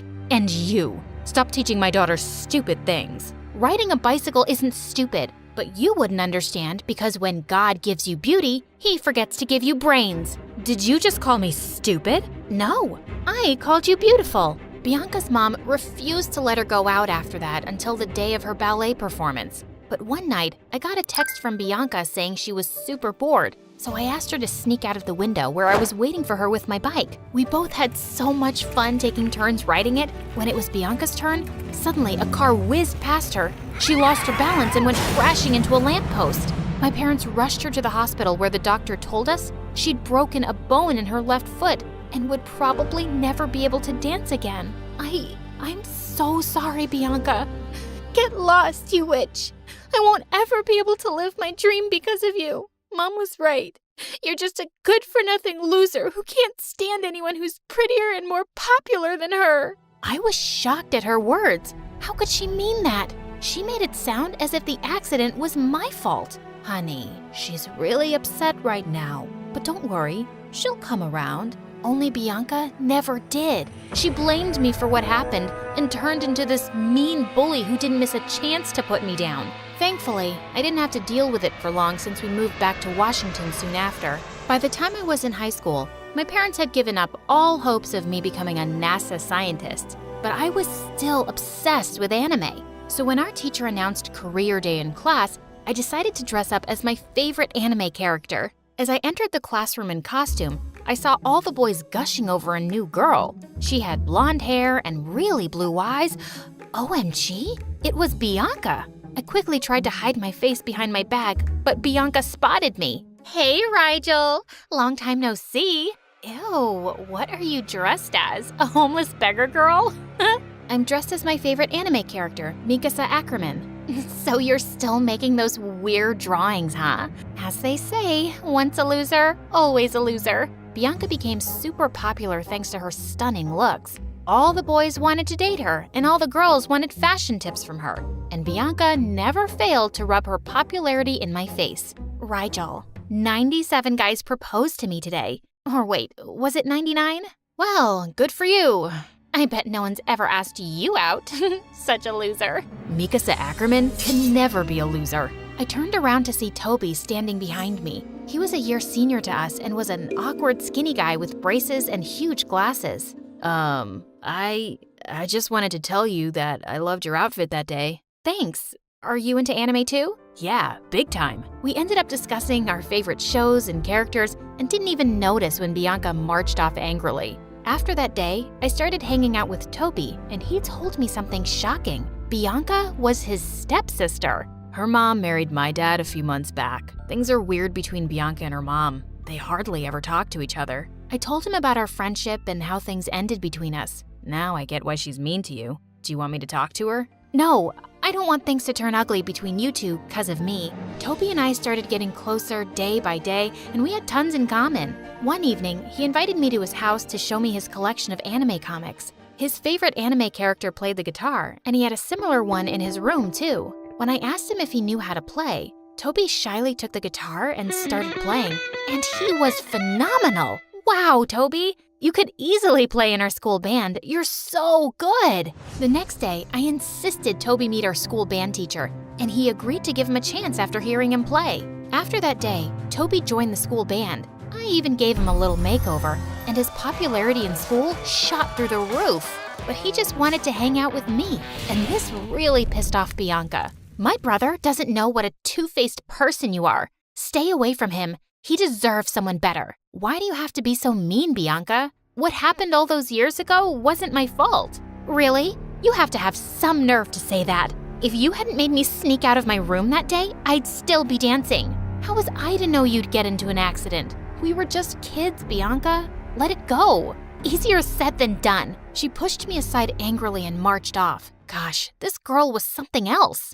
A few weeks later, Toby and I were chilling at my house when he saw some of my anime drawings on the table. Oh, it's nothing. just a hobby right now. I tried hiding my drawings, but when Toby insisted, I showed him the anime series I'd been sketching. Wow, these need to be published. You have no idea how amazing you are, Rigel. Can I show these to my dad? Toby told me his dad's friend owned a big publishing house and he could actually get my series published. I was super excited by the idea, so I put my sketches in a folder and gave them to him. The next day, I reached school early and waited anxiously for Toby when a girl from my class told me he was waiting for me in the auditorium. But when I got there, it was completely empty. I was about to leave when the stage lit up and Bianca walked onto it. And she was holding the folder Toby took with him. Surprise, surprise. So what were you saying that day about letting things go? Well, today I'm gonna do something, and you're gonna have to let it go. Okay, Rigel?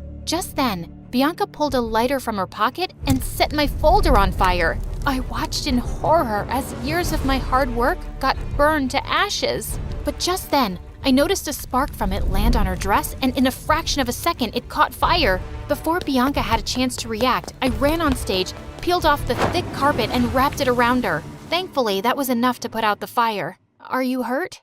No, I'm okay, I think. Bianca, what did you just do? Are you insane? Toby told me he'd been looking everywhere for the folder this morning, and a maid told him she'd seen Bianca take it from his room last night. Yes, I stole the folder because I wanted to show Rigel how painful it is when something you've worked so hard for is snatched away from you. Bianca, I'm so sorry for what happened to you, but it was an accident. Yeah, but it ruined my chances of becoming a ballet dancer. It's everything Mom ever wanted. After I stopped dancing, Mom basically lost interest in me. And then she got remarried and got busy with her life. I felt so lonely. I was always there for you, Bianca, but you never warmed up to me. Because every time I saw Mom being nice to you, I felt jealous. And then you started hanging out with Rigel, and that just made me angrier. Life always gives us a choice, Bianca. We can choose love or we can choose hate. You chose hate today, but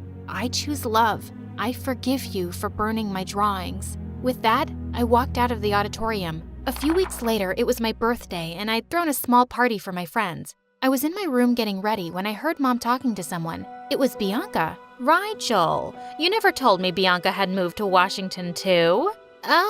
It just slipped my mind. Just like it slipped your mind to invite me to your birthday party? Well, I'm here anyway. Happy birthday, Rigel. I don't want anything from you. Just open it. My jaw dropped when I saw it was a book of my anime series. But you'd burned all my drawings. I tried, but I couldn't. I just burned the empty folder that day, Rigel. When that accident happened, Mom kept blaming you for it, and I started believing her. And when I saw you after all these years, the hurt came back. I'm sorry for what you went through, Bianca. Believe me, if I could turn back time, I'd be on that bike instead of you. I know. When I saw you being so nice to Toby and encouraging him to play in the band, I realized maybe I was wrong all along. I know you think of me as this evil person, but I'm not as bad as you think. No, you're not. I hugged Bianca, and she hugged me right back, and it felt great.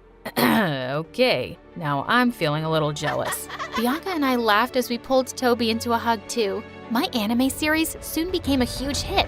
With success came money, and my parents were shocked that what they considered a waste of time could actually be a full-time career opportunity. So, do you guys still want me to be a space scientist? Yes, but only in an anime.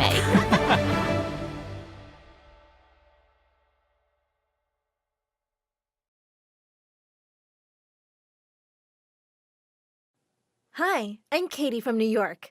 Before I tell you my story, please like and subscribe.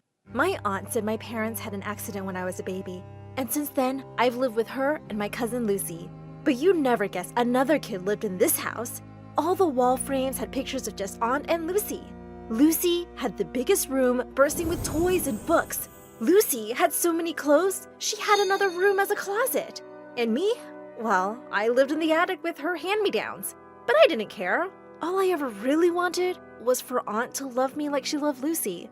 So I did whatever Aunt asked me. I served her breakfast in bed, polished her shoes, painted her nails, but somehow she was just never happy. Once when I was 10, a new neighbor came to visit Aunt, and she looked awestruck when she saw me. What a beautiful child! That gorgeous red hair and those adorable dimples. Adorable? They're just dents in her face. Stop smiling, Katie. You look like a moron. Go get us tea. I went to the kitchen, spat in Aunt's tea, and gave her the cup with a very serious face. There. But soon after I turned 13, my whole life was transformed. One day at breakfast, Aunt was going through the mail when suddenly she spat out her cereal. Just then, I saw the letter she was reading had my name on it. Hey, what's that? But Aunt had already jumped off her chair and she threw the letter in the fireplace. Why'd you do that? It was mine. I saw my name. And who would write to you? You didn't see anything. As she stormed off, I couldn't help thinking, who would write to me? A few days later, the doorbell rang and a postman was standing outside. Express delivery for Miss Katie? Suddenly, a flying figure pushed me aside and attacked the postman. Oh my God! Aunt! I tried snatching the letter from her, but she was off with it like a bullet. What the freaking turtle? What was she hiding? I was dying to find out, but the letters stopped coming. But one evening, when the bell rang, Aunt ran to open the door, and standing outside were 2 bodyguards with a wealthy-looking man. Can you explain what happened to the letters and plane tickets I sent for my daughter? Wait, what? Just then, the man spotted me and his eyes welled up. Oh my God, you must be Katie. You look exactly like your mother. I'm your dad, sweetie. Dad? You're my dad? Why didn't you come for me before? He tearfully explained that he and Mom had gotten divorced before I was born, and she told him never to get in touch. He found out just recently that Mom had an accident so long ago, and he tracked me down. As we hugged tight, I turned around to Aunt. You made me think he wasn't even alive. And why were you keeping the letters from me? Because you don't deserve to go live like a princess. You should be my maid after everything I've done for you. You've used me all these years. Used you? I did everything you ever asked, just so you'd love me. Did you ever love me at all? Even a little? No, how could I? You're like a toothache that just never goes away. That's what I was? Dad told me to pack my things immediately. But before going, I made sure to rub Aunt's toothbrush inside the toilet. Then I took Dad's hand and left without even saying goodbye. We flew over to New York, and I was shocked at the size of Dad's mansion. And my room was 5 times bigger than Lucy's. This was freaking awesome! As Dad was showing me around the house, I suddenly saw a tall woman staring at me coldly from a distance. Dad was married, so that must be my stepmom? Mary, there you are. Come meet Katie. But Mary just turned away and slammed the door behind her. Later that night, I walked past their bedroom to hear Dad and Mary talking in loud voices. It's her first day here, Mary. Think how unwelcome she must have felt. What about me? You just expect you'll bring a child home and I'll start loving her like she's my own? I crept away without hearing any more. Great. Another mom figure who already hated me. When I went down for breakfast the next morning, Dad greeted me with a smile, and so did Mary. Sorry, Katie. I wasn't feeling too well yesterday. I hope you slept well? Yeah, as if she cared. When I asked Dad for the orange juice, Mary quickly got up to pour it for me, and she dropped the whole jug in my lap. Oh my God, what are you doing? I'm so sorry. It just slipped from my hands. I know you don't want me here, but you don't have to be so petty. With that, I stormed off. Her whole innocent act was fake, and she proved me right soon enough. A few days later, I was walking over to the sofa in the living room when suddenly, I tripped over something. I went flying straight into this weird statue, and I stared at the wreck in horror. Mary leapt up angrily from her armchair. Oh my God! How could you be so clumsy? Do you know what that's worth? Just then, Dad burst into the room, and behind him were some guests. What happened? We heard a loud crash. Oh, honey, Katie broke the statue by accident, but thankfully she's not hurt. Dad looked really upset but stayed silent. I couldn't stop myself though. You were just shouting at me, but the minute Dad came in, you became an angel? What? No, I was just shocked. I didn't mean to shout. Stop acting, Mary. You just want me to look bad in front of Dad. I think you tripped me up with your leg. What? You little brat, how dare you? You must have tripped on the carpet. That's enough! In case you both forget, we have guests. Kitty, please go to your room. I walked off angrily and slammed my door shut. I didn't trust her one bit. Dad got me enrolled in school soon, and I felt nervous walking into the huge building. A few kids were looking at me, and I smiled, and suddenly a bunch of boys were surrounding me. Oh my God, can you do that again? Do what? Smile. Please smile again. I did, and all the boys just stared at me. What was wrong with my smile? Those dimples are so freaking cute. I could just look at them all day.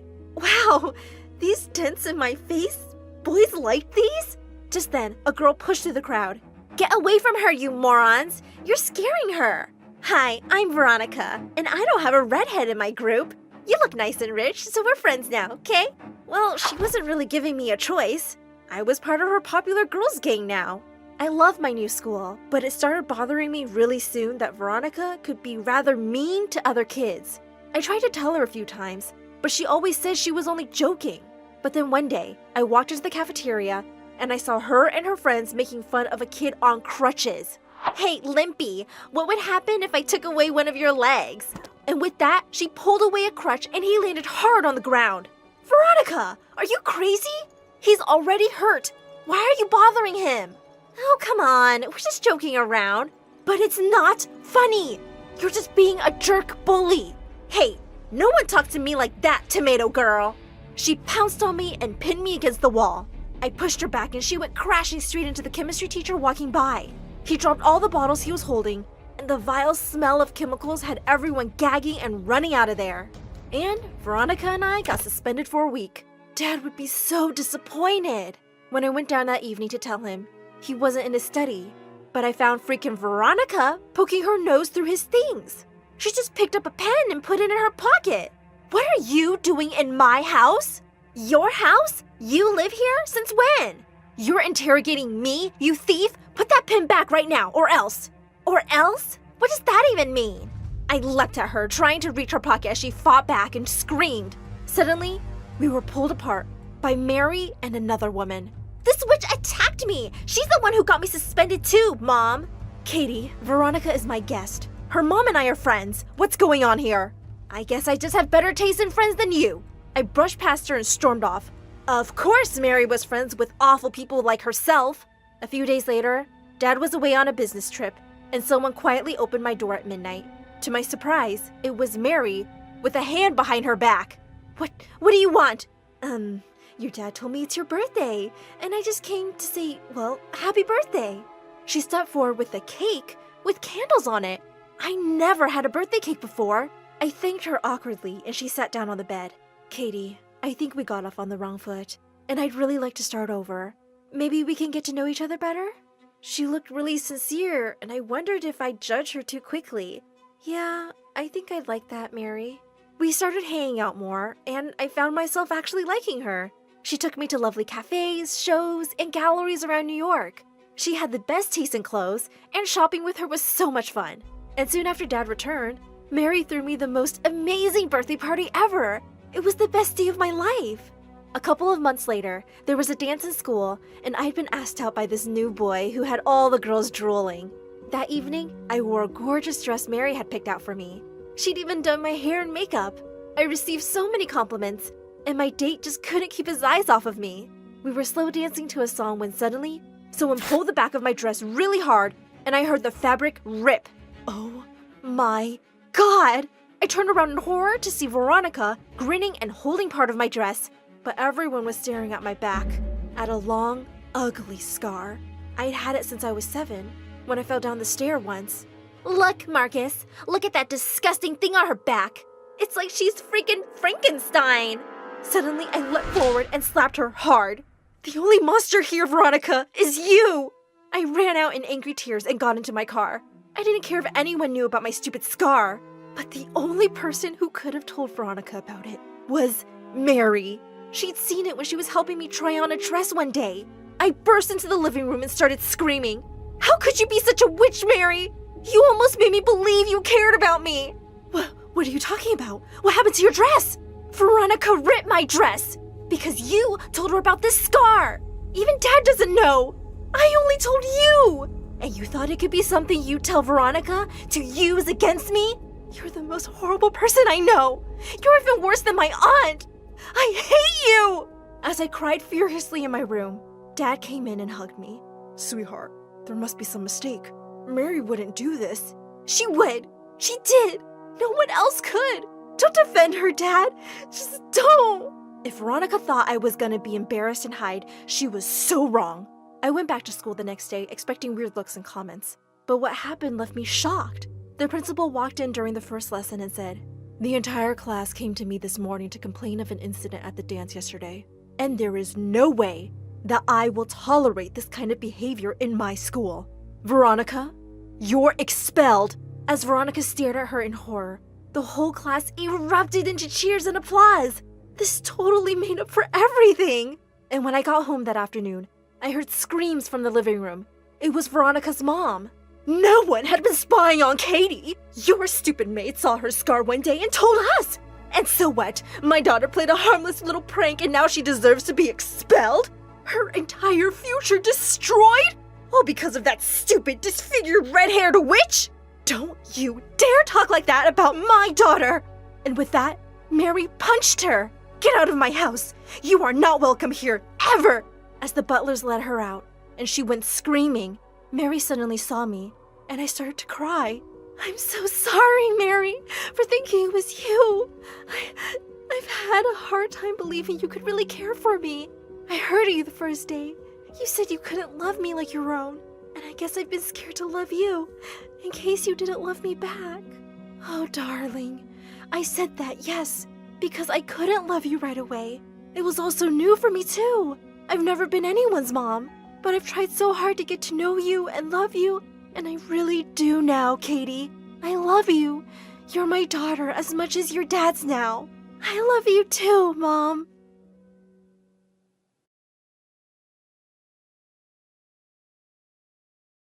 What would you do if one day you found out your dad had a secret wife? Well, I thought it was the worst thing that could ever happen, but I thought wrong. Wait until I reveal how things escalated to a complete disaster that no one expected. I'm Ivy, and it all started one day at school. I was sitting eating lunch alone because my friend Sarah had been avoiding me all week. Every time I looked over at her, she ignored me. Eventually, I couldn't take it anymore. I walked over to her table and said, "Sarah, seriously, what did I do wrong?"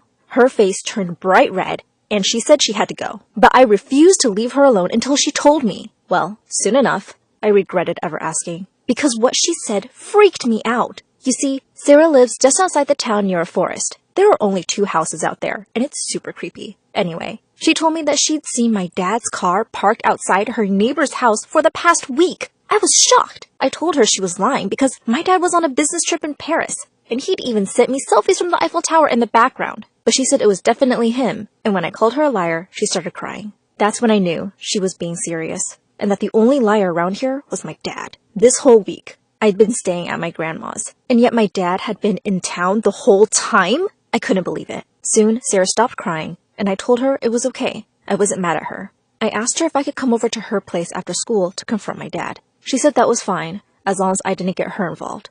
She was such a goody two-shoes. So after school, Sarah and I took the bus back to her place. But my dad's car was nowhere to be seen. Then Sarah took me into her bedroom and pointed to the back of the house. Oh my God, his car was there! I could feel the anger rising up inside me, and I ran out of Sarah's house towards the neighbors. Sarah tried to get me to stop, but I was very angry. I marched right up to the front door of the house and was about to knock when I noticed a big photo through the glass.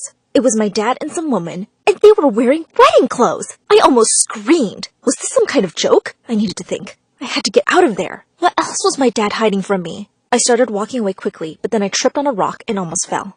Through the window, I heard a woman's voice saying, "What was that?" I just panicked and started running. I jumped behind a bush and saw my dad open the door and glance outside. "Nothing, honey," he said. "It must have been a bird." I had to literally grip onto the tree to stop myself from running at my dad and shouting. I waited until he'd gone back inside and ran back to my friend's place. I was crying and shaking as I texted my dad saying, "So, how's Paris? When are you back, Dad?" He replied right away, "Not for a month, sweetie, but the time will fly by. Be good for your grandma now." My dad was such a liar. He promised me that after Mom was gone, it would just be me and him forever, and that he would never remarry. Well, now I was going to make him pay. I went home that night and decided to confront him the following day. I was going to embarrass him so much. But when I got to Sarah's house, his car was nowhere to be seen. Where had he gone? I tried to call him, but it went straight to voicemail, and I started to panic, thinking maybe his new wife had done something to him. She did look like the gold digger type. Sarah could see I was worried, so she asked her mom if she'd seen a man next door recently, and Sarah's mom just giggled and said, Oh, you know what Janelle is like. There's always some man on the go, but it looks like she's finally settled down and gotten married. I saw him leave with a suitcase early this morning, but didn't get a good look at him. He looked handsome, though. Sure enough, later that night, I got a phone call from Dad, and he was actually in Paris. For real. He even put me on video and showed me the view from his hotel room. I was too shocked to actually say anything, though, and just told him I wasn't feeling well and hung up. All I could think about was how I needed to find out who this monster of a woman was that had stolen my dad away from me. And then it hit me. This woman was my stepmother now. I couldn't just go knock on her door, though. What if she recognized me? I mean, surely my dad had mentioned me, right? But then, why hadn't I been invited to their wedding? I had so many questions, and I needed to find a way to befriend my new stepmother and get my answers that way. Sarah suggested I break into her house, which was just ridiculous, but I had an idea. The next day was a Saturday, so I gathered up some cleaning supplies from my grandma's place and then dug in my old dresser box, where I found an old blonde wig. Then I took the bus over to Sarah's. Except I didn't go to Sarah's. I went to pay my new stepmother a little visit. I must have looked ridiculous, carrying a giant feather duster and wearing a blonde wig, but I didn't care. I had bigger things to think about. I marched right up to her door, trying to be as confident as possible. I knocked. She ran to the door and was dressed up all fancy. And then when she saw me, her face fell. Oh, I was expecting someone else.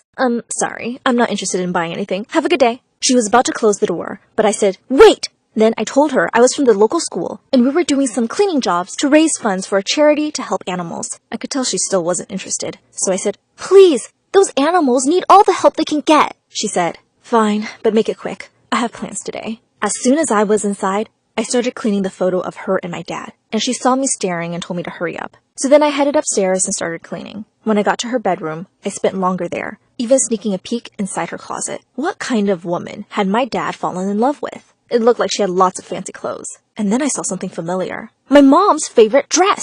I thought I was going to be sick. What was it doing there? Without thinking, I took it and shoved it under my sweater. I hoped she wouldn't notice. But it was not okay that she had this. I tried to do the best job possible so that she'd invite me back. And to my complete surprise, she did. She saw that I had actually done a good job cleaning. Thank you, Grandma, for teaching me well! And laughed and asked if I could come again 2 days later. I couldn't believe it. That was too easy. Of course, I gave her a fake name, and as I walked away, I almost laughed. I was officially my stepmother's housekeeper. Oh, this was good. I knew I'd reveal who I really was at some point, but I needed more time. What if she was hiding things from my dad? I mean, had my dad given her my mom's dress?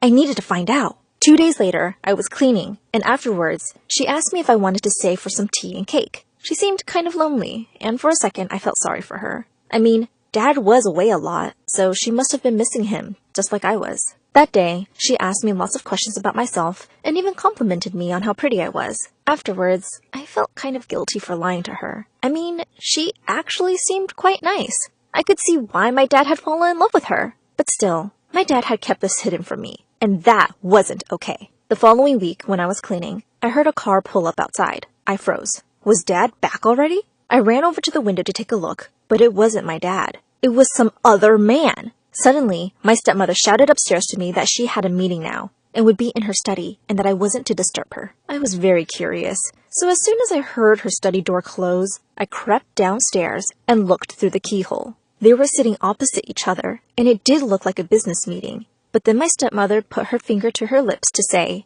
shh, and pointed up towards the ceiling. And then the next second, she got up and went over and started kissing the man. I couldn't believe it. I almost gasped.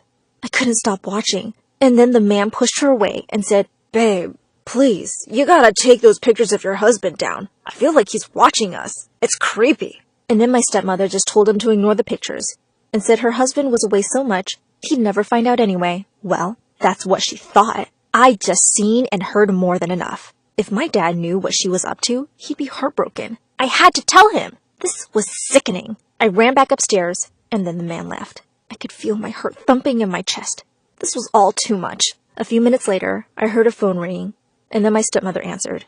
It was clearly my dad on the line, because she said, "Oh, I miss you too, baby. Please hurry home." I felt so angry hearing that. I picked up one of the perfume bottles in her room and threw it on the floor. It smashed and pieces flew everywhere. Of course, my stepmother came running upstairs, and that's when I realized she was on a video call. I threw myself under her bed, pretending to clean up the bits of broken glass. No way could my dad see me here. But then Janelle bent down and said, "Let me introduce you to my husband." But I just mumbled that I was cleaning up the glass and would meet him later. My God, if my dad saw me, he would freak out. I thought about not returning after I'd seen her having an affair. But I wanted to collect evidence for my dad. So over the next 2 weeks, I kept visiting and cleaning. And that man was there all the time. One night as I was leaving, I asked her who he was. And she blushed and said he was just an important client and that they were signing a business deal. Yeah, right, I thought. Then one day, just before my dad got back, I was at her house cleaning. I'd started to clean the toilet with her toothbrush after I'd caught her cheating, and it gave me so much pleasure to scrape the toilet bowl with it. It served her right. I was polishing the toilet seat with it, when suddenly I heard her running up the stairs. I quickly hid the toothbrush just in time because she came storming into the bathroom and started vomiting. I got such a fright and asked her if she was okay. Then I headed home. The next day, I decided I was going to quit. My dad was coming home and I couldn't risk being caught by him. Plus, I was sick of being around her and her lies. I did one last clean for her because I also needed the cash. And as I was cleaning her bathroom, I noticed something in the trash. My jaw almost hit the floor. It was a pregnancy test and it said 1 to 2 weeks on it. Oh my God. She was pregnant. I did the math and realized there was no way this could be my dad's baby. I was so shocked, I lost all track of time, and the next moment, I heard my dad's voice downstairs. I had to get out of there without him seeing me. I waited until he was in the kitchen, and then I ran as fast as I could down the stairs, out the door, and over to Sarah's. The worst part of it all was knowing that he came to see his wife before coming to see me. Did he love her more than me? I watched as they went out into the garden and started hugging, and I quickly took a photo of them. And then I saw her showing my dad the pregnancy test, and he looked happy. He picked her up and swung her around, and all I could think was how the baby was not his. Later that night, Dad came to pick me up at my grandma's and take me home, but I told him I was fine staying at grandma's and didn't want to come home. He could clearly see that something was up, and just before he left, I decided that was the moment. I showed him the photo I'd taken of him and my stepmother, and he almost dropped my phone in shock. He turned to me and said he could explain, and then he broke down and said he'd been wanting to tell me for so long, but he was afraid that I wouldn't be okay with it, and that he really loved this woman. He so badly wanted me to meet her. I didn't tell him I'd already met her, because I had a plan. This week, my dad kept apologizing, and then he asked me if I'd be interested in meeting his wife that weekend. I told him I'd love to, and he seemed relieved. Then he said he'd chosen a special restaurant and promised that I'd love her as much as he did. When the weekend rolled around, I put on my mom's dress, the one I'd stolen out of my stepmother's closet, and wore a pair of big sunglasses. Obviously, I didn't wear my blonde wig because I didn't want to give myself away. My dad told me to take my sunglasses off, but I refused, saying it was part of my outfit. And then he complimented me on the dress and said it looked as good on me as it had on my mom. So my stepmother had stolen the dress then. At first, things went well. She didn't recognize me and she was acting very sweet towards me. And then she said she and my dad had something to tell me, that I was going to be a big sister. I decided that was the perfect moment. I pulled off my sunglasses, reached into my bag and pulled out my wig and said, "Oh yeah? And is this baby definitely my dad's?" Well, you should have seen the look on her face. She literally screamed and pushed herself away from the table. Then she started pointing at me saying, "It's you? But you're my cleaner!" Then she turned to my dad and started shouting at him, saying, "Did you set this up? Were you spying on me? Using your own daughter to keep an eye on me? And she even stole my dress!" The whole time, my dad looked so confused. He clearly had no idea what was going on. So I told him everything, that the baby wasn't his, and that I'd seen his wife cheating on him over the past month. My dad was so furious, he grabbed my hand and we left the restaurant. As we stormed out, I turned to my evil stepmother and said, "By the way, I didn't steal your dress. You stole this dress from our house." My dad was so disgusted by the whole situation, and I thought he'd be angry. After all, I had pretended to be someone else just to get some info about my stepmother. But he was actually very grateful. He apologized to me about 1,000,000 times and said he'd been such a fool to fall for such a terrible woman. And of course, for lying to me about where he'd been and the fact that they'd gotten married. Well, now they're divorced. Thank God. As soon as the divorce was filed, my dad turned to me and jokingly said, "Next time I meet a woman for a date, I'm going to hire you as a spy to go and clean her house, okay?" At least my dad still had a sense of humor. And thank goodness for Sarah living so close. Otherwise, would we ever have discovered what a liar she was? Hey friends, I'm Sarah from North Carolina. Please like and subscribe. Ever since I can remember, I've had to fight for my mom's attention. And it was all because of my elder sister, Amanda. She was the family's golden child, and Mom loved her to bits. Amanda was great in studies and sports and looked like a porcelain doll. Sometimes I wondered why God had to make her so perfect. Gosh, how I envied her. One time, we got our report cards from school, and as usual, Amanda had aced all the tests. Wow, Amanda, I'm so proud of you. My daughter gets an iPad. Show me your results, Sarah. Mine didn't come yet. Liar, liar, pants on fire. Mom, it's in her bag. She must have failed again. Amanda then ran and brought my report card, and I just wanted to kick her hard. C's, D's, and an F again? When I go to school, teachers can't believe you're Amanda's sister. When Mom left, Amanda kept laughing at me and telling me I was a dumbhead. No, I wasn't. I just didn't want to try because I knew no matter what I did, Amanda would always be one step ahead of me. We both had our birthdays in August, and Mom would always throw a combined party. On Amanda's birthday, one time Mom even forgot to have my name written on our cake. But I was glad Dad was always on my side. He'd spoil me rotten. Every time Mom would scold me for having bad grades or making some mistakes, Dad would defend me and take me out for ice cream. I know your mom has a lot to say. For me, her arguments go in one ear and out the other. Wow, I should do that too. Dad was the best. But in 5th grade, something awful happened. He suddenly left us and settled in Europe. He promised to come for me soon, and I waited for weeks, but he never did. Even his number became unresponsive after some time. That was a huge blow for me. Mom and Amanda tried to talk to me, but I just shut them out. I knew Dad had left because of Mom, yet she still acted like she was innocent. Sweetheart, I know how you feel. Just know that I'm here for you. What are you talking about? I'm fine. And please don't be here or anywhere for me. Because of you that Dad went away. Saying that, I ran to my room and slammed the door shut. Things were pretty much the same at school. I had no friends, and Amanda was like the most popular girl. One time during recess, I was looking for a place to sit, and seeing an empty chair at the table, I pulled it. But just then, I heard someone yell. OMG, a girl was about to sit, and I had pulled the chair without realizing it. Oh, I'm so sorry. I didn't see you there. Really? Are you blind? I think you were just trying to be funny. I'll teach you a lesson. Saying that, she took my tray and rubbed it all over my face. The entire cafeteria burst into laughter. But the worst thing was spotting my very own sister laughing at me too. I instantly ran out and hid in the janitor's room and cried. Just then, I felt a hand on my shoulder and jumped in surprise. Who's there? I know karate and I'm not afraid to use it. Just then, someone turned on the light, and I saw a boy my age. It was Eric. He was a new admission, and since he was cross-eyed, the kids made fun of him all the time. Hey, I was here first. It's kind of my hiding spot, so you have to leave. Nope, not happening. I'm not going out there. I can understand. Why do people have to be so awful? No idea. We both sat there for some time, and then Eric handed me a cloth, and I cleaned all the icky food from my clothes. We have to go out at some point. Maybe we could support each other and go out together? I really liked Eric's idea. We took a deep breath and stepped out of the janitor's room, acting like nothing had happened, and pretending like we couldn't care less about jerk bullies. It totally worked, and for once, I had a friend. Eric and I started hanging out together all the time, and we grew really close. One time in 7th grade, we were having the most boring history class ever, and Eric was hating it the most. I think I'll start crying. She's just dragging the lesson. Aw, anything can be fun if you know how to draw. I showed him the sketch I'd made of our teacher, and he nearly burst out laughing. You are the ultimate jerk. But the teacher heard his comment and sent him to detention for using the word jerk in the class. I couldn't just sit and listen to her blabbering, so I stood up. Yes, Sarah, do you have something to say? Yes.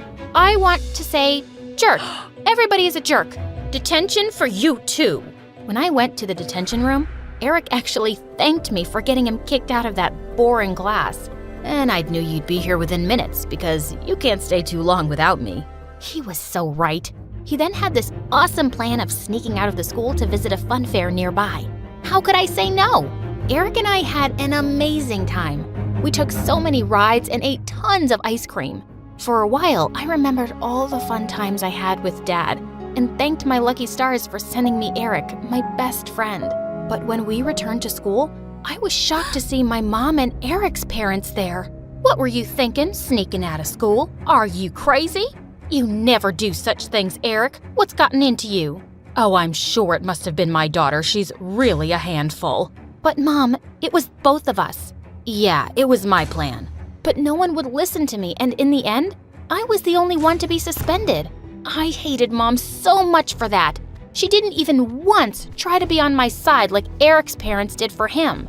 Once we got home, I had the worst fight with her. I wish it was you who'd left. Dad was the one who loved me. All you can see is your perfect Amanda. Oh yeah? Well, guess what? Your dad left because he was selfish. But you never see that I'm the one doing everything for you. I'm the one who stuck around. Selfish? Dad? How? I am not having this discussion with you. Just go to your room, right now.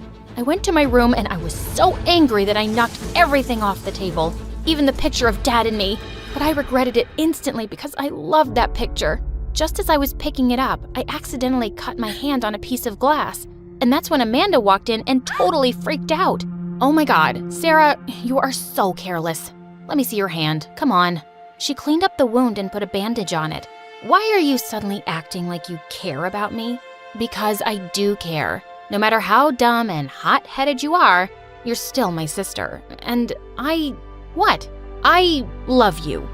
You and Mom are the only family I have. Look, I know I've not been the best sister or made things easy for you, but I will try to be better, okay? Fine. I don't hate you either. Amanda chuckled and so did I. She asked me why I got into trouble, and when I told her that I'd bunked school with Eric, she seemed really amused. So, is he like your boyfriend or something? Yuck! Ew, gosh no! Eric is my best friend. Ew, please don't ever use the B word again. We both burst into laughter. After that day, things were somewhat better between Amanda and me. She even started helping me with my studies, and it was because of her I cleared my exams and entered freshman year of high school. During summer vacations, Dad suddenly seemed to remember that he had kids and sent tickets for me and Amanda. Amanda refused to go, but I was really excited. But when I got there, I learned Dad had a new family. I'm sorry I hid this from you, kiddo. I wanted to tell you everything a while back, but there was never a good time. I was so angry at him, and now I was stuck here for a month. The only thing that got me through was talking to Eric for hours every day. He told me that he'd started seeing a girl, and I was really happy for him. When I finally went back home, I was so eager to meet Eric. Dork, I missed you so much. Me too. So tell me, who's the mystery lady? Won't you introduce me to her? Sure, I'd love to. How about we meet tonight at the pizza joint? Awesome! In the evening when I went to the pizza joint, the girl sitting next to Eric made the earth beneath me shake. It was Amanda. I felt like someone had punched me. The moment Eric and Amanda spotted me, they smiled, but seeing my angry face, their smiles dropped. Wow, awesome. This is like the cherry on top of my terrific life. Well done, sister, for stealing the only friend I had. And Eric, are you stupid? You know how Amanda is. All the guys are after her, and she chose you just to mess with me. Don't you see it? Sarah, how can you say that? I finally thought things were better between us. Why do you always have to be so bitter? I'm not talking to you. Eric, come on, let's go. I want to talk to you alone. Seeing how he didn't even budge, I felt angrier. Fine, but don't come crying to me when she dumps your sorry butt. It was as if the whole world was against me. My mom didn't like me, Dad abandoned me, my own sister stole my best friend, and he proved to be the worst. He stabbed me in the back. For days, I was angry and avoided everyone. Even though Eric kept trying to talk to me, I refused to listen to a word. Some weeks later, the spring dance was announced, and when I learned that Amanda and Eric were going together, I felt so alone. But luckily, a guy from my class asked me to the dance, and that made me feel better. Mom, I want your purple dress. I'm gonna make some changes. I am so excited for the dance. Of course, my dear. You'll look lovely in that dress. Sarah, do you want something of mine? Or perhaps we can both go shopping and get you a new dress for the spring dance, please? The way she said please made me give in, and I went shopping with her and got myself a new dress after trying so many. I actually had a really good time with Mom. Maybe she wasn't so bad after all. On the night of the dance, Eric and Amanda looked like $1,000,000. Mom took so many pictures of them while I waited for my date to come, but he just didn't show up. Come on, Sarah. You should just come with us. Forget about that guy. Yeah, you look amazing. Just join us. As your third wheel? No thanks. I hated the pity in their eyes. I went to my room and climbed out the window. I just wanted to run away from everybody and everything. I was so lost in my thoughts that I didn't even realize it started raining.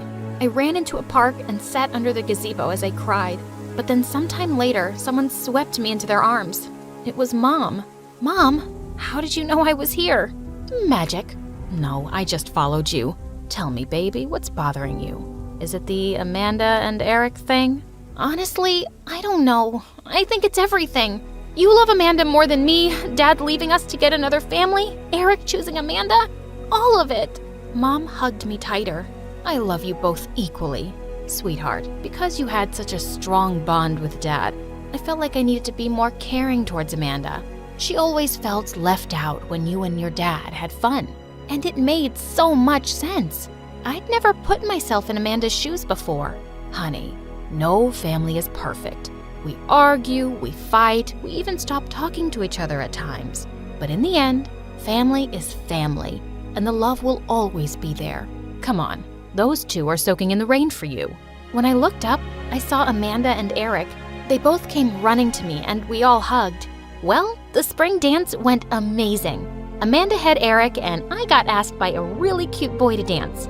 We had fun like no one was watching, and for the first time in many years, I felt happy and loved.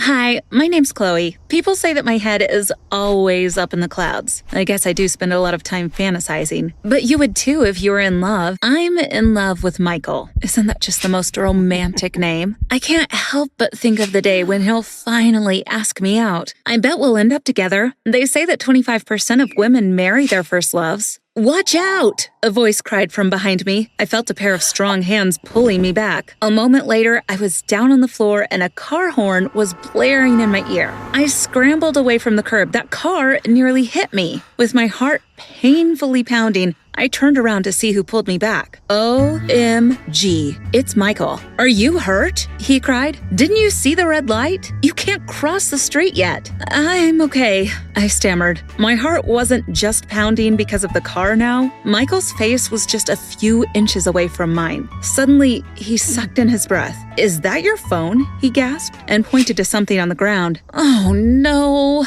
I moaned as I gingerly picked up my phone. The screen was completely shattered. I must have dropped it. Michael helped me up, but I could only stand there and look horrified. Michael lightly touched my shoulder and asked me if I was okay. I could only nod when he said that he had to go because he was late for the game. I didn't know if I was feeling more horrified with Michael seeing me so stupid or for my phone getting destroyed. I dreaded going home. I knew I was going to get an earful from my parents. True enough, when I got to the kitchen, I told my mom about needing a new phone. What happened this time? She asked with irritation. I swear, Chloe, that's the third phone you've ruined. I couldn't even tell her that I almost got run over. That would get me so grounded for the rest of my life. Can I get a new phone? Please, I begged. It worked the last time. But my mom just shook her head. If you want a new phone, you'll have to earn the money to buy your own, she said. We're not spending any more because you're not paying attention to your surroundings. Chloe, you have to focus on the real world. Stop daydreaming. I felt too sad to argue. How was I going to survive without my phone? Then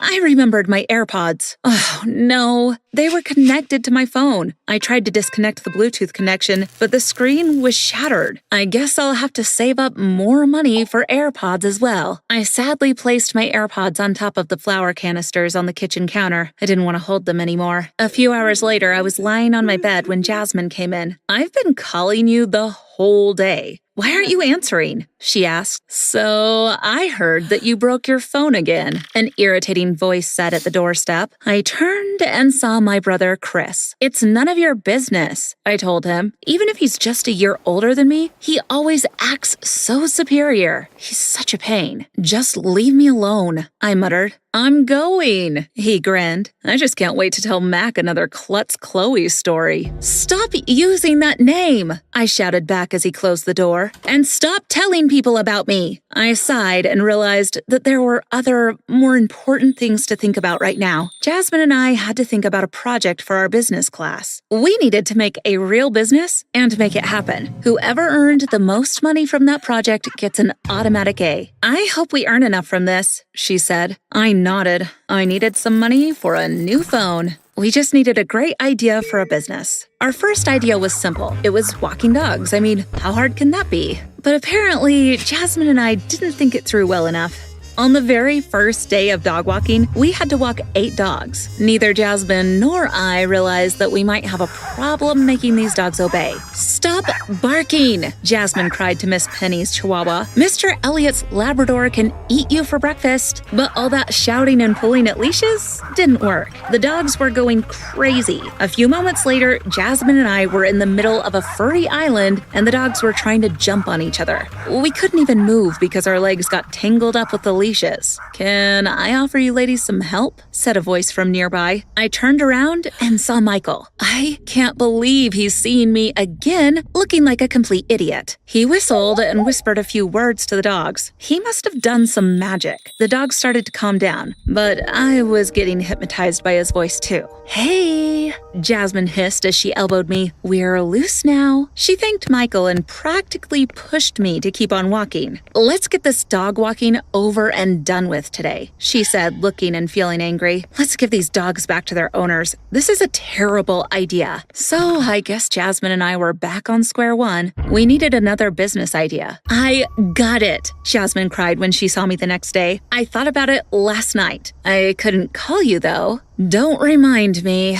I sighed. I still can't believe that I'm surviving this long without a phone. I felt so detached from the whole world. But Jasmine's idea was actually kinda cool. We decided to make cute picture frames with strips of colorful paper and glue. Jasmine saw some online, and they were in demand. We can use these beads and glitter too, I added. We were sure that people would line up to buy our creations. We spent the next few days making them, and they turned out really well. I bet even boys will buy these for their girlfriends, Jasmine said while we were lining them up on the porch to dry. Suddenly, I had the perfect vision of Michael giving me the pretty pink frame that I had just made. Of course, I would choose the best picture of us to put in it. Maybe we can take a picture in the park at sunset. I was so engrossed in my fantasy that I don't even remember Jasmine going home that day. So I was startled when my mom started shouting by the front door. Chloe, it's raining so hard now. Didn't you hear the thunder? She yelled. Are these your crafts on the porch? They're drenched. I ran outside and felt my heart drop to my stomach.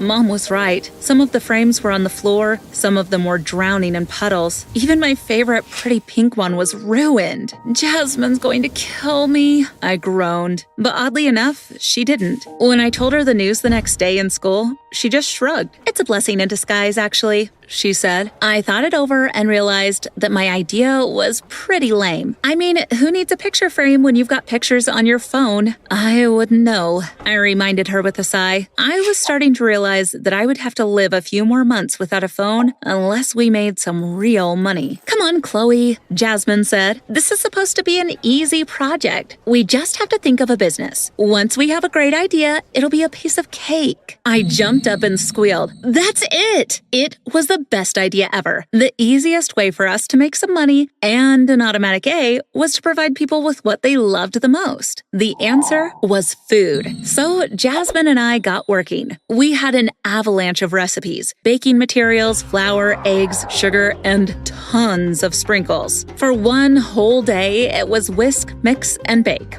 I promised Jasmine that I would focus and not even think about anything else except making the perfect chocolate cupcakes for our bake sale. After 6 hours of baking, we were almost done. I just had one last batch to pour into the cupcake molds. Unfortunately, that's when my brother decided to appear in the kitchen. "What's with all the cupcakes?" he asked. "Don't touch anything," I said, whacking him with a spatula. But Chris tried to swipe one anyway. I tried to grab it back, but ended up knocking the boxes of ingredients all over the counter. "Stop it!" I cried, and I heard something plop. "Hey, I just wanted a taste," Chris replied, laughing. His eyes were twinkling with some mischief as he ate one cupcake. He kept looking at my batter. Finally, my mom came in and shooed him away from the kitchen. "Mom, I'm going to hang out with Mac and the guys," he added. Then he grinned at me. "See you later, loser." I was so upset with my brother that I wasn't paying much attention to the batter. I just wanted to finish this so I could think of something nasty to get back at Chris. The next day, Jasmine and I set up a table outside the cafeteria. People loved our cupcakes. Money was pouring in. "I bet you can buy a new phone with all the money we earned," Jasmine told me happily. But I wasn't hearing her anymore. I spotted Michael walking to our table. "Hey," he said with a heartbreaking smile. "Can I buy one?" I blushed and offered him the best-looking one from the table. I expected him just to pay and leave, but suddenly he pulled up a chair. "I heard that you were slaving away to make all of these," he said. "They're good." I smiled shyly and offered him another one. "I'll eat another one if you eat one with me," Michael added with a wink. So I grabbed the nearest cupcake and took a bite. But even before I could chew, Michael suddenly asked me the most amazing thing. "Would you like to grab some coffee later? I'll pick you up at home." I gulped and practically choked on the cupcake. I started coughing. Michael gently patted my back. "Yeah, sure," I replied somehow and took a big sip of water to stop my coughing.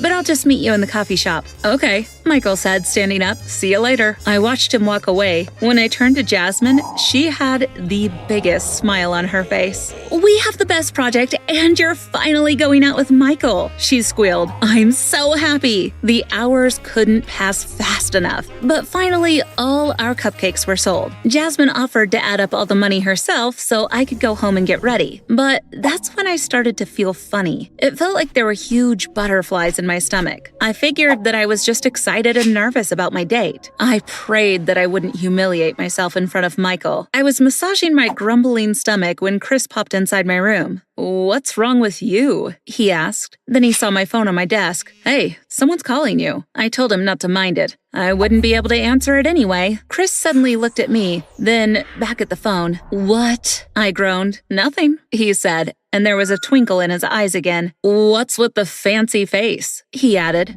"Do you have a date or something?" I nodded once, still massaging my tummy. Chris made a gagging noise. "Who'd want to date you?" he asked with a smirk. I smirked back at him. "You'd be surprised," I replied as I left, praying that my stomach would settle down. I finally got to the coffee house and sighed happily when I saw Michael. We sat and sipped our coffee. We talked and laughed. I've known him for a while now, but I had no idea that he would be this great. My tummy kept groaning and buzzing, but I tried to ignore it. When I checked my watch, I sighed. I didn't want our date to end, but I had a curfew. Michael offered to drive me home. I was starting to feel all tingly and excited. Will he kiss me goodbye? He opened my door like a gentleman and walked to the driver's side. Suddenly, in the quiet of the car, I heard a voice. "Kiss him! Kiss him!" I looked over at Michael, who was just getting in. "Kiss him," the voice said again. The voice sounded oddly familiar. Oh my goodness. Was it fate or was God talking to me? I looked at Michael again to see if he noticed anything, but he was busy fiddling with the stereo. "Kiss him," I heard one more time. So I did. His face was just inches from mine. I bent my head to catch his lips. I closed my eyes, and that kiss was the most wonderful thing in the world. Then suddenly, I felt a jolt in my stomach. I covered my mouth and started to heave. "What's wrong? Was I that bad?" Michael gasped. I tried to shake my head, but I couldn't. The only thing that my body allowed me to do was to lean down and puke. Coffee came out, the cupcake came out, and I felt something else pop out. I was too horrified to open my eyes and look. "What's that?" Michael said while looking at the yucky brown gunk on his car floor. I opened my eyes. "Is that an AirPod?" he gasped. My eyes flew wide open and I looked closer. I couldn't believe what I was seeing. How did I ever manage to eat an AirPod? Then I remembered the cupcake. A lot of things fell on the kitchen counter while I was baking. The AirPod must have landed on one and I ate it. Michael became very quiet as he started the car. All the while I sat and felt absolutely humiliated. I took a quick glance at him and I was surprised to see his shoulders shaking. "I'm so sorry," I gasped. Michael couldn't keep it in anymore. He pulled over and started to laugh. He laughed for so long, and each second that passed made me feel worse. "You're really something else," he said between gasps. I felt so hurt. How could he be so mean? "No, wait," he hurriedly added when he saw my face. "What I meant was that you're amazing. Every minute with you is like an adventure. I love how crazy and unpredictable you are." Somehow, even with puke on the floor, I managed to smile and melt with his words. Michael practically said that he loved me. He dropped me off and said that he would just have his car cleaned. He promised to come back in a little while. I think I floated all the way to the front door and found my parents in the living room. "Great news," my dad said when he saw me. "Jasmine called. She said that your bake sale earned the most money. You won." My parents went over to hug me. Then my mom took out a box. "We're so proud of how you really focused on this project, Chloe," she said with a smile. "I think that merits a reward, too. Here." She handed me the box, and there was a new phone inside. "Wow," I cried. "Thank you." They spent the next hour gushing over me, saying that I was probably going to grow up to be a business tycoon or something. Chris even came over and patted me on the head. "You're not such a loser after all," he said. I tried to take it as a compliment. "How was your date? Did he even kiss you?" I stared at Chris. Suddenly, things began to click into place. He knew all about the AirPod. He saw it falling into the batter. He saw me clutching my tummy when my phone was lighting up. He knew that I swallowed one, and it was his voice I heard. Suddenly, the doorbell rang and I jumped up. Michael grinned at me. "Hey, Mac," my brother cried. "Come on in, let's watch the game." Michael shook his head. "Sorry, dude. I have other plans tonight." I saw my brother's jaw fall open when Michael reached out to hold my hand. "Were you calling my phone today?" I asked my brother sweetly. "It was so nice of you to check up on me. My date went great, by the way. This has been a perfect day, even with all the puking. I got a phone, an A, and a kiss. And I'll never forget the look on my brother's face when he finally realized that his little sister is dating his best friend." Hi, my name is Vivian. I was the only kid of super rich parents who adored me. I grew up in a fancy house and was sent to the best schools. On my first day in middle school, a pretty girl walked up to me and immediately put her arm through mine. "My daddy says you can tell a lot about someone from their car. And wow, girl, you're richy rich. I'm Brenda, and we're friends now, okay?" Later that day at recess, I saw a girl from our class eating alone.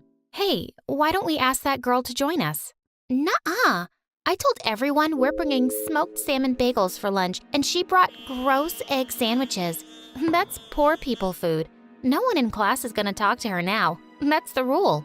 "I'm sorry, but that's just the stupidest thing I've ever heard." I joined the girl at her table and swapped my lunch with hers while everyone gasped. I'd broken the rule. That day onwards, Brenda hated me with a vengeance. She tried to beat me at everything: grades, friends, clothes. One day in 8th grade, she came up to me and said proudly, "I got my period before you. Ha! I hit puberty first." This girl was crazy. I could hardly stand her. But then one day in 9th grade, something terrible happened and everything changed. Dad fled to some other country with all our money and left us with tons of debt. Mom had to pay it by selling almost everything we owned, including the house. By the next day, the news had spread across the school and Brenda came running to me. "OMG, look at that. Super poor. Now that's one thing I can't beat you at. You're the clear winner here." But her laughter soon turned into cries when we discovered that my mom married her dad, and she was my stepsis now. "What the freaking fish? You cannot be part of my family. gosh, someone just pinched me. It's definitely a nightmare. Well, I did what she asked for, and she went completely nuts. Dad, I want you to get a divorce right now. This woman definitely married you for money, and her daughter is a loser. What am I going to tell my friends at school? Oh, Brenda, what are you talking about? I'm so happy you're my sister. We'll get along so well. Get away from me, you witch. She stormed off angrily. I was going to have so much fun teasing her. But a few weeks later, I woke up one morning and noticed some light-colored patches on my hands. I thought it was just an allergy, so I covered it with a little makeup. But I was wrong. Within weeks, my entire body was covered with patches. I told Mom, and she immediately took me to the doctor. I'm afraid she has a skin condition called vitiligo. No, it can't be. I cried all the way home and locked myself in the room. I couldn't believe I had to live with this condition my entire life. Honey, please open the door and let me in. You're still pretty, I promise. But no matter what Mom said, I knew things were just gonna be tough from now on, and I couldn't let anyone know, especially Brenda. So I started wearing tons of makeup and full-sleeved clothes to cover my skin. But Brenda even started picking on me for that. Wearing such tacky clothes in the summer? You must have gone crazy because of the heat. And saying that, she threw a glass full of juice over my clothes. Here, beat the heat, jerk. This was it. I jumped her and grabbed her hair, and soon the argument turned into a crazy fight. Obviously, we ended up in the principal's office, but I was the only one who got punished. Vivian, 1 week of detention for you. Any more of this nonsense and you'll be kicked out of the school for good. As I stormed off angrily, Brenda pushed me as she walked by. I have a rich daddy. Too bad yours didn't like you enough to stay. Later, in the detention room, while I was listening to music, someone pulled out my earplugs. Hey, what the... I looked up to see a really cute guy, and my heart skipped a beat. Your eyes, they're stunning. What? Really? These old things? I'm Tanner, by the way. So, how was someone as charming as you in detention? Oh, yeah, it was all a big misunderstanding. I'm sure, 'cause there's no way an angel like you could do something wrong. OMG, he was so cute. For the next week, I got to see him every day, and we kind of became friends. But I was afraid he might not like me if he discovered my secret. One night while I was changing into my nightwear, the lights were off and I saw a shadow sneak in from my bedroom window, and I screamed. Suddenly, someone put a hand on my mouth and said, "Hey, relax, it's me. Don't shout." Tanner, what are you even doing here? I just came to tell you that. I think I love you, Viv. I'm going crazy for you. Saying that, he pulled me closer to kiss me. But just then, Brenda barged into my room, and to my horror, she switched on the lights. Ha! Caught you. Wait a sec. What's wrong with your freaking skin? OMG, gross. What's that on your face? And your body? Get away from me. I wanted the ground to open up and swallow me whole as Tanner and Brenda stared at me. Is this what I think it is? OMG, you're a freak. I expected Brenda to act like a jerk, but Tanner, he just ran away from there like I was some monster, and that really hurt. The next day at school, I couldn't find him anywhere, but then I saw something that completely shocked me. Tanner and Brenda were sharing the longest kiss in the history of the planet behind the school. And then he said, OMG, babe, I think I love you, and I'm going crazy for you. Crazy for her? Hey, you literally just said that to me yesterday, jerk. Love you? I would never. Look at yourself. Only someone blind can love you. As I was just about to punch out his perfect teeth, Brenda stepped in and stopped me. Hey, stay away from my guy, or I'll tell everyone your little secret. Poor Viv. You know what? Take him. He's a jerk like you, and you guys belong together. After that, I made sure to stay away from those loonies. I didn't want to give her a reason to tell my secret to everyone. Soon after we started 10th grade, our teacher introduced a new student, Jacob, to the class. And I could see all the girls drooling over him. In the chemistry lab, everyone wanted to be his partner, but to my surprise, he walked over to my corner and said, "Hey, you don't mind me joining you, do you?" Of course I didn't. But while we were performing the experiment, I accidentally opened the wrong chemical flask and almost fainted from its smell. Just then, Jacob caught me in his arms and carried me to the nurse's room. He even stayed there till I felt better. Hey, what are you doing here? I just wanted to make sure you were okay. OMG, he was so strong and such an angel. After that, we spent a lot of time studying and hanging out together. My life was close to getting perfect, but then Brenda happened again. I could see she was into Jacob and she'd follow him everywhere. Once when Jacob and I were walking down the corridor, she started walking unsteadily and crying out, "Oh, I feel so dizzy. I'm gonna pass out. Someone, please hold me." I knew what she was up to, so I held back Jacob's hand and she fell to the ground. "What do you think you're doing, witch?" "Saving you trouble." She then got up and whispered in my ear, "Don't you dare lay your hands on what Brenda wants, or your little secret will be out, princess." "Psycho, don't you already have a boyfriend? What's your point? He's hotter, and what Brenda likes, Brenda takes." I knew once Brenda had her eyes on something, she was either gonna take it or ruin it, and that scared me. So later that day, when Jacob asked me on a movie date, I had to refuse because of Brenda. "Good job, scaredy cat. You got what you wanted, right? Now leave me alone." "Oh, not just yet, honey. I want you to cut all ties with Jacob and leave him alone. You're crazy, and you're a freak, and I know your secret. Remember that." I loved Jacob, but I had no choice but to listen to Brenda. The very next day, I broke up with him. "I'm sorry, Jacob. It's just not working out between us." But Vivian, listen to me. He kept calling and texting, but I couldn't. I felt terrible.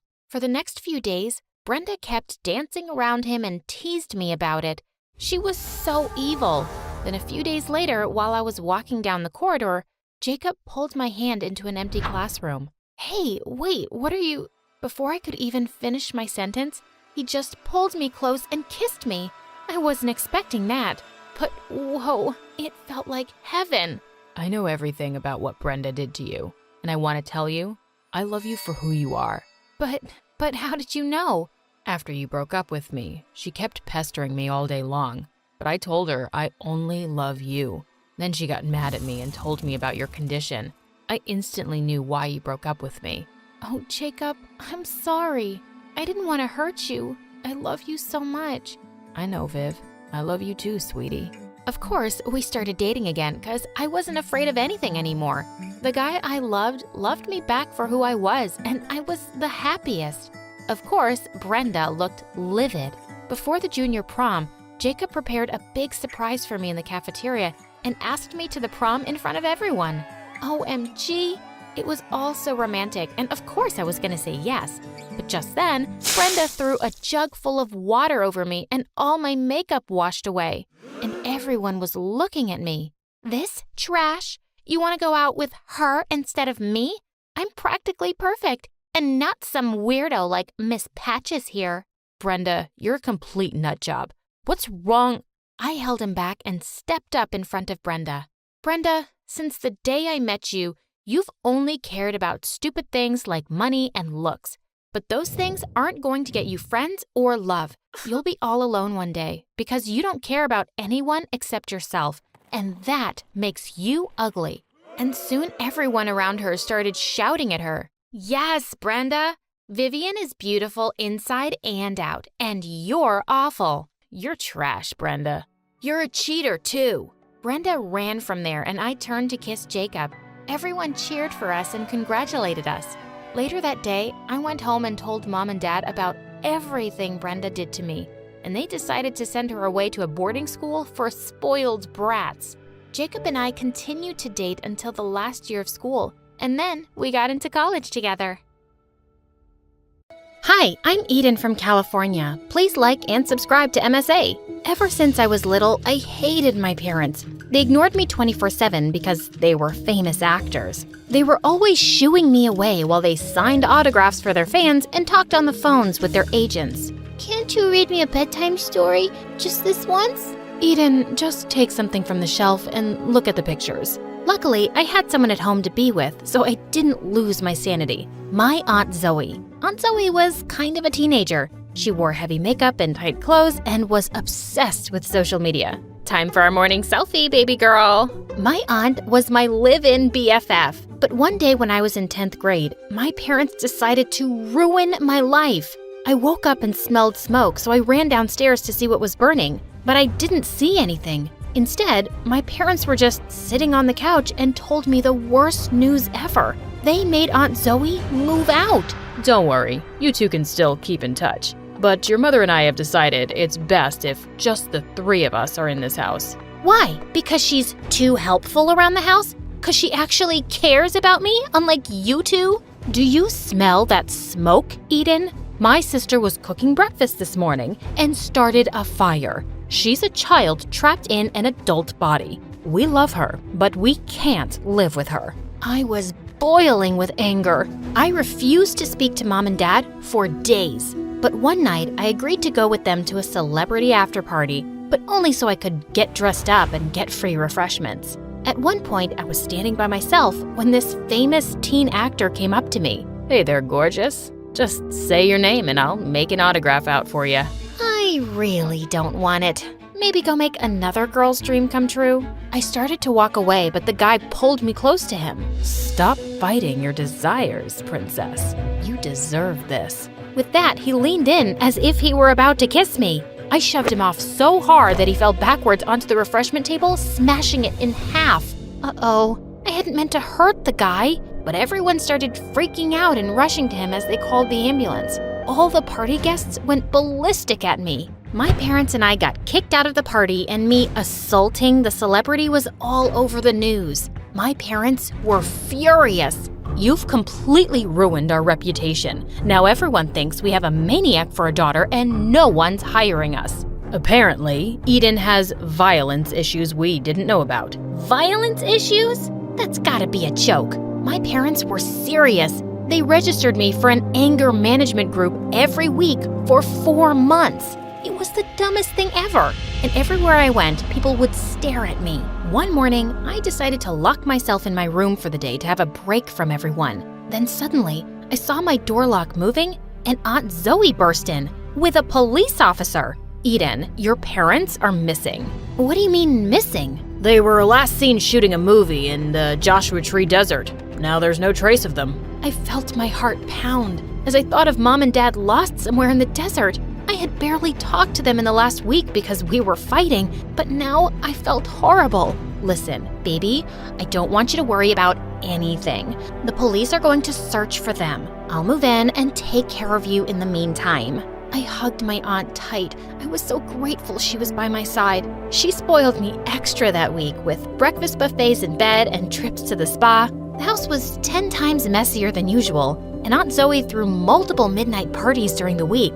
But I had missed her so much. Then one day, I was at school and went to the library to study for exams. But as I was wandering through the aisles, I felt someone watching me. I turned around to see the crazy actor who tried to kiss me, staring at me through the open bookshelf.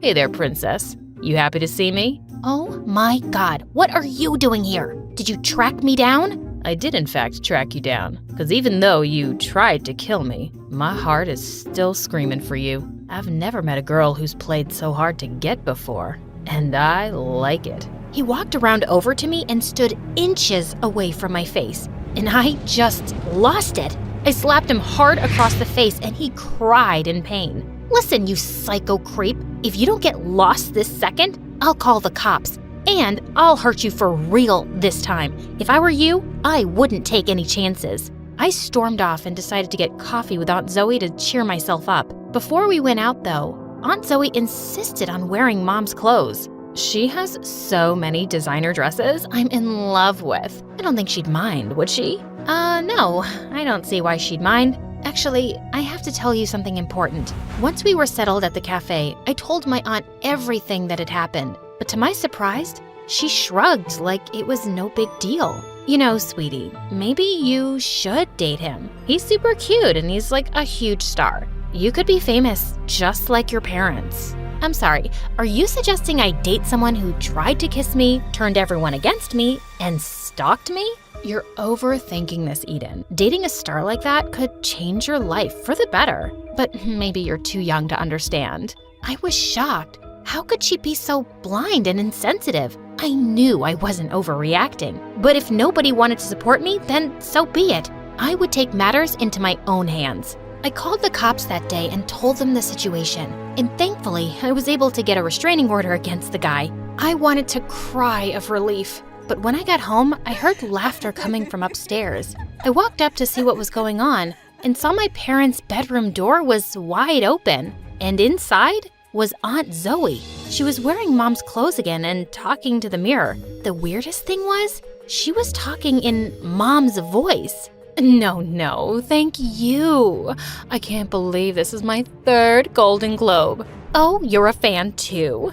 Oh, you guys are so sweet. I can't take it. Aunt, what are you doing? Just having a little fun, playing a little dress up. Was there something you needed? I felt really confused and weirded out. What did Aunt Zoe mean she was playing dress up? I decided not to dwell on it and got right to telling my aunt about the restraining order. I'd hoped she'd be happy for me, but instead, she looked super pissed. I can't believe you'd do something so stupid, Eden. Do you know what I would do to be wooed by a celebrity like that? To be seen with him in magazines and to be famous? Poor me. A star actor tried to kiss me and tracked me down to profess his love. Ugh, cry me a river.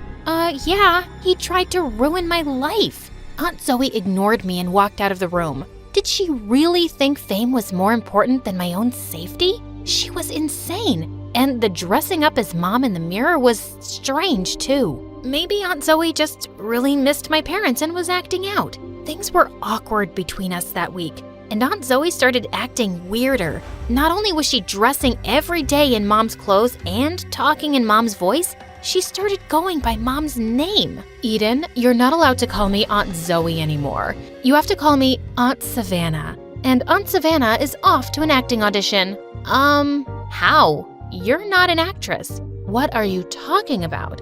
Aunt Savannah is a star actress. Aunt Zoe pulled out her phone, which was opened to Mom's email account. She had been talking with a bunch of directors pretending to be Mom. If they notice I look different, I'll just tell them I had a little plastic surgery. Aunt Zoe started laughing as she walked out the door. She was totally out of her mind. What was happening to my aunt? That night, I was asleep in bed when a loud machine woke me up. I ran downstairs to find Aunt Zoe shredding hundreds of pictures of my parents. Are you shredding pictures of Mom and Dad? It's something that has to be done. They're obviously not coming back, which means we have to perform a ceremony to say goodbye to them. All of a sudden, Aunt Zoe scooped up a pile of shreds and put it into a pot of boiling water. I'm putting their old pictures into a soup that we're going to eat. Then they'll really be gone for good. And I'll be the one who'll live here now. That is the most twisted thing I've ever heard. And you know what? I know I'm going to find my parents. The police were able to help me with that stalker actor, and I know they'll help me with this. And if you're gonna act this crazy, maybe you shouldn't live here anymore. I fled from the kitchen and out the front door to the police station. I just didn't feel safe around my aunt at that moment. I spoke to the cops and asked for an update on my parents. I also told them about Aunt Zoe's weird behavior. Eden, don't worry. We're gonna continue searching for your parents. Also, I think it's best I find you somewhere else to sleep tonight. Your aunt sounds mentally ill and you should stay away from her right now. I knew the policewoman was right, so I slept in a shelter nearby and went back to the station the next day. And when I got there, Aunt Zoe was waiting for me, looking furious. You little brat. You had me worried sick about you. Well, I'm sorry, but you were acting like a crazy person and I just couldn't be around you. Suddenly, Aunt Zoe ran up to one of the cops and hid behind them. Do you hear how mean my niece is being to me? She wasn't always like this, but ever since her parents went missing, she's turned all her anger on me. As her legal guardian, I want her to go to a psych ward so she can get proper help. I love her, but I can't live with her right now. I couldn't believe the words I was hearing. Luckily, the cop didn't believe Aunt Zoe and sent her to another room so they could do an investigation. I stayed with the police while they continued the search for my parents. I felt sick to my stomach. I wanted my parents back, and I wanted my aunt back. I stayed at the police station until midnight, feeling totally numb. Then suddenly, the door opened and the cops came in with my parents. I burst into tears and hugged them for the longest time. I don't understand. What happened to you guys? Your dad and I decided to drive to the movie shoot and we got lost in the desert. Luckily, we found some campers who were able to feed us. But still, we're so sorry we scared you. Before I could answer, the cops came over with a serious expression on their face. We just wanted to update you. We caught Zoe and put her back in the asylum. What do you mean, back in the asylum? My parents were dead silent and looked at each other. Eden, we know you love Aunt Zoe, but she's never been a mentally well person. The reason she moved out was because we sent her to the psych ward. She's always been jealous of your mother's success, and one night, she tried to set our bedroom on fire and hurt us. That's why you smelled smoke that morning. I was horrified and completely heartbroken. My aunt had been my favorite person in the whole world, but apparently, I never really knew her. God, I feel so stupid. I'm sorry I got mad at you guys when you kicked her out. You were only trying to keep me safe. Oh, darling, we don't blame you. We've neglected you for so many years, and as crazy as my sister was, she did take good care of you. But we're taking time off from work now. We're ready to give you the love and attention you deserve. We are so sorry about everything. We love you, Eden. I love you guys too.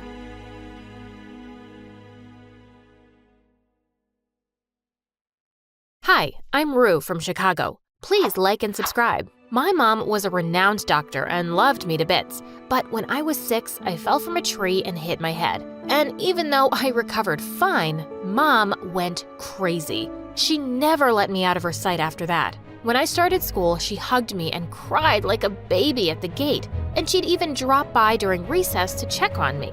Blood? Oh my God, what happened? She picked me up and started running to the hospital. Mom, put me down. It's just ketchup. And suddenly, we both went crashing into the food counter. By the time I was in 8th grade, I was super popular and a star player on the basketball team. Once during my match, I fell and bruised my knee, and Mom leapt out of the audience, screaming hysterically. It was so embarrassing. And then she forced the principal to grant me 1 month's leave to recover. Ugh! I spent the next week in bed watching MSA videos about crazy moms like mine. But a few days later, it was my friend's birthday party, and I felt well enough to sneak out. But just as I was about to kiss this cute guy there, Mom barged in and smashed the music system.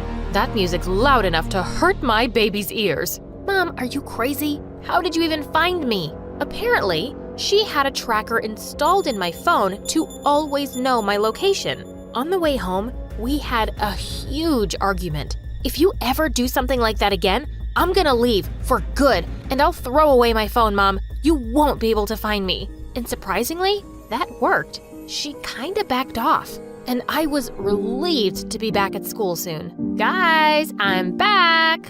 I was hoping for an awesome welcome, but to my surprise, no one bothered to say hi. And just as I was about to sit, someone pulled my seat and I fell on my butt. You can't sit there. It's Sally's seat. Wait, what? This is my seat. And who's frickin' Sally anyway? Me. I'm Sally. And you are? I turned around to see a tall blonde girl offering me a hand. I'm Rue, and I think you're new because I've never... Oh, Rue, the one with the crazy mom. It's nice to finally meet you. I just joined this month, and it's okay. You can take this seat. She smiled and went to another seat, and all the kids followed her. What the heck? A new girl had taken my place while I was gone for just a month? After that, I noticed how everyone was just too pleased by her, even the teachers. Oh, Miss Olsen, did you get a new haircut? It looks so nice on you. Thanks, Sally. You're the only one to notice. You aren't just smart, you're kind too. And she helped the other kids with their homework too. Guys, I got this. You can copy from my assignment as long as you change some things. Sally, you're the best. Well, I doubted that. She was just too good to be true, and just happened to appear out of thin air and take my popularity. But I wasn't gonna lose to her. A basketball match was coming up and I was gonna show her who the real champ was. But on the day of the match, I could see Sally cheering for me with everyone else. In fact, she was cheering the loudest. Woohoo! It's nice to have the champion back. Go Rue! Just then, I slipped on the basketball court and fell flat on my butt with a sprained ankle. OMG, someone help me pick her up. She's hurt. Sally made me lean on her and took me to the nurse's room. She stayed with me the whole time the nurse attended to me, and I was beginning to think I'd misjudged her. She really was quite nice. Later, when I reached home, Mom came running and hugged me tight. Oh my God, are you okay? Let's go to the hospital right now. Ugh, Mom, I'm fine. It's just a small sprain. That's enough. You're not gonna play that stupid game anymore. Mom grabbed my shoes to throw them away, and that's when I noticed grease all under my shoe. Oh my God, someone did it on purpose to make me slip, and I knew in my bones it could be none other than Sally. But since I had no proof, I decided to play nice for a while and keep an eye on her. A few days later, there was a big selection quiz for the nationals team, and I saw Sally mixing something in the free juices for all the contestants. Minutes later, the kids were clutching their tummies and running in and out of the bathroom. That evil witch! Of course she was selected for the finals, but I knew what she had done and decided to confront her. I followed her to the girls' washroom and pushed her to the wall. I'm not fooled by you, Sally. I know what you did there. I saw you mixing something. Oh, Rue, what's wrong with you? Why are you hitting me? And saying that, she slapped her own face really hard and started crying loudly. What? Suddenly, some girls came out of the washroom cubicles and pushed me aside. Gosh, Rue, look at her face. You slapped her so hard. It's all red. We're gonna tell the principal that you're bullying Sally. No, don't do that. I don't want to cause trouble. We should give Rue a chance to fix this. If she says sorry to me, I'll let it go this time. What the freaking frogs? Me? Say sorry to her? Ugh, no way. I pushed her harder this time and stormed out of there. But now I knew she was a cunning fox, and I had to play smarter than her. Soon, the elections for the new school president were announced, and I was super excited to participate. But guess who else was running for president? Sally! She already had loads of kids working for her campaign and making her posters. One day while I was in the library working on mine, I heard some noises. I went ahead to check, and I was shocked to see Sally bullying a kid. What do you mean you didn't complete my assignment? I need it back within an hour, or I'll kick your butt, you moron. She took his glasses off and threw them on the ground and crushed them. The guy looked terrified as Sally walked away. Just then, I had a mind-blowing plan. I quickly went in and picked up the guy from the floor. Hey, you don't have to be scared of her, okay? I'll help you get rid of her, but you'll have to help me too. You just have to speak the truth in front of everyone, and I'll make sure she never lays a finger on you again. Deal? The guy looked at me with teary eyes and nodded. A few days later, we had an event where each candidate had to speak up in front of the entire school, and I was all set to see my plan in action. Minutes before Sally was about to come on stage, I was so happy to see the guy she'd bullied standing there already. Sally's whole act was about to be exposed. Yippee! I need to tell you all something. One of the candidates here is a chameleon who pretends to be your friend, but in reality, she's a bully. And saying that, he pointed at me. What in the mother-frickin' world? That's her, Rue. She even smashed my glasses the other day and put my head inside the toilet. She's a bully. What? Have you lost your mind? What are you talking about? It was Sally, can't you remember? She smashed your glasses. Who's Sally? And please, don't kill me. Please, someone save me from her. Saying that, he ran and hid behind the other kids, and all of them went bonkers on me. Rue, we already knew you could be a bully, and now you're blaming Sally for this? Everyone knows Sally would never do something this horrible. Yeah, we saw what happened in the washroom the other day. You're the bad person here, and you don't deserve to be the president.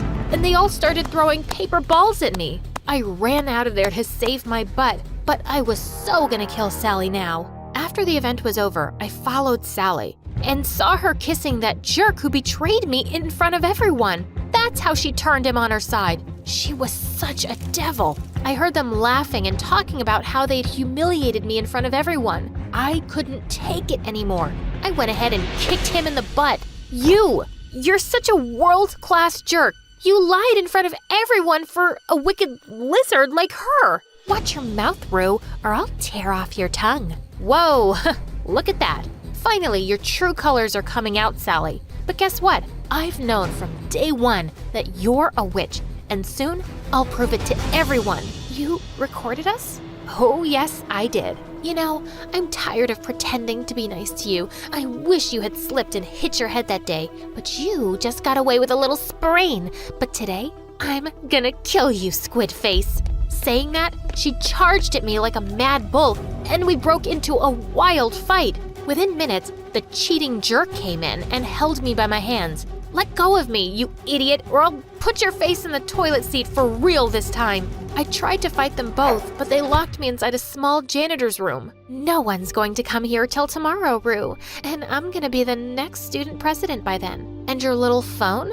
I'm gonna destroy it. Both of them left, and I tried to break open the door, but nothing worked. When I'd almost given up, I suddenly heard a loud thud on the door, and it flew open. Mom! Oh God, I can't believe you found me. I hugged her tight. Are you okay, sweetie? What happened to you? Wait, Mom, how did you find me here? Oh, honey, after you said you were gonna throw away your phone the next time you run, I may have put a tracker device in all of your shoes. Mom! Okay, sorry, but see, it helped. I was able to help you today after you didn't come home for so long. She was unbelievable. I immediately ran out to find Sally and saw she was making a bonfire in the school backyard, and she had my phone in her hand. I went in and hit her from behind, and the guy ran away, seeing Mom with me. What are you doing? Let go of me, you witch! I'm gonna kill you this time. Oh, you can try, but you're not getting away with anything now. This time, I tied her and made sure she didn't run away until we called the principal and her parents. Oh, we are really sorry, but she has a histrionic personality disorder. Because of that, she wants to be noticed and praised all the time. We kept it out of her records when she joined this school. Oh, God. I didn't know I was taking such a dangerous kid. But you've been really brave, Rue. I'm gonna announce you as the next student president tomorrow. No, I'm the best one. I'm the best. She's nothing. Saying that, she broke the ties and leapt towards me. I'm gonna burn this entire school with you in it, loser.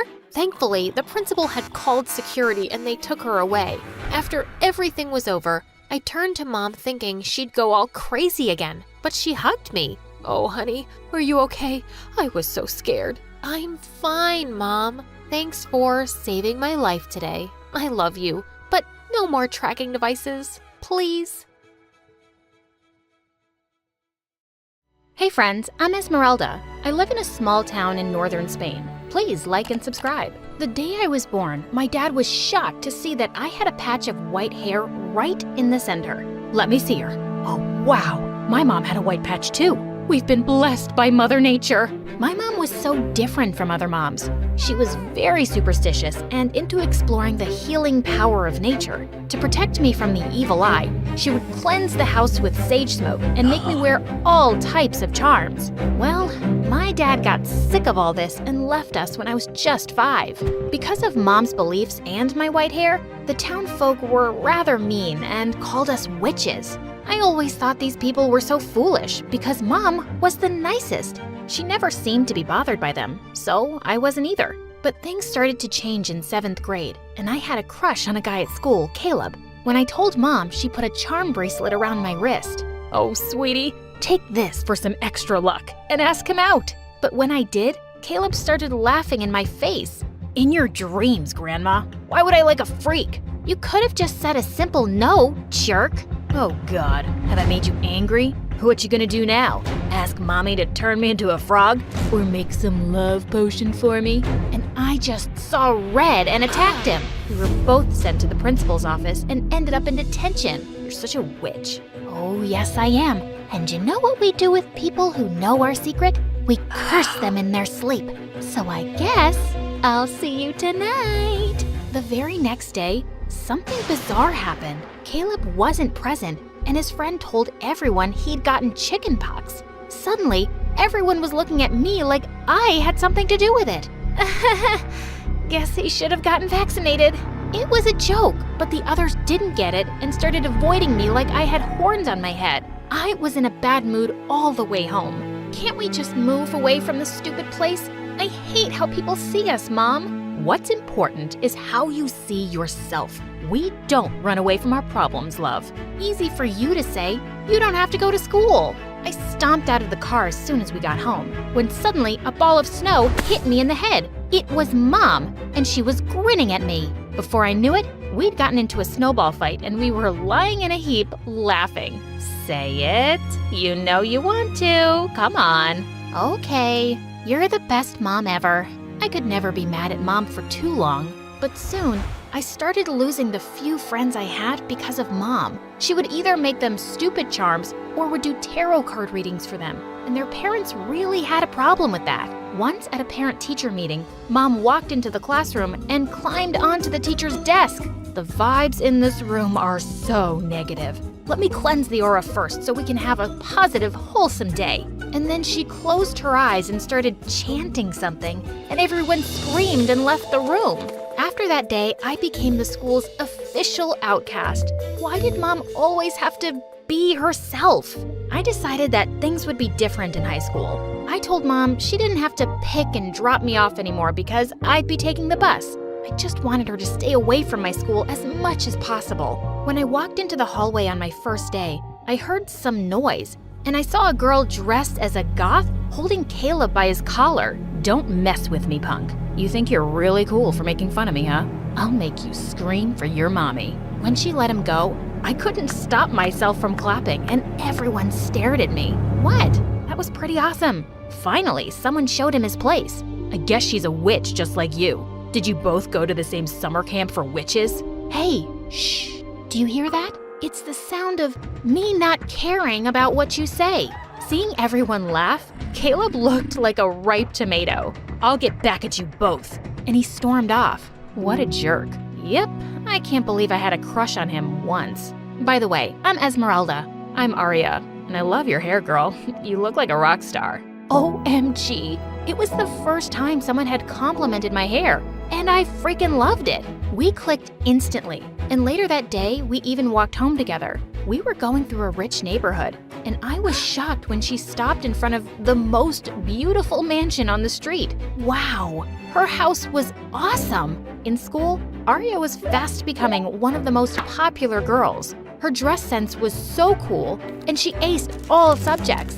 She was like a beauty with brains. Since we'd become really good friends, I got a taste of what it felt like to be popular too, and I was rather enjoying it. But then one day, Mom came to school to pick me up unannounced. I so wanted to run away before Aria could see us, because if Mom met her, she would say or do something weird for sure. But it wasn't my lucky day. Aria spotted us and came over, and the two started talking. And then Mom offered her a palm reading. Mom, can we please go? I don't think Aria is into that kind of stuff. No, I'm really curious. Your mom sounds awesome, and I'd love to know. Mom looked at her hand and then spoke.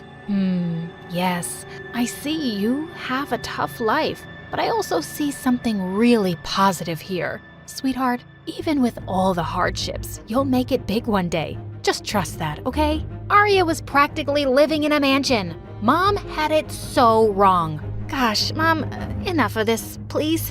No, it's fine. That was really nice. Thank you. Mom offered Aria a ride home, and when we stopped outside her house, Mom said, "Oh, this is where you live? I've come here several times because your mom buys my candles. She never mentioned she had kids, though." I guess she isn't so proud of me. Thanks for the ride. I gotta go. And before Mom could say anything else, Aria walked off and went inside. I wasn't quite sure what she meant by that, but I realized that she hardly ever talked about her parents. After that day, Aria and I grew closer, and she started coming over to my place for sleepovers too. She actually enjoyed Mom's company, and I finally had a friend who didn't find my mom weird. Things were going good, but my happiness was short-lived because just a few days later, I was performing a recital at school, and Mom burst into the auditorium looking panicked. "Esmeralda, you left the house without being blessed." Oh no. And then, Mom lit a roll of sage and jumped onto the stage, circling around me with smoke. That set off the smoke detectors, and we had fire alarms blaring and sprinklers going off everywhere. There was chaos in the entire school. Everyone was screaming and running. It was a wet mess, all because of Mom. Well, that was just a false alarm. Sorry, folks. Mom, are you completely crazy? You ruined everything. Everybody is staring at us now, and I'll be the butt of everyone's joke. Honey, aren't you overreacting a little? No one will even remember this incident by tomorrow. I'm overreacting? Gosh, Mom, you really don't get it. You do weird things and it puts people off, and no one here forgets. We'll just be hearing about this till the end of high school. Sometimes I wish you'd just be more normal. I regretted my words as soon as I saw the hurt look on her face, but I was too mad to apologize. And it was true. I'd had enough. When I went to school after the weekend, I could feel people looking at me. And then Caleb popped out of nowhere. Wow, amazing that you can show your face after the stunt your psycho mom pulled off. But before I could say anything, somebody leapt forward and pushed him hard. Aria, buzz off, jerk, and don't talk about her mom like that. She is 10 times the person you'll ever be. Yeah, 10 times crazier. Better crazy than a loser. Seriously, dude, no one cares about what you have to say. So why don't you just go and get a life? I was really grateful to have a friend like Aria on my side, but it was just her, because everyone else said and thought the same things as Caleb. I tried to ignore them, but at home, I also grew distant from Mom. I just wanted to be 18 and get out of this place, and maybe even from her. It was almost the end of the term, and we were busy preparing for the school's talent show. Aria and I had paired up for a dance-off, but during practice one day, we found out that our favorite music teacher was leaving soon. We all really wanted to get her a farewell gift, so the entire class pitched in money and gave it to the class monitor the next day. During recess, I realized I'd forgotten my lunch in the classroom, and when I went to go get it, I got the shock of a lifetime. Aria was taking out money from the class monitor's bag. Aria, what are you doing? Oh, I found it on the floor. It must have fallen out of her bag. I was only putting it back. Just then, Caleb suddenly walked in, and he started yelling at the top of his lungs. Oh my God, thieves! His yelling attracted some other kids, and he told them he'd caught us stealing the money red-handed. Ultimate jerk! We were both taken to the principal's office, and she called our moms, but only my mom showed up. Stealing? That's impossible. My girls could never do such a thing. I know my daughter. And I can also vouch for Aria. You better check that kid Caleb. He's always been trouble. And what a coincidence that he caught the girls. Mom took my hand and squeezed it gently, and my heart just melted. I've been such a jerk to her lately, but she was really the best person I knew. She then gently touched Aria's head, and all of a sudden, Aria started crying. What's wrong? I can't lie about this.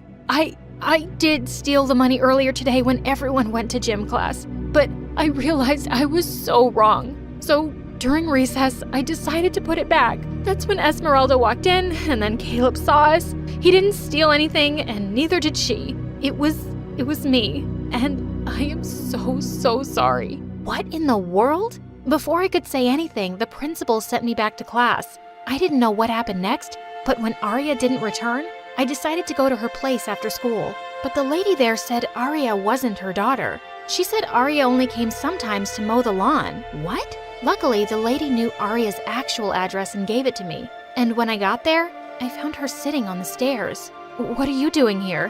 What are you doing here? Is this where you live? Gosh, who are you, Aria? And why have you been lying to me all along about living in that mansion? I never said that was my place. I just said I'll stop here. Esmeralda, even this isn't my home. I don't have a home. I'm a foster kid. But why didn't you tell me? And you always wear nice clothes and shoes. How did you manage? If you're thinking I steal regularly, I don't. I work part-time and I shop at thrift stores. And I only took the money this time to buy a costume for the talent show. It was wrong and so stupid. And I never told you about me because I didn't want to be pitied. I just wanted to fit in. I'm sorry. I sat next to Aria and hugged her, and I told her I loved her no matter what. If it wasn't for your mom, Esmeralda, I would have been expelled today. What? And then Arya told me how Mom convinced the principal to give her a second chance. As a result, she was just suspended for a week instead of being expelled. I swear, your mom is an angel. At that moment, I felt even worse about all the things I'd said to Mom. I ran home, and the moment I saw her, I hugged her tight. I'm such an idiot, Mom. I'm so sorry I was so awful to you. You know I love you, right? Yes, sweetheart, I know. On the day of the talent show, I was really nervous about dancing alone. But right when I was about to step on the stage, Arya appeared with Mom. You're here! And the hair looks awesome! Wow, I did the hair. And I'm here because your mom got me the dress and convinced the principal to let me participate. As the three of us hugged, we suddenly heard Caleb behind us. Oh my God, you aren't expelled? I'll have to take it up with the school board. Zip it, kid. When Mom turned and glared at Caleb, he suddenly stumbled on something and fell on his butt. You're all witches. When did I say we weren't?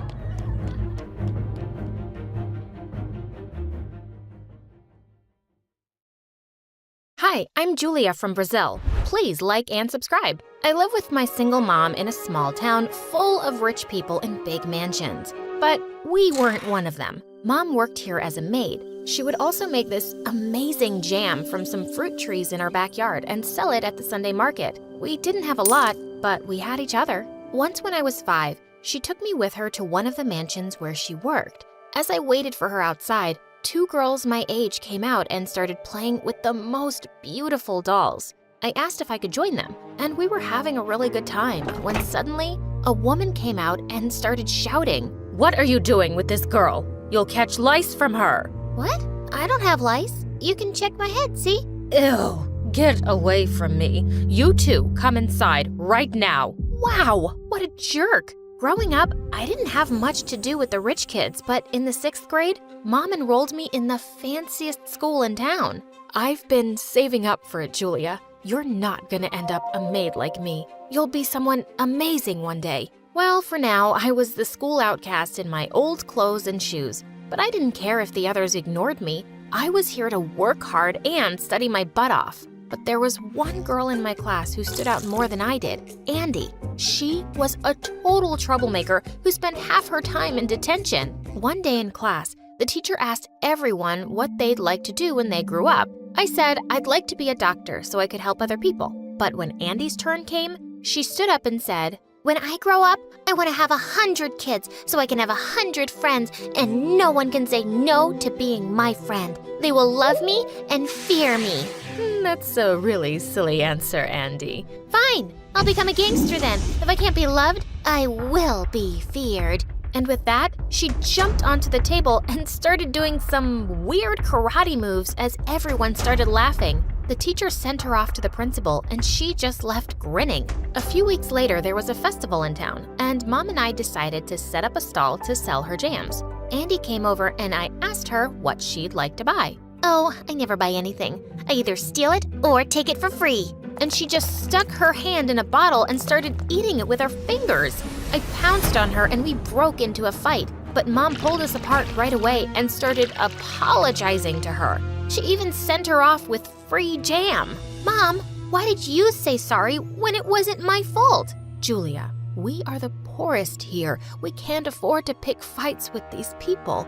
Promise me that you won't fight her again." I reluctantly promised, although now I wished I'd kicked Andy's butt harder while I had the chance. A few days later, I was on my way to the market to buy some garden supplies when a couple of senior girls from the school blocked my way. One of them pinned my arms behind me while the other took the money I had in my pocket. They pushed me to the ground and started running. As I chased them, someone whizzed past me on roller skates and flew right at them, knocking them both to the ground. It was Andy. "How dare you bully my victim? Only I can bully her. If I ever see you bothering her again, I will hunt you down and kill your entire family and your cats. No, wait, cats are too cute. Just your ugly family, then." The girls got scared and ran away, and I was shocked that Andy had defended me. Thank you, Andy. I really hadn't expected this from you. "Shut up, loser, and don't tell anyone that I saved your sorry butt. I don't want my reputation ruined." And with that, she skated away. But I knew now she wasn't as bad as she pretended to be. So the next day at school, I sat with her at lunch and pushed an extra sandwich towards her. She looked really surprised, then picked up the sandwich and started eating it. You're poor and your mama's ugly. Oh my God, what is the matter with you? Whoa, calm down. Friends joke with each other, right? Like, hey, you're ugly. That's why your dad left you. Someone said that to me once. That's what friends do. No, they don't. Wait, did you just say we're friends? I guess since you're practically begging me, you can also be my minion and carry my stuff. Let's just start off with being friends, okay? And since that day, we were. I was happy to finally have a friend in school, even if it was this weird Andy. One day after school, Andy asked me to come over to her mansion, but when we got there, I was kind of shocked. The place looked like it hadn't been cleaned in weeks. When we went to the kitchen for food, all the pots were empty, even the fridge. Where's all the food? How would I know? My mom's hardly ever around, and my blind old grandma doesn't know anything. She doesn't care if I starve. For the first time, I felt really sorry for Andy. It was obvious that she was completely neglected here. I told her to come to my place instead, and as we were leaving, we spotted her grandma walking down the hallway. Andy called out to her. Hey, oldie, how long will you live? You've already been around for a century, and you do nothing except finish all the food. It's time to go now. Her grandma yelled angrily and charged at us with her walking stick, but we ran off giggling before she could catch us. And since that day, I started inviting Andy often to eat with us at my house. A few weeks later, I found out about an amazing scholarship opportunity for the biggest school in the city. It was in a different town, but Mom told me she'd be happy to move if I got in. So I applied for it and started studying day and night. On the day of the exam, I was on my way when I heard someone screaming in pain behind a bush, and I was shocked to see Andy on the ground. Oh, Julia, I fell down from my bicycle and I'm in so much pain. I'm sure I've broken my ankle. Please help me and take me home. Oh God, I can't believe I'm gonna die before my grandma. Jeez, Andy, stop being so melodramatic. You'll be okay. I got you. Lean on me. I was getting so late for my exam, but I just couldn't leave Andy alone in pain. I took her home and then ran to the exam venue like crazy. But when I got there, I was told that I was late and couldn't sit for the exam. I was devastated, but Mom consoled me when I got home and said there would always be other chances. The next day, I thought I'd check up on Andy and Mom came along, but when we entered her gate, I was stunned to see her playing football. Her ankle seemed perfectly fine, and I was furious. You witch! Yesterday was all an act, wasn't it? You weren't hurt. You just wanted me to miss my exam. Why? How can anyone be such a big jerk, Andy? Well, I can be. I've had years of training, and I was actually saving you from disappointment.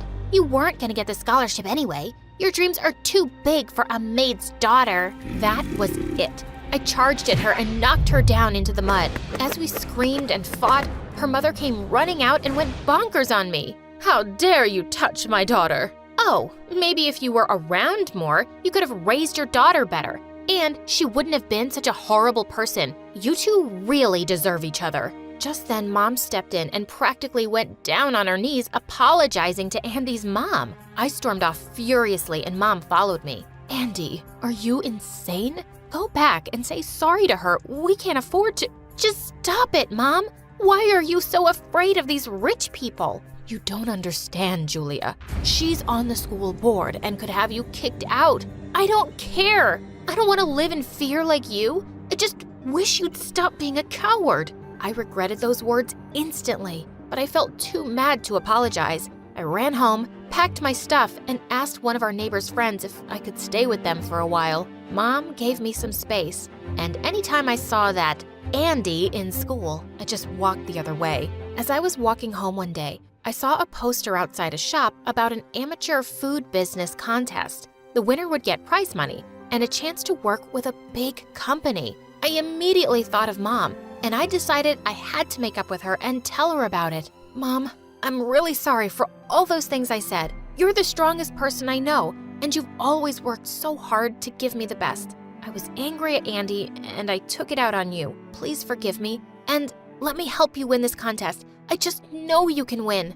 You're a strong girl, honey. I always believe in you. Mom hugged me tight and we sent in her name right away. Each contestant was supposed to prepare 200 pieces of their own organic product. Mom and I worked like crazy making all that jam. And the night before the contest, we hired a van and loaded the bottles to take them to the venue. The next day, Mom had gone earlier to set up the stall. I waited for the driver, but he didn't show up. And when I went to the garage, the van wasn't there. I searched everywhere, shouting and crying, but I just couldn't find it. I rushed to the venue to tell Mom, and she was shocked. We just stood empty-handed in a corner while the other contestants set up their products. I was about to walk over to the judges to tell them what had happened when suddenly someone called out to me. I turned around to see Andy waving to me from our van. Julia, I found it. Your jams are all in there. Where was this? How did you get it? How did you even know? You moron, this is not the time to talk about this. I'll explain later.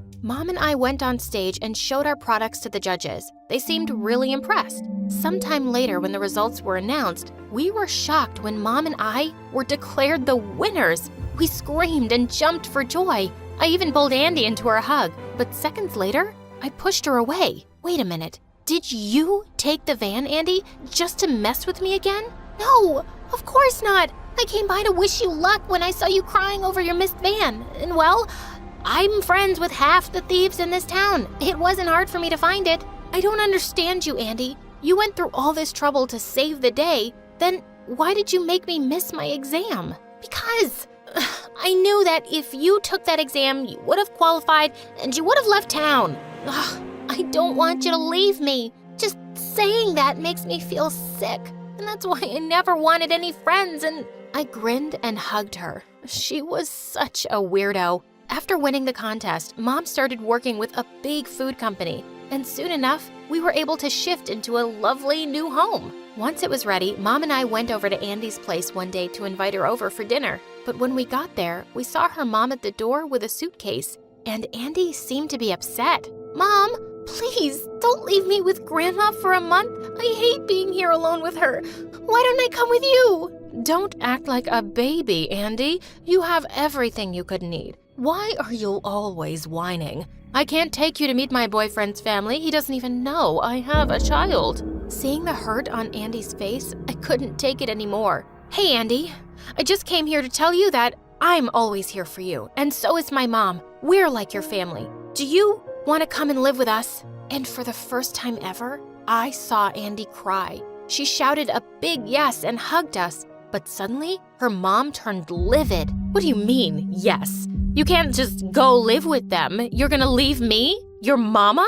Oh, Mom, stop acting like you care. You should be relieved. Don't worry, I'll check up on Grandma and I'll come see you every 3 months. That should be enough for you, right? Ciao. And with that, we left. When we reached home, I took Andy to her very own room. From now on, this is yours. We'll get all your stuff and set it up. And if you need anything, just ask. Later that night, when I was sleeping, I suddenly screamed when someone jumped on my bed. It was Andy. Scoot over. I'm sleeping here. But you've got your own bed. You said I could have anything. Ow! You just kicked me. I hate you, Andy. I love you too, Julia.